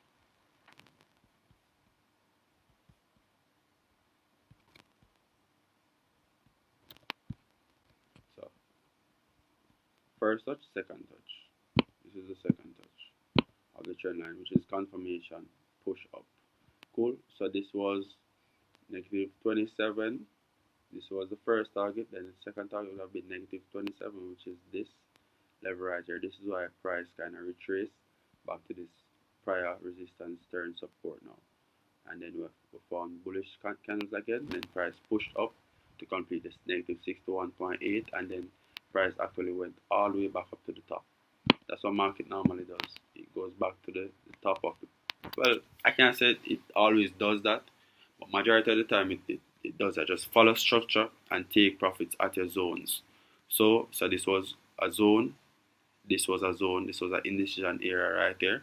So negative 61.8 would have been good. And then even if you never got this small move right here, you'd have caught the move from here all the way up. So this would have been how many pips?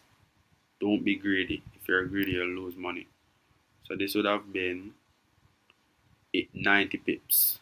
Like 90 pips, bro. Like 90 pips is 904 micro pips times, for example, if you put $1 or $2, if you put $5 on this, times 5. Well, if you put $5 per pip on this, per micro pip on this, bro, you're making $4,520 off that single trade. It's so simple, it's so easy, it's like a joke. Cool. So market pushed up all the way here. We're good. Then the moment you see market break this structure, we started going down. So that is it for this video.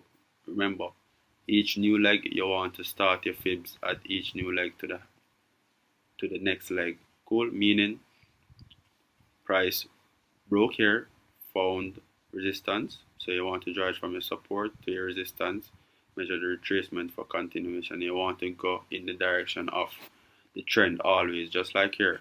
So price broke, retested, pushed down. Cool.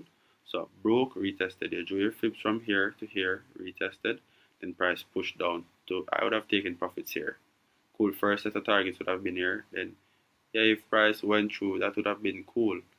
But I would have still caught retracement, which is still catching this move right here, all the way back down. So I'd be good, pretty conservative, making money. I'm good as long as I'm not losing. I am good. Small profit is better than no profit any day. So this is it. So remember, to draw your fibs, you need a point A, a point B, and a point C, which is point A, B, C in an uptrend. So from the low to the high, to the new high, to the higher low point in an uptrend, and then in a downtrend is the lower high point to the new low, or the high point to the new low to the lower high point. Cool. Then the extension. That's how you draw it. Very, very simple. And let me check about this trade right now. Market is moving sweet. It's kind of ebbing and flowing, so I'm actually at 2,678 now. So I'm looking to make like 3,000 off this trade, and then bet I'm done. I'm done. But I have like a few more videos to make for you guys, so I'll be up. Cool. And my Red Bull is here with me.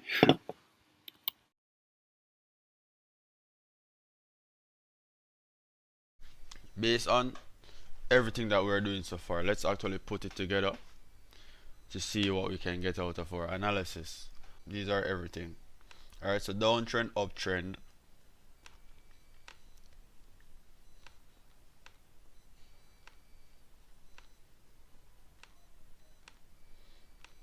inverse head and shoulder patterns,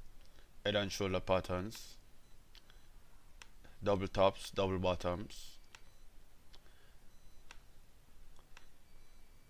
and we did the candlestick confirmations that we're looking for, which are bullish engulfing, bullish pin bar, bearish engulfing, bearish pin bar. Alright, so let's get to it.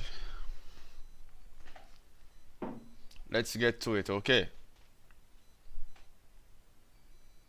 Alright, let's get to it right now. So this is it.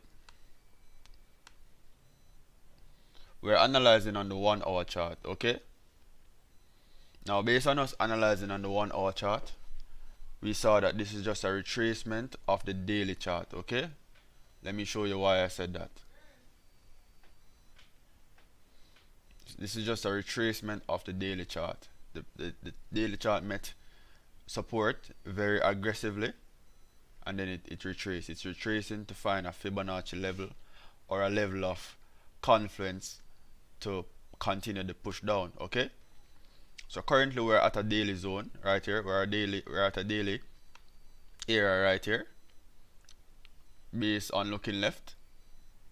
So we're on a daily resistance area right here based on looking left. Okay, so we're at the 23%, 23.6% fib level if we draw the fibs from the top to the bottom. Okay, now looking left, we saw some indecision here.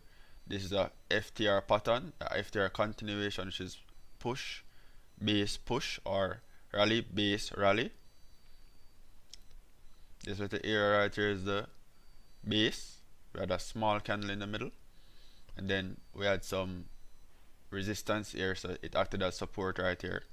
So when it broke, we could have pushed up, but let's not focus on that right now. Alright, so we're at a zone right here, at a resistance zone for the we're at a resistance zone on the daily chart. Alright, and we're retracing, we're in a daily retracement. So I'm expecting the market to come at least the 23.6 or the 38.2, but I have to wait until the 23.6 is broken and closes above to actually continue here, because we can always just roll over and then just fall. Alright, we can always roll over and just fall, but let me do something right now.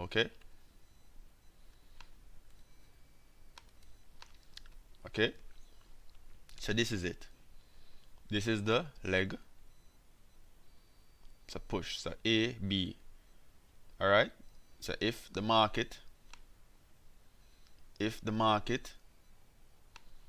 comes back to this level and does the level, if the market is rejected at this level, then we can expect a push down. Alright, we can expect an aggressive push all the way down to this area right here. So this is where I would take targets, this area right here. Okay, but if the market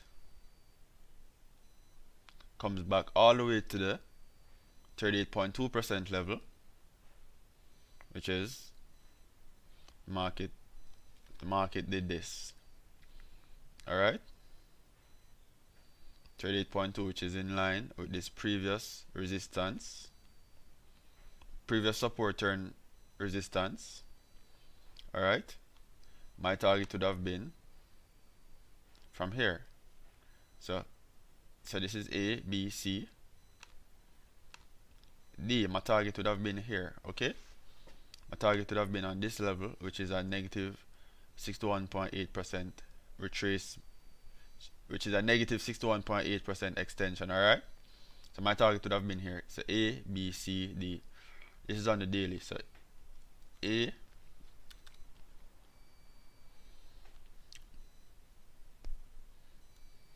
this is A,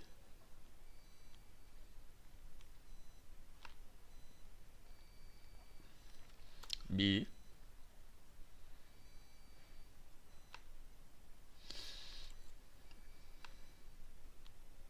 C,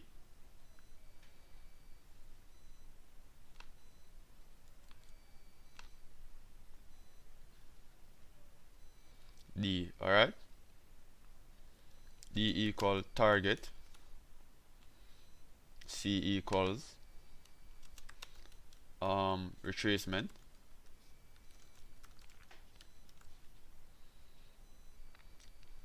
so C is the retracement. Alright, so we can come here to pull over, but these are the two zones that I'm really focusing on, the 23.6 and the 38.2. Since we're below this green area, I'm expecting a push further down. Okay, we can also come all the way back up to this level right here, so we can also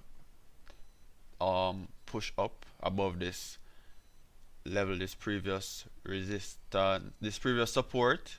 We can always push up above this previous support, turn resistance to this level right here, form a box range and then drop, or we can actually push up all the way up.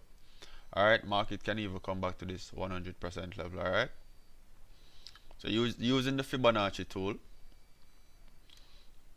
if the deeper the retracement we go, the less likely we are to push, or the less likely we are to have an aggressive push or push at all, because once this level is broken, once this structure point is broken right here, once this A point is broken and closed above, we're no longer in a downtrend. Alright, so currently we're in a downtrend until the retracement completes, so we can retrace all the way to 100%. Okay, so let's pop up.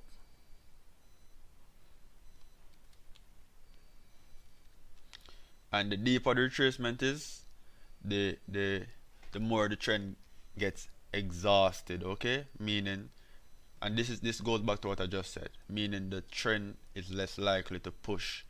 The more it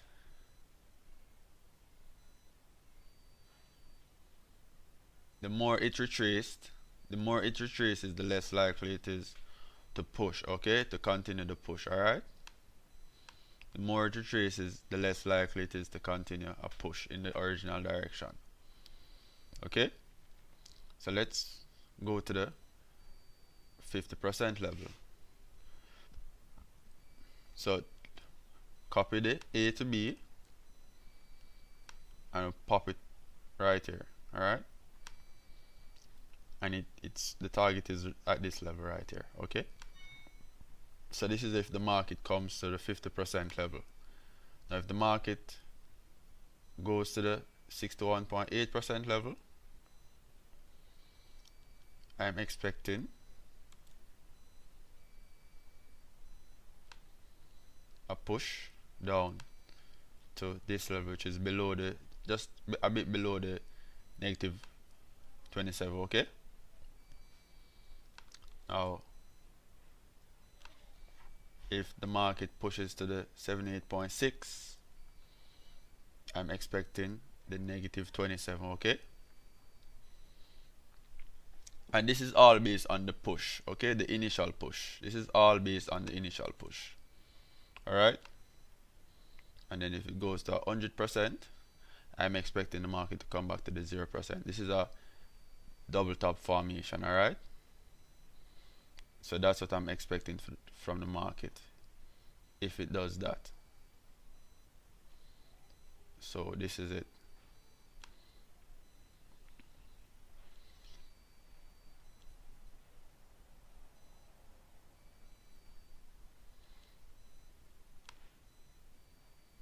Alright, so the 0%.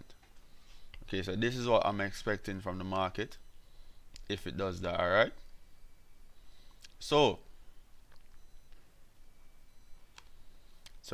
point A,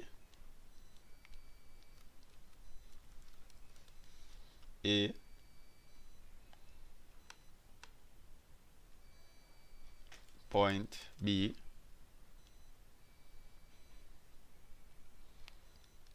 point C equal retracement. Alright, once 100% is broken, we're no longer in a downtrend, or we're no longer in the trend. Alright, so these are fib extensions and these are the retracements. Okay, you can retrace all the way up to 100% to form a double top and then push over. These 23.6, 38.2, 50% and 61.8% level, these are very aggressive confluence levels to push price down. Okay, so the less we go into the retracement, the higher the probability of pushing more aggressively, okay, to see a greater target. Alright, so in using this as well, alright, using the fib tool as well, we want to ensure that our zones that we're targeting, so be logical with it. Alright, so this gives us an idea of where the market is going to push based on the retracement, but we need to be logical with it to say, okay, the market is going to be able to do that push without any interruption. Alright, so look at it.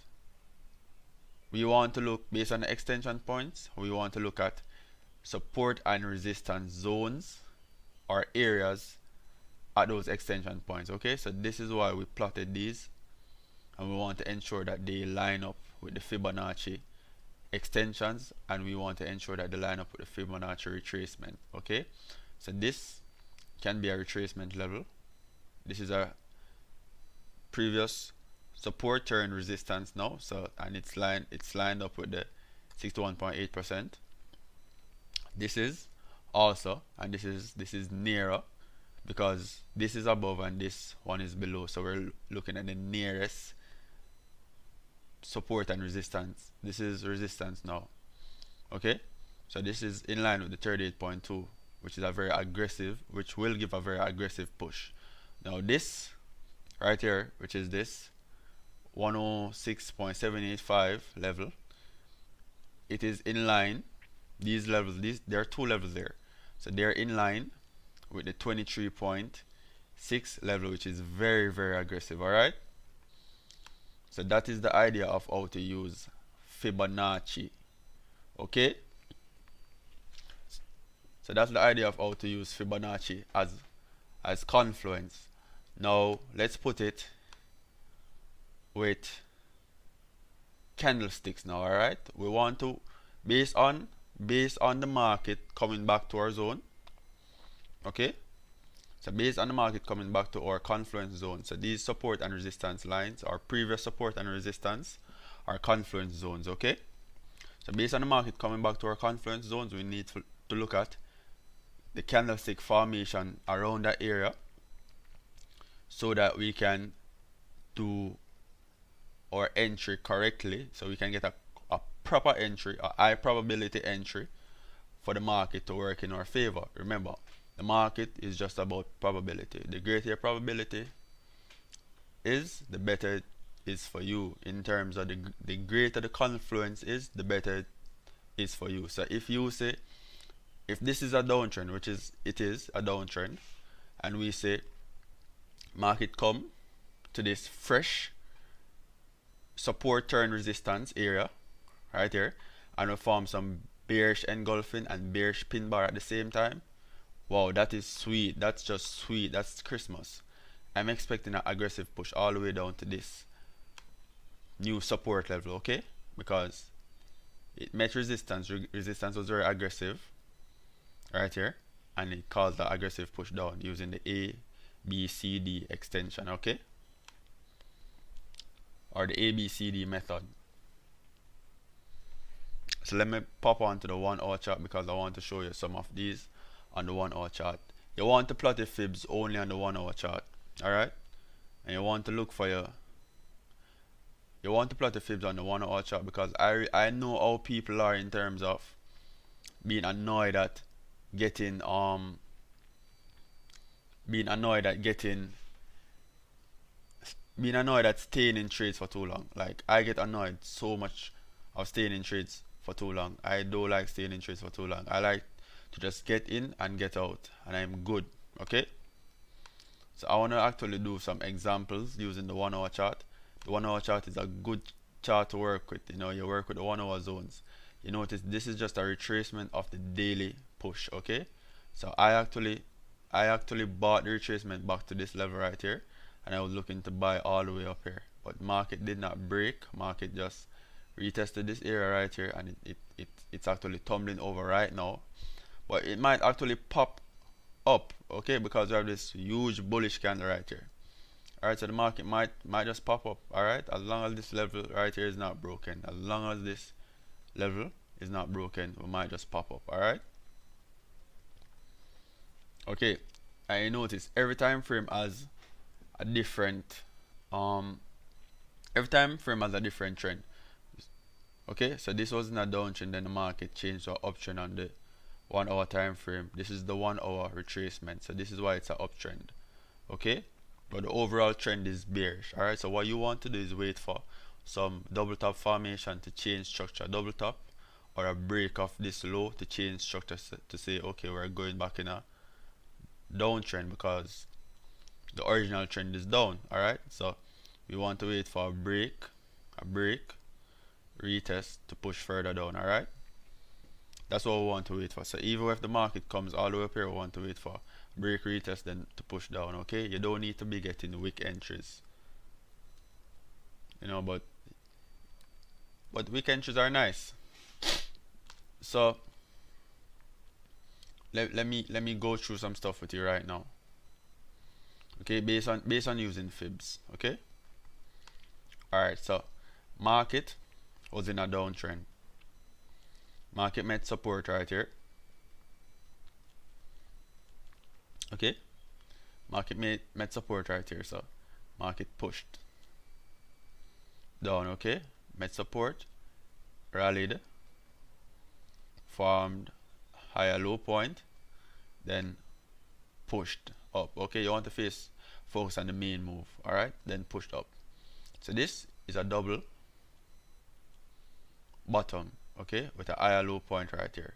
So the double bottom doesn't necessarily have to be here. Okay, so it's a higher low point right here, broke previous lower high point, lower high point, lower low, higher low. So the higher low point, okay, so it made a higher low point, but we want to wait for a retracement. So it made a higher low point push. We want to wait for the market to come back before we actually enter the market. Okay, Alright, so this is what we want to do. Wait for the market to come back. And then this is a good target zone. Okay, so I want to look left for structure before we select the targets. And we're going to select targets based on using the fibs as well, the fib retracement levels as well. Okay, alright, notice this is a wick. Market did not break, market pushed up and then broke. Okay, now market didn't even push all the market pushed here. So this is the new high point. So this is the next high. So let me use H for high. Okay, so this is a new high point. Alright, because market pushed up aggressively. So based on that, let's put on the fibs. So point A to B. Alright,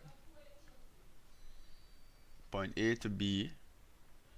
So point A to B, and then we had a C retracement at this level. A C retracement here, and then let's do the ABC method. Okay, ABC, and it would go. You notice what it did? It came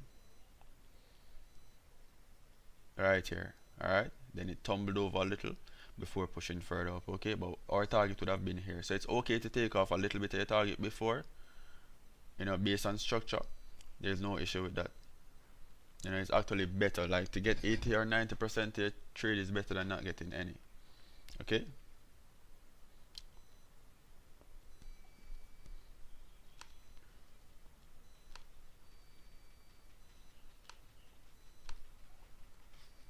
so we're on the 15-minute chart now. Okay, so 15-minute chart, what do we want to see on the 15-minute for confirmation? We want to see a bullish engulfing or pin bar to push price up. Okay, so we didn't see any on the 15-minute. We didn't see any on the 15-minute. So this trade would have probably not been taken. Alright, but we can look on the 5-minute to see if we see any. But I really don't want you guys to be trading the 5-minute. That's the thing. That's why I never mentioned it initially. Alright, but the 5-minute, 5 and the 15-minute are entry time frames. You can get some really good entries there, but I prefer to work with the 15-minute. So the 5, 15 and the 30-minute are entry time frames. Okay, so let me go to the 30-minute to see what pattern formed. Alright, so we didn't get any bullish engulfing. Alright, bullish engulfing our pin bar. So if we don't get any bullish engulfing our pin bar, we're not entering the trade. Plus, this is based on looking down, this is 3 p.m. in the evening, 3 p.m. Eastern time. So this is 3 p.m. in the evening. I'm not taking any trades at 3 p.m. okay, because I trade London open. I trade London open to 8 or 9 a.m. in the morning to New York. Alright, so I'll not be taking an entry here, but this is the concept: A to B to C to D, and then it's you copy, you use this as the extension. Okay, for targets, to take your targets. Now let me find a different one. So back to the 1 hour chart. Let me scroll over to see if I can find a different one. There are a lot of them in the market. Okay, alright, so look at this. Market was in a downtrend. We met support. Okay, so we met support.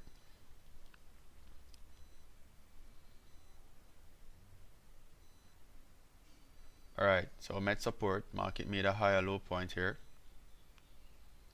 You notice this FTR pattern right here.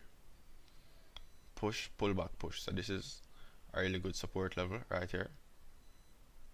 Alright, so 38.2 to 50% is a good support level. Okay, so market made a higher low here. Equal buy on confirms. Okay, so you want buy on based on confirmation. Confirmations are bullish engulfing or bullish pin bar patterns. Okay, for a uptrend. Okay, so this is point A, point B, so point C. So point C equals ILO equals buy and confirms. and then point D. Alright, so these are the levels that you would be targeting. So push from point A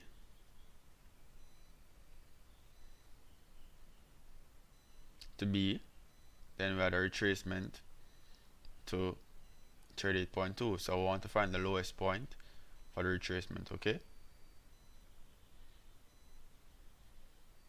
Or here, let's put it here, okay? But look at the time that we're trading. So this is actually 6 a.m. in the morning or 5 a.m. So this is within my time, the time period that I want to trade, because I actually start trading at 2 a.m. So I'd put a arrow right there. Put an arrow right there to show that this is 2 a.m. This is the time that I'm trading. Then put a vertical line, my apologies. So this is a black vertical line to signal the time that I'm trading, okay? So market came down, market made a retracement, then we had bullish engulfing right here. Got some bullish engulfing right here.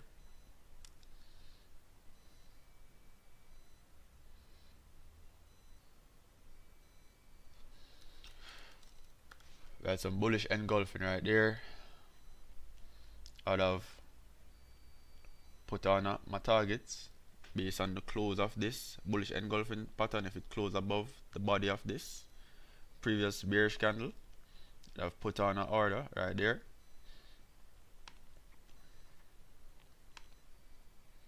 Put on an order right there, so we can actually take entries on the 1 hour. We can take entries on the time frame that we're trading, or we can take entry on a lower time frame if we want to get some better entries. So we can put the stop loss here, but this is not ideal. The ideal stop loss placement here is below the previous low. Okay, so we're at 22 pip stop loss. Alright, now based on this retracement to this level right here, you want to copy the initial push and paste it, okay, to get our target. And notice our target was right here, based on the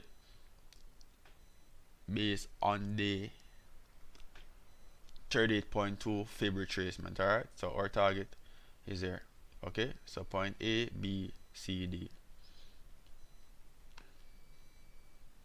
Alright, so D equals target.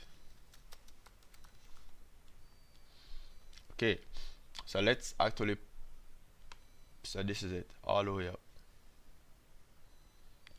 so that's the target. So we had a 63.4 pip target, we had a 22 pip stop loss, and this is actually a 2.8% risk reward ratio trade. Alright, and you keep it until target reached by end of day. You're good, you're golden once that happens. Okay, now let's go to the 15 to see the real entry that I would have taken. This is the 15-minute entry that I would have taken. I'd have actually taken this entry right here.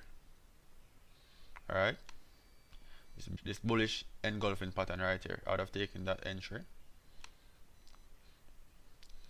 And this is another entry as well. So this one is even more ideal, but I'm not going to take an entry at 2 p.m. in the afternoon.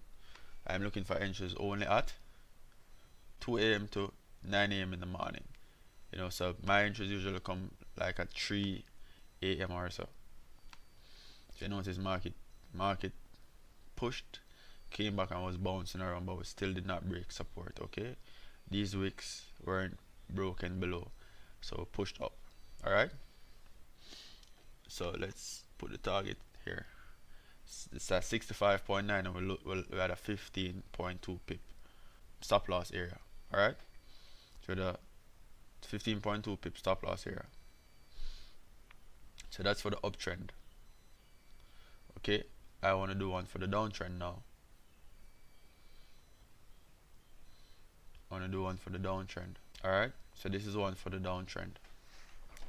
So market had broken out of this consolidation area, this pattern. So market broke out of this pattern right here. So it broke out, and it met this support turn resistance. Okay, so based on that support turning resistance, pop on the fib tool, point A, B, C, then D. Point A is always 100%, point C, point B is always 0%, and point C is always the retracement level. So point A, point B, point C. Okay, so point A is there, point C is the retracement, point B and point D is the target level. Alright, point D is the target. Okay, so this is it. Market pushed, came back to retrace the 38.2. So when the market came back to retrace 38.2, this is what we want to do. To put so A to B, C to D. So A B C D pattern. AB equals CD. AB equals CD. Alright. So this is what we want. So this is AB equals CD. Alright.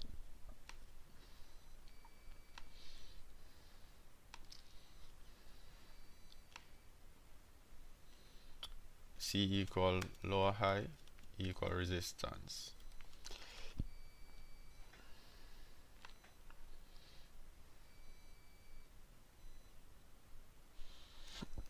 So this is support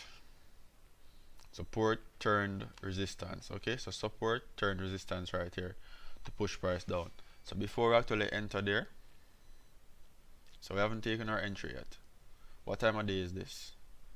It's 1 a.m. in the morning. Okay, so it's 1 a.m. so it still falls within my range because I start looking at the chart from about that time. Alright, so 1 a.m. so let's look at the 30-minute chart or the 5-minute chart for entry. So 15:30 or 5 minutes. If we see some bearish engulfing on it, you know we're in for business.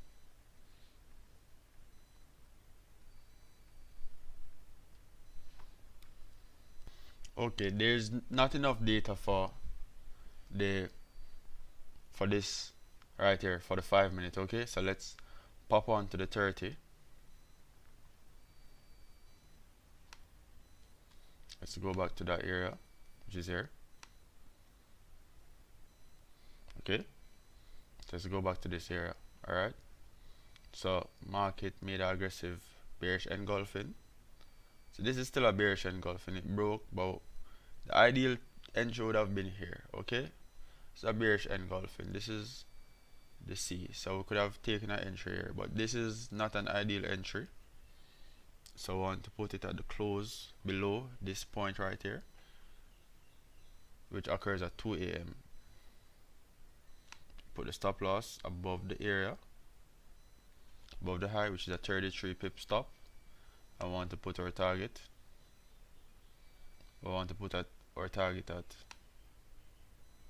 point D, which does not make sense. Okay, so this is not a high probability trade, so we would not have taken this trade. Alright, if we had gotten bearish engulfing patterns here, we could have taken it, but this is not ideal setup, so I'm not taking it. Okay, I'm definitely not taking it.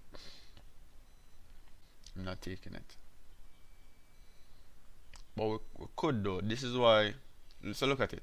We could have taken it, but I'm not taking it. Could have taken it because this is the only support. This is the only support area close by. Alright, so I could have taken it.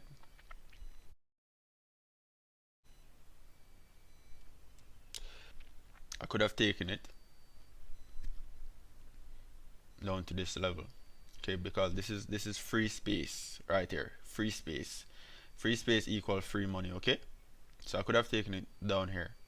So if I took it from this level right here, or let me look at the 15.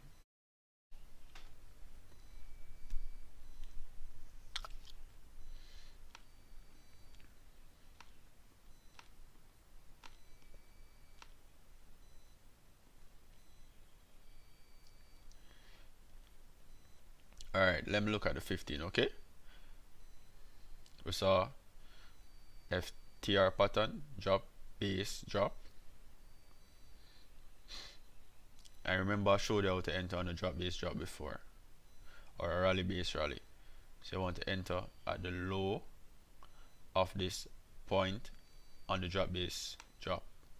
Okay, market must be in momentum, meaning market must be in session. So 33.3 risk or target is the base of this.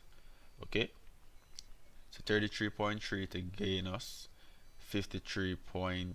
So we're targeting the base. Okay,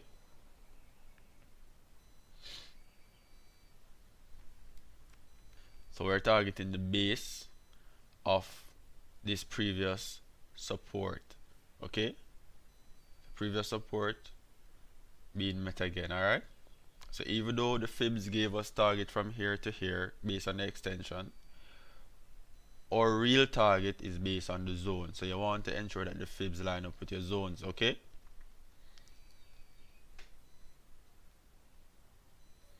always ensure your fibs line up with your zone. Cool. Now regarding trade management, alright, many persons would have seen this pullback and then say, okay, I'm gonna exit the trade, No, why would I exit the trade? We're making higher lows. We did not break below this low. Higher low, we did not break below it. Okay, this is a higher low point, we did not break below it. This was a higher low point, we did not break below it. Higher low, did not break below it. Okay, so market is in what type of trend? An uptrend. Okay, market is in an uptrend. So market point A to B to C. So even if we came back all the way here, as long as we did not break the trend line, we're okay, we're good.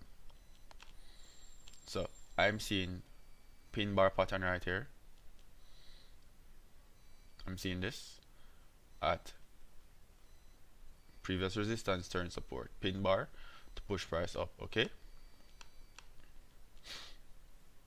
so I'm expecting the market to push further up. Okay, now based on this initial fib level on this chart, this 1 hour chart, from point A to B to A, B, C. Okay,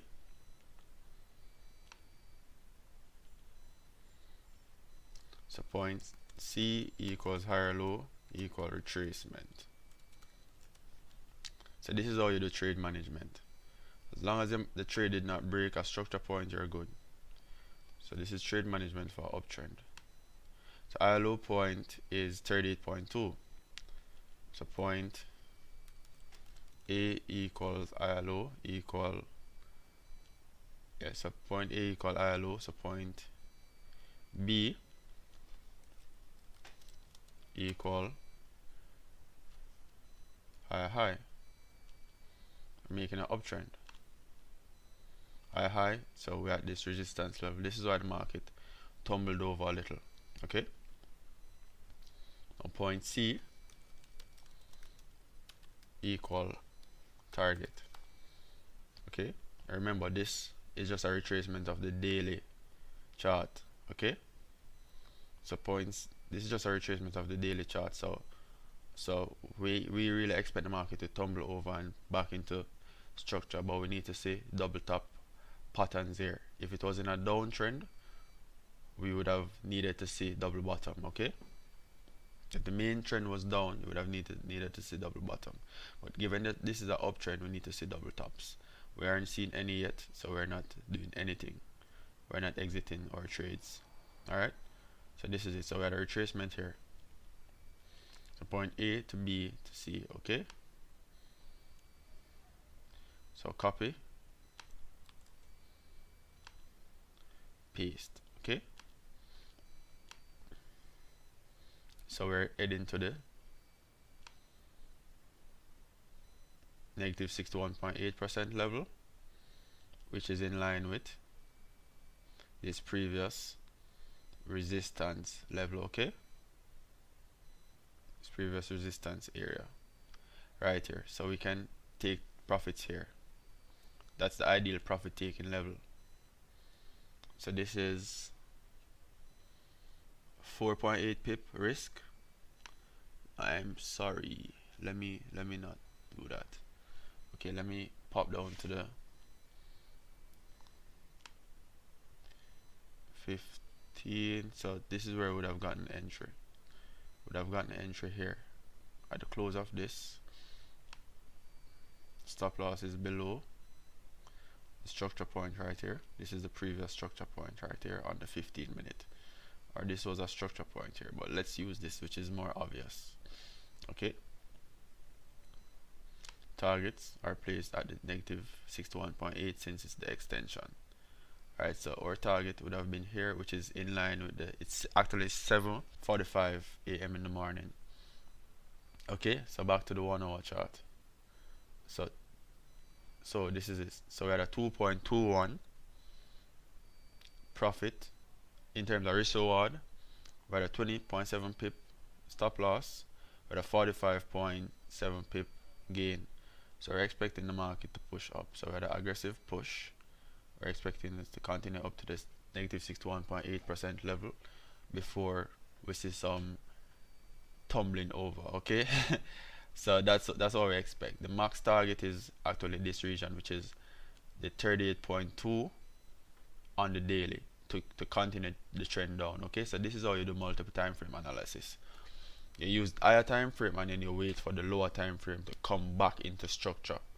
In terms of if the daily was down, we want to wait for, if the daily was down and this is the retracement, we want to wait for a double top to signal a break back into the downtrend structure. Remember, let me show you.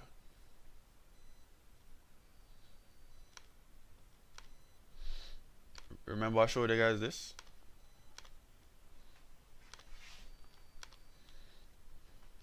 So original trend on the daily is down, then we had a retracement. This is the retracement on the 1 hour chart. Okay, so original trend is down, retracement on the 1 hour chart. So we want to wait for price to break this or break a higher low point, because remember, a retracement is an uptrend, or a retracement is a new trend on the lower time frame. Okay, so we want to wait for this higher low point to be broken, retested to start forming lower highs. So this lower high point signals the break back into structure to push down. Okay, break back into the downtrend structure. If we were originally in a uptrend, okay, we wanted to wait for the retracement. This is the retracement to break this lower high point to push back into the uptrend structure, okay, and start forming higher lows, and we enter the higher lows. Okay, so this is us now. So point A, B, C, D. So this is our target here based on the 38.2% fib. Okay, so 38.2 giving us negative 61.8. Thank you for watching this video. It's crazy.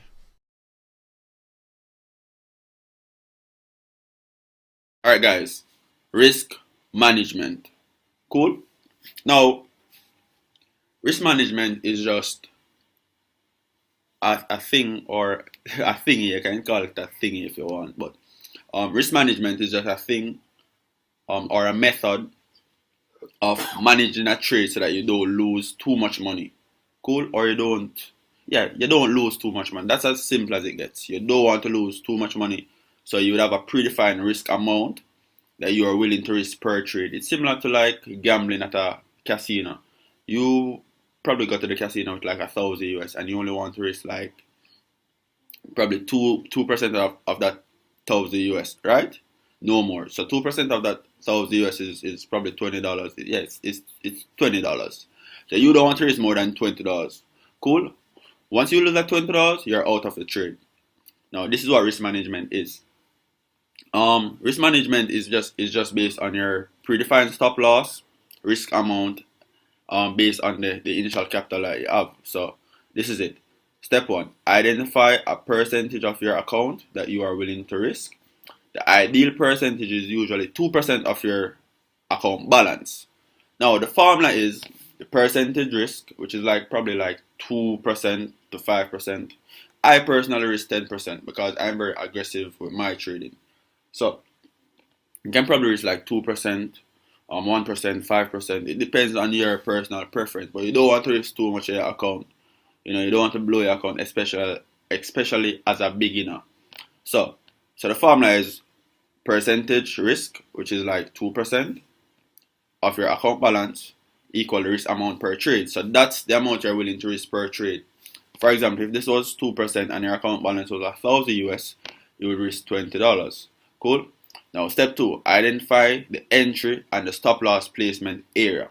The stop loss is just the distance from the entry to a point where you know that, hey, this trade is no longer valid, so I want to exit at this point. So the stop loss is just a mechanism to get you out of a bad trade, or a trade that is no longer valid, I should say. So after you identify your entry and your stop loss placement area, because the stop loss could be like 20 pips, 10 pips, 7 pips. It all depends on what you see on the chart. Now, upon identifying your stop loss, we can calculate the lot size, position size per trade to a specific pip amount based on the stop loss. Cool. Now, your lot size is based on your stop loss. So what it does is basically fit in that risk in that specific stop loss amount. So if you're risking 20 pips, you know that 20 pips would be like $20 after you fit it in. So the lot size, the formula for the lot size is basically the risk amount that we found above here, which is the risk percentage times the account balance, which is the risk amount per trade, divided by the stop loss times 10. The reason why we multiply the stop loss times 10 is because we're trying to get it in micro pips, because I like working with micro pips. It's cool. Like when I'm on my MetaTrader, I just pop on to my calculator, do my calculations real fast, and I'm out. Cool. Now, the next thing that we're going to be discussing is the example. So, for example, we have a $1,000 balance. The stop loss is 20 pips.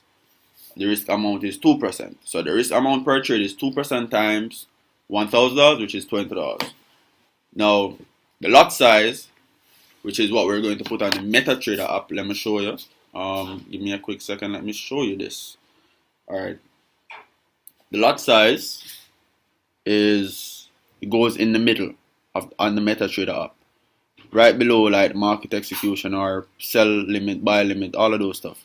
So the lot size goes below there, which is 0.1. For like a small account, you use probably 0.1. It depends. Cool. So the risk amount per trade. Equal 2% times $1,000, which is 20%. No, which is $20. Cool.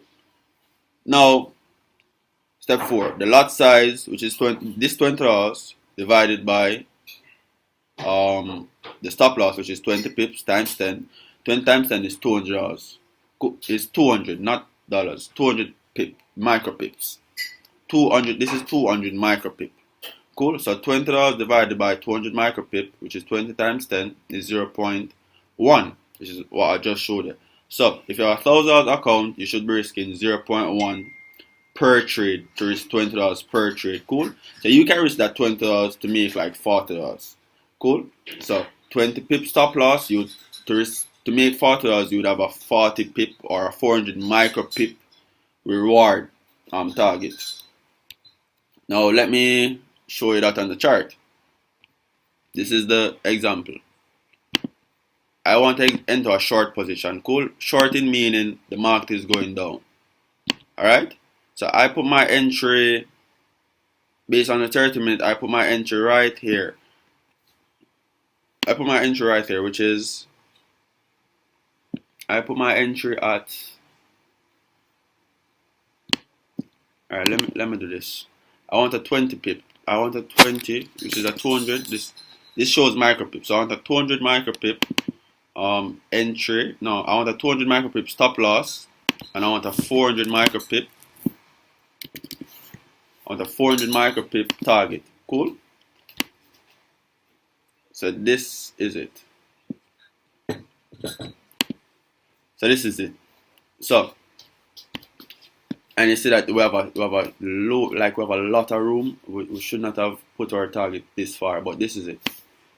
We can go to this on the chart. This is it. The long short position. This shows your price projection, which is the stop loss and the target area. So the target area for me is in blue. The stop loss is in pink.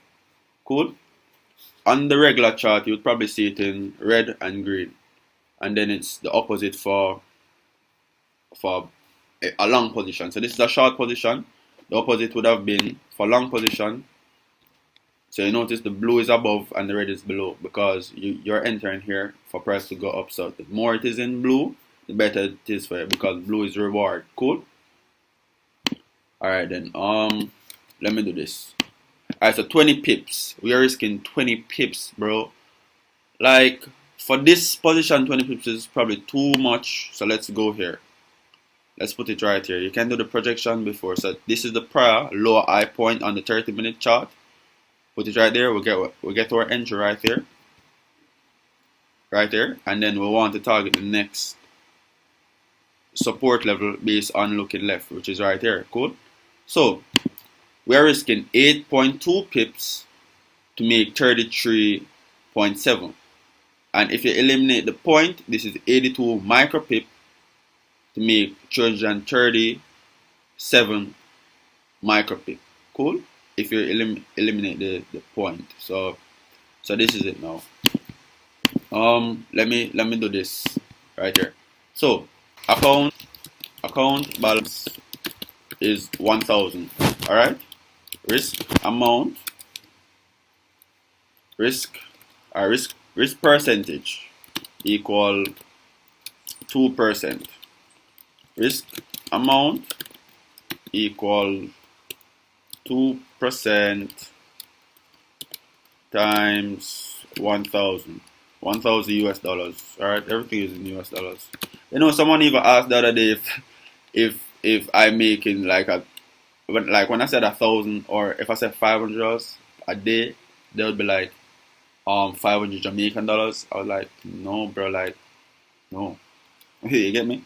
So 2% times 1,000 US is actually $20, right? $20. Now that $20, what we're going to do is we're calculating the lot size. So lot size would be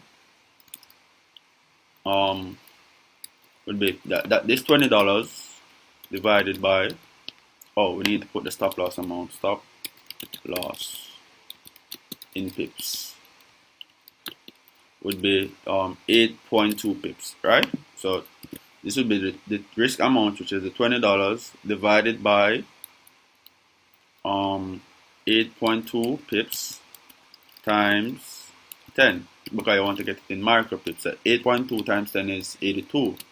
Cool. So this is it. Let me put it up here so that you guys can see the calculation instantly. All right. So this is it. It's loading. It's taking a little time. So we would be risking 0.2, right? So 0.2 lots. That's what we would be risking. 0.2 lots. So this is 0.2 lots. So for this entire position, so this 8 pip area is equal to, let me show you. This 8 pip area, which is right here, this red zone. This red zone,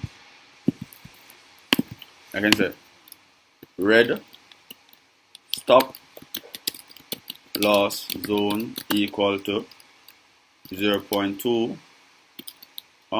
lots. Cool. So lots, so 0.2 lot per pip movement. Cool. Or per micro pip movement. Cool. So that's 0.2 lot per micro pip movement. Let me show you. 2 lot per micro pip movement. Cool. So this is it. So 0.2 lot per micro pip movement. So this entire area right here, which is the 8.2, is actually equal to the $20. Cool. So red zone. So total equal $20. Cool. So the red zone is equal to $20. So $20, and we're actually gaining.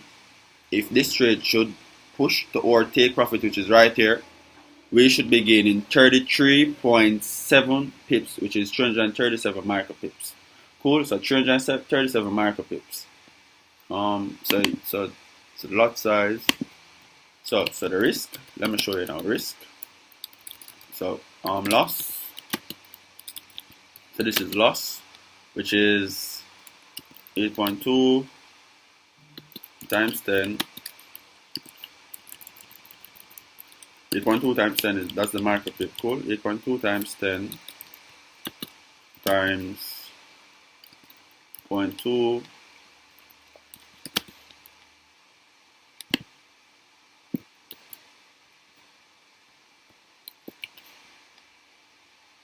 is $16.04.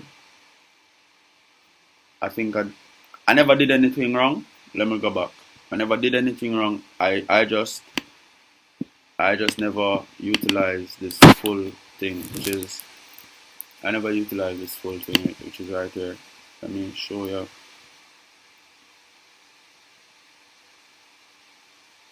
Which is here. So that's the micro pip amount, but you're not going to put in all of it, so you'd probably round it off to like 0.24. You get me? That's what I'd probably round it off to. So let me go back here, because the reason I'm doing this, I wanted to see a real example of it, because everyone has a problem with risk management when they're just starting out. Alright, so this is 19.9999, which is basically $20. Remember, we're risking $20. 2% of the 1,000 is $20. Cool. So reward. So that's the risk. So reward is 33.7 times 10, which is 337 micro pips, times the lot size, the same lot size. Cool. Equal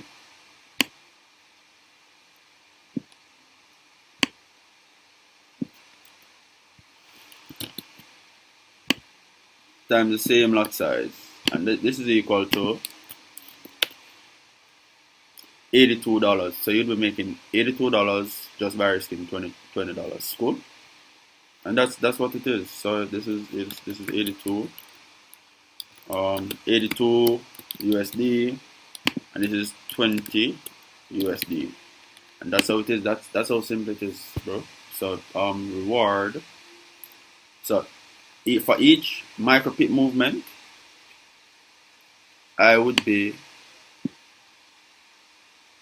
so for each micro pip movement, I would be earning 0.2. You get me? For each micro pip movement in our reward area, or in our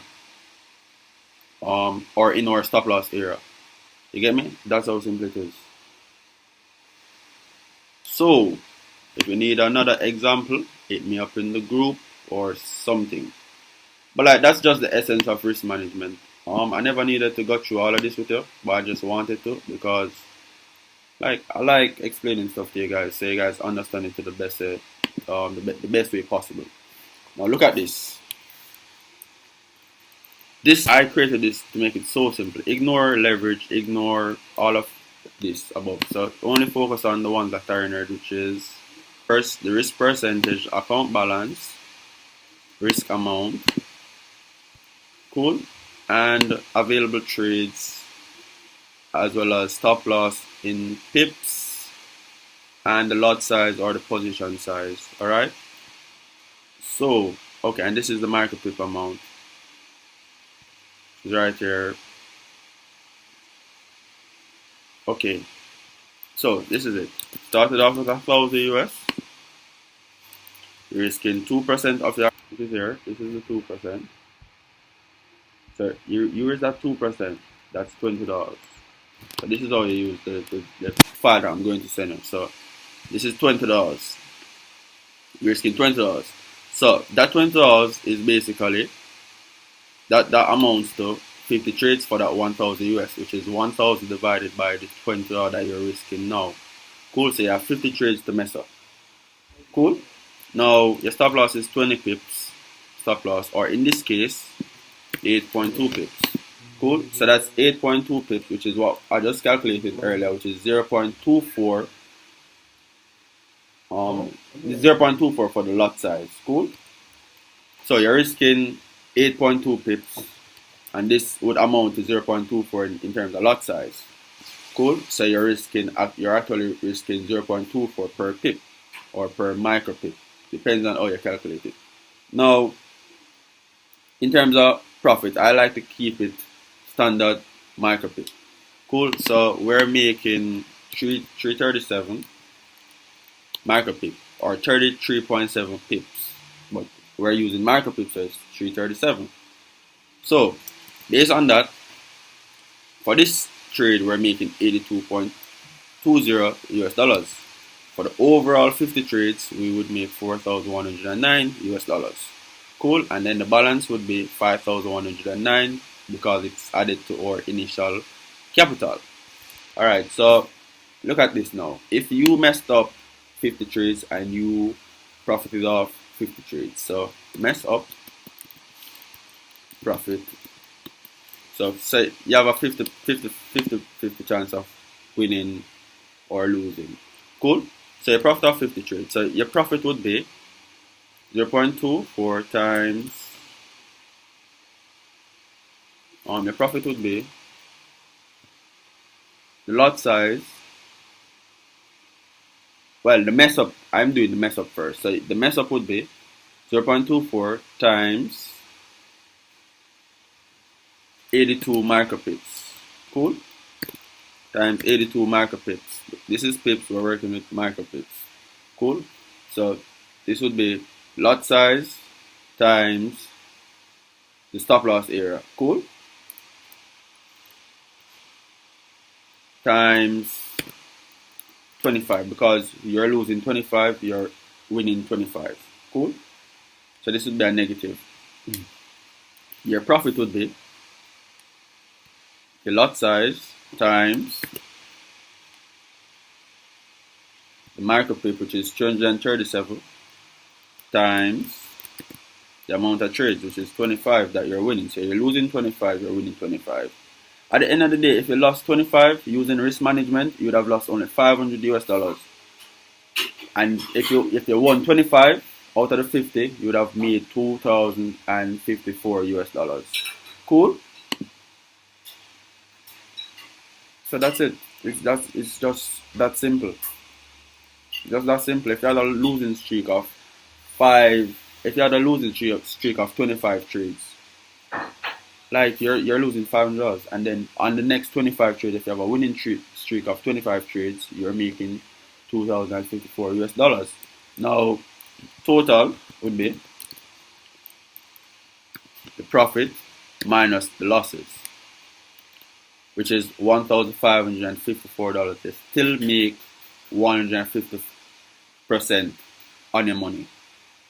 That's easy. Like, that's why I preach risk management every single day. Easy money. Cool. So catch you on the next video. If you never understood anything, hit me up, message me, do anything. Like, as long as they get to me, I'll explain it to you. Cool. So big up.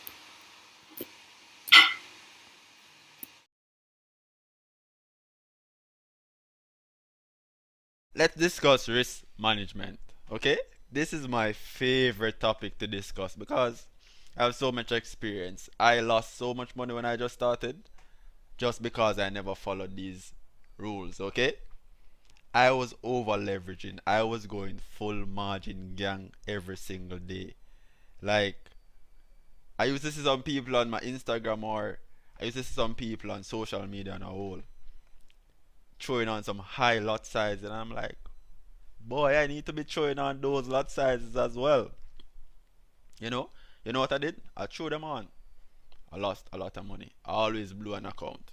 Okay, I've blown like 6 or 7 accounts since I started trading. Okay, I stopped blowing accounts. I haven't blown an account in a long while, just because I follow my risk management rules. Okay, so the rules are risk rules. So risk management rules. Risk management rules. Okay, rule 1: risk only a small percentage of your account that you are willing to lose. Okay, so risk a small percentage of your account that you are willing to lose. That's rule number 1. Okay, number 2: the patient person eats the ripe fruit. 2.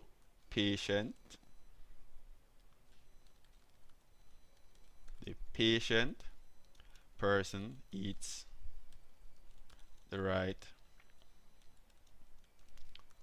fruit. This means you're not going to risk too much of your account because you want the account to run up. You want the account to grow too fast. You need to focus on growing your account exponentially with small percentage gains on a daily basis. Okay, this is a part of risk management. Try to ensure that you do not over leverage. You do not throw on lot sizes that don't fit with your risk management rules. Okay, number 3: always calculate risk before entering a trade. Alright, always calculate your risk before you enter in a trade. Alright, so this is it.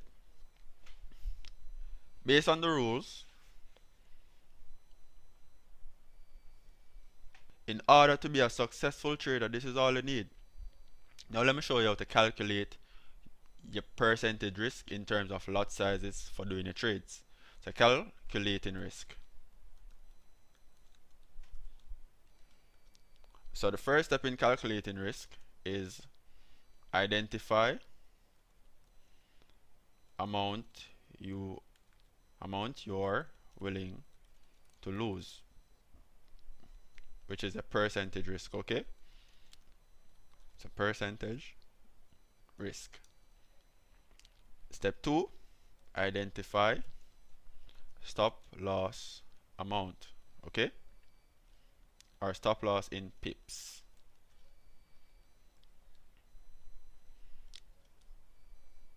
Okay, step 3: the lot size formula equal the risk amount. Lot size formula equal risk amount divided by stop loss times 10. Okay,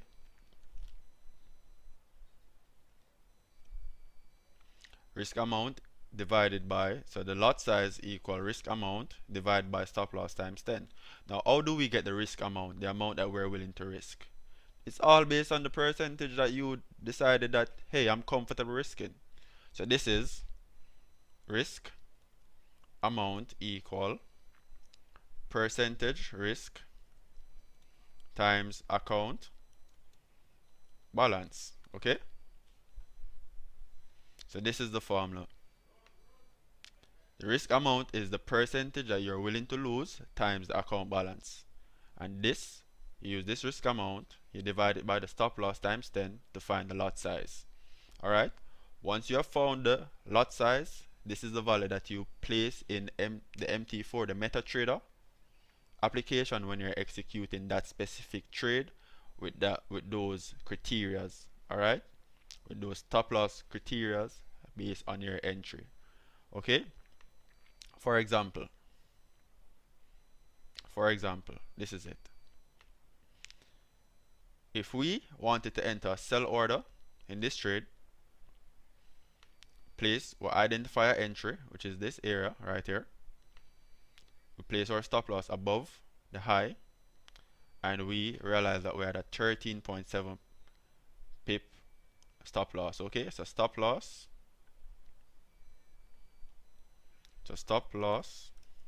equal 13.7 pip. Okay, this is 13.7 pip. So 13.7 pips. So that is the stop loss.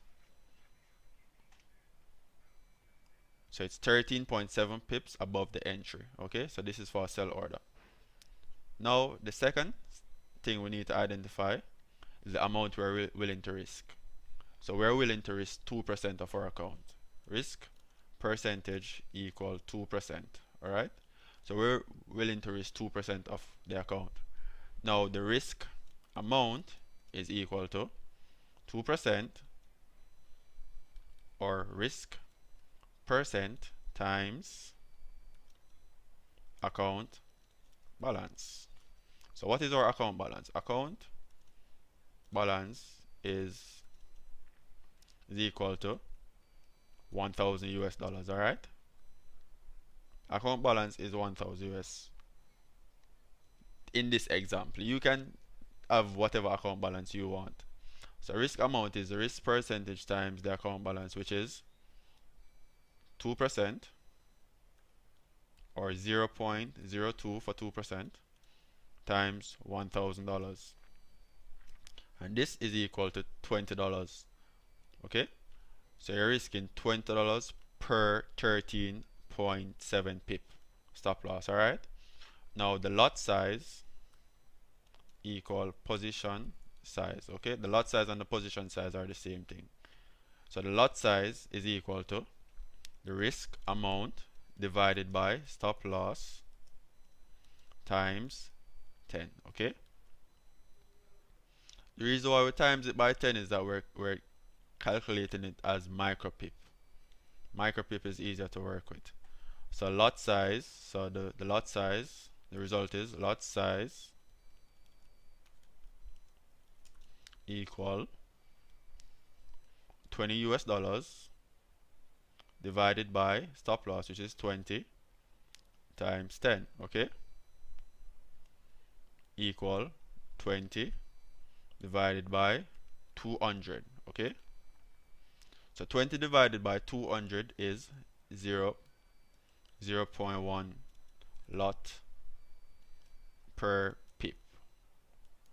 pip move. Okay, so it's 0.1, so it's 10 cents per pip move. Okay, so once the market reaches the stop loss area, which is this area right here, this level right here, once the market reaches there, if the trend was invalid, we would have been stopped out and we would have lost only $20, which is 2% of the account. All right, and if the market came and went down to our profit level, which is here, we'd have made 74.7 times 10, which is the target. So target equals 74.7, okay, times 10. The reason why we times it by 10 is that we're calculating using micro pip is easier. It's easier to work with. Like, believe me guys, it's easier to work with. So you're converting pips to micro pips. You multiply by 10 to do that. So once you do that, 74.7 is actually 747 times 0.1. Okay, and then this would go back to 74.7. The reason why I like to use micro pips is because it's just easier to work with. Like, you're working with round numbers, you're working with bigger numbers, and bigger numbers are easier to calculate for me, at least, you know, and I'm just making it easy for you. So look at it. So you're have the potential of making $74 and with a 2% risk. So $74, bro, like $74 is a lot of money. This is, so $74, so this is 1,000 and 74.7. Let me do the calculation. So percentage increase. So let me do the percentage increase calculation. Percentage increase. So the balance. So balance if target met is actually 174. No, 1074.7. So it's 1074.7. So balance, this is the new balance. So the percentage increase is the new balance, which is 1074.7, minus old balance, which is 1000, divided by old balance, alright, which is 1000, alright. So 1074.7 minus 1000 divided by 1000 times 100. So you had a 7% increase. So you had a 7% increase in your account. Okay? You had a 7% increase. Guys, the banks don't give you this. Just follow the risk management rules and you can be making this every single day. Alright? So even if you had a loss of 2% after this trade, 2% of the 1074.7, like if you had a loss, you still have 5%. You still made a 5% gain. And this is the power of risk to reward ratio, okay? Because we risked 13.7 to make 74.7. So this is a 5.45 risk to reward ratio. So you're making 5 times the amount that you wanted to risk. Okay? So that's it. So to calculate the lot size, you need to have the risk percentage, the account balance, and from the risk percentage and the account balance, you would then get the risk amount. You use the risk amount, you divide it by the stop loss times 10 to get to your lot size, and your lot size is the value that you place inside of the metaphor application, and then you either profit or loss based on that. You profit or take a loss based on that. But in this case, we profited. Okay? So this will allow your account to grow exponentially, or your trades to lose exponentially. So you would never lose more than the previous trade, alright? It's always exponential. Your growth and your decrease is exponential at all time. Alright, so follow the rules. So risk only a small percentage of your account balance that you are willing to lose. The patient person eats the right fruit. So you have to be patient with your analysis as well. Okay? Always calculate risk before entering a trade. And the next golden rule I want to show you guys is don't trade unless it's London or New York session. Do not trade the Asia session. If you trade the Asia session, like, it's up to you. You can risk your account if you want. That's a part of risk, you know. Like, you can risk your account in the Asia session if you want, but based on my experience and my results, London and New York session is golden when it comes to analysis. Okay? It's golden. Market just moves really nice. It doesn't have any fake out. It doesn't do anything that it's not supposed to do. So trade London or New York session. Look for entries at London and New York session, alright? And take your targets based on zones. Enter based on zones, alright? That's all a part of risk management. So follow it. Follow your plan. Your plan is a part of your risk management as well. So follow your plan and you can never go wrong. Okay? So it's just straight nugs. Like, it's crazy. Like, you can never go wrong. Once you follow these rules, you can never go wrong. So see you guys in the next videos.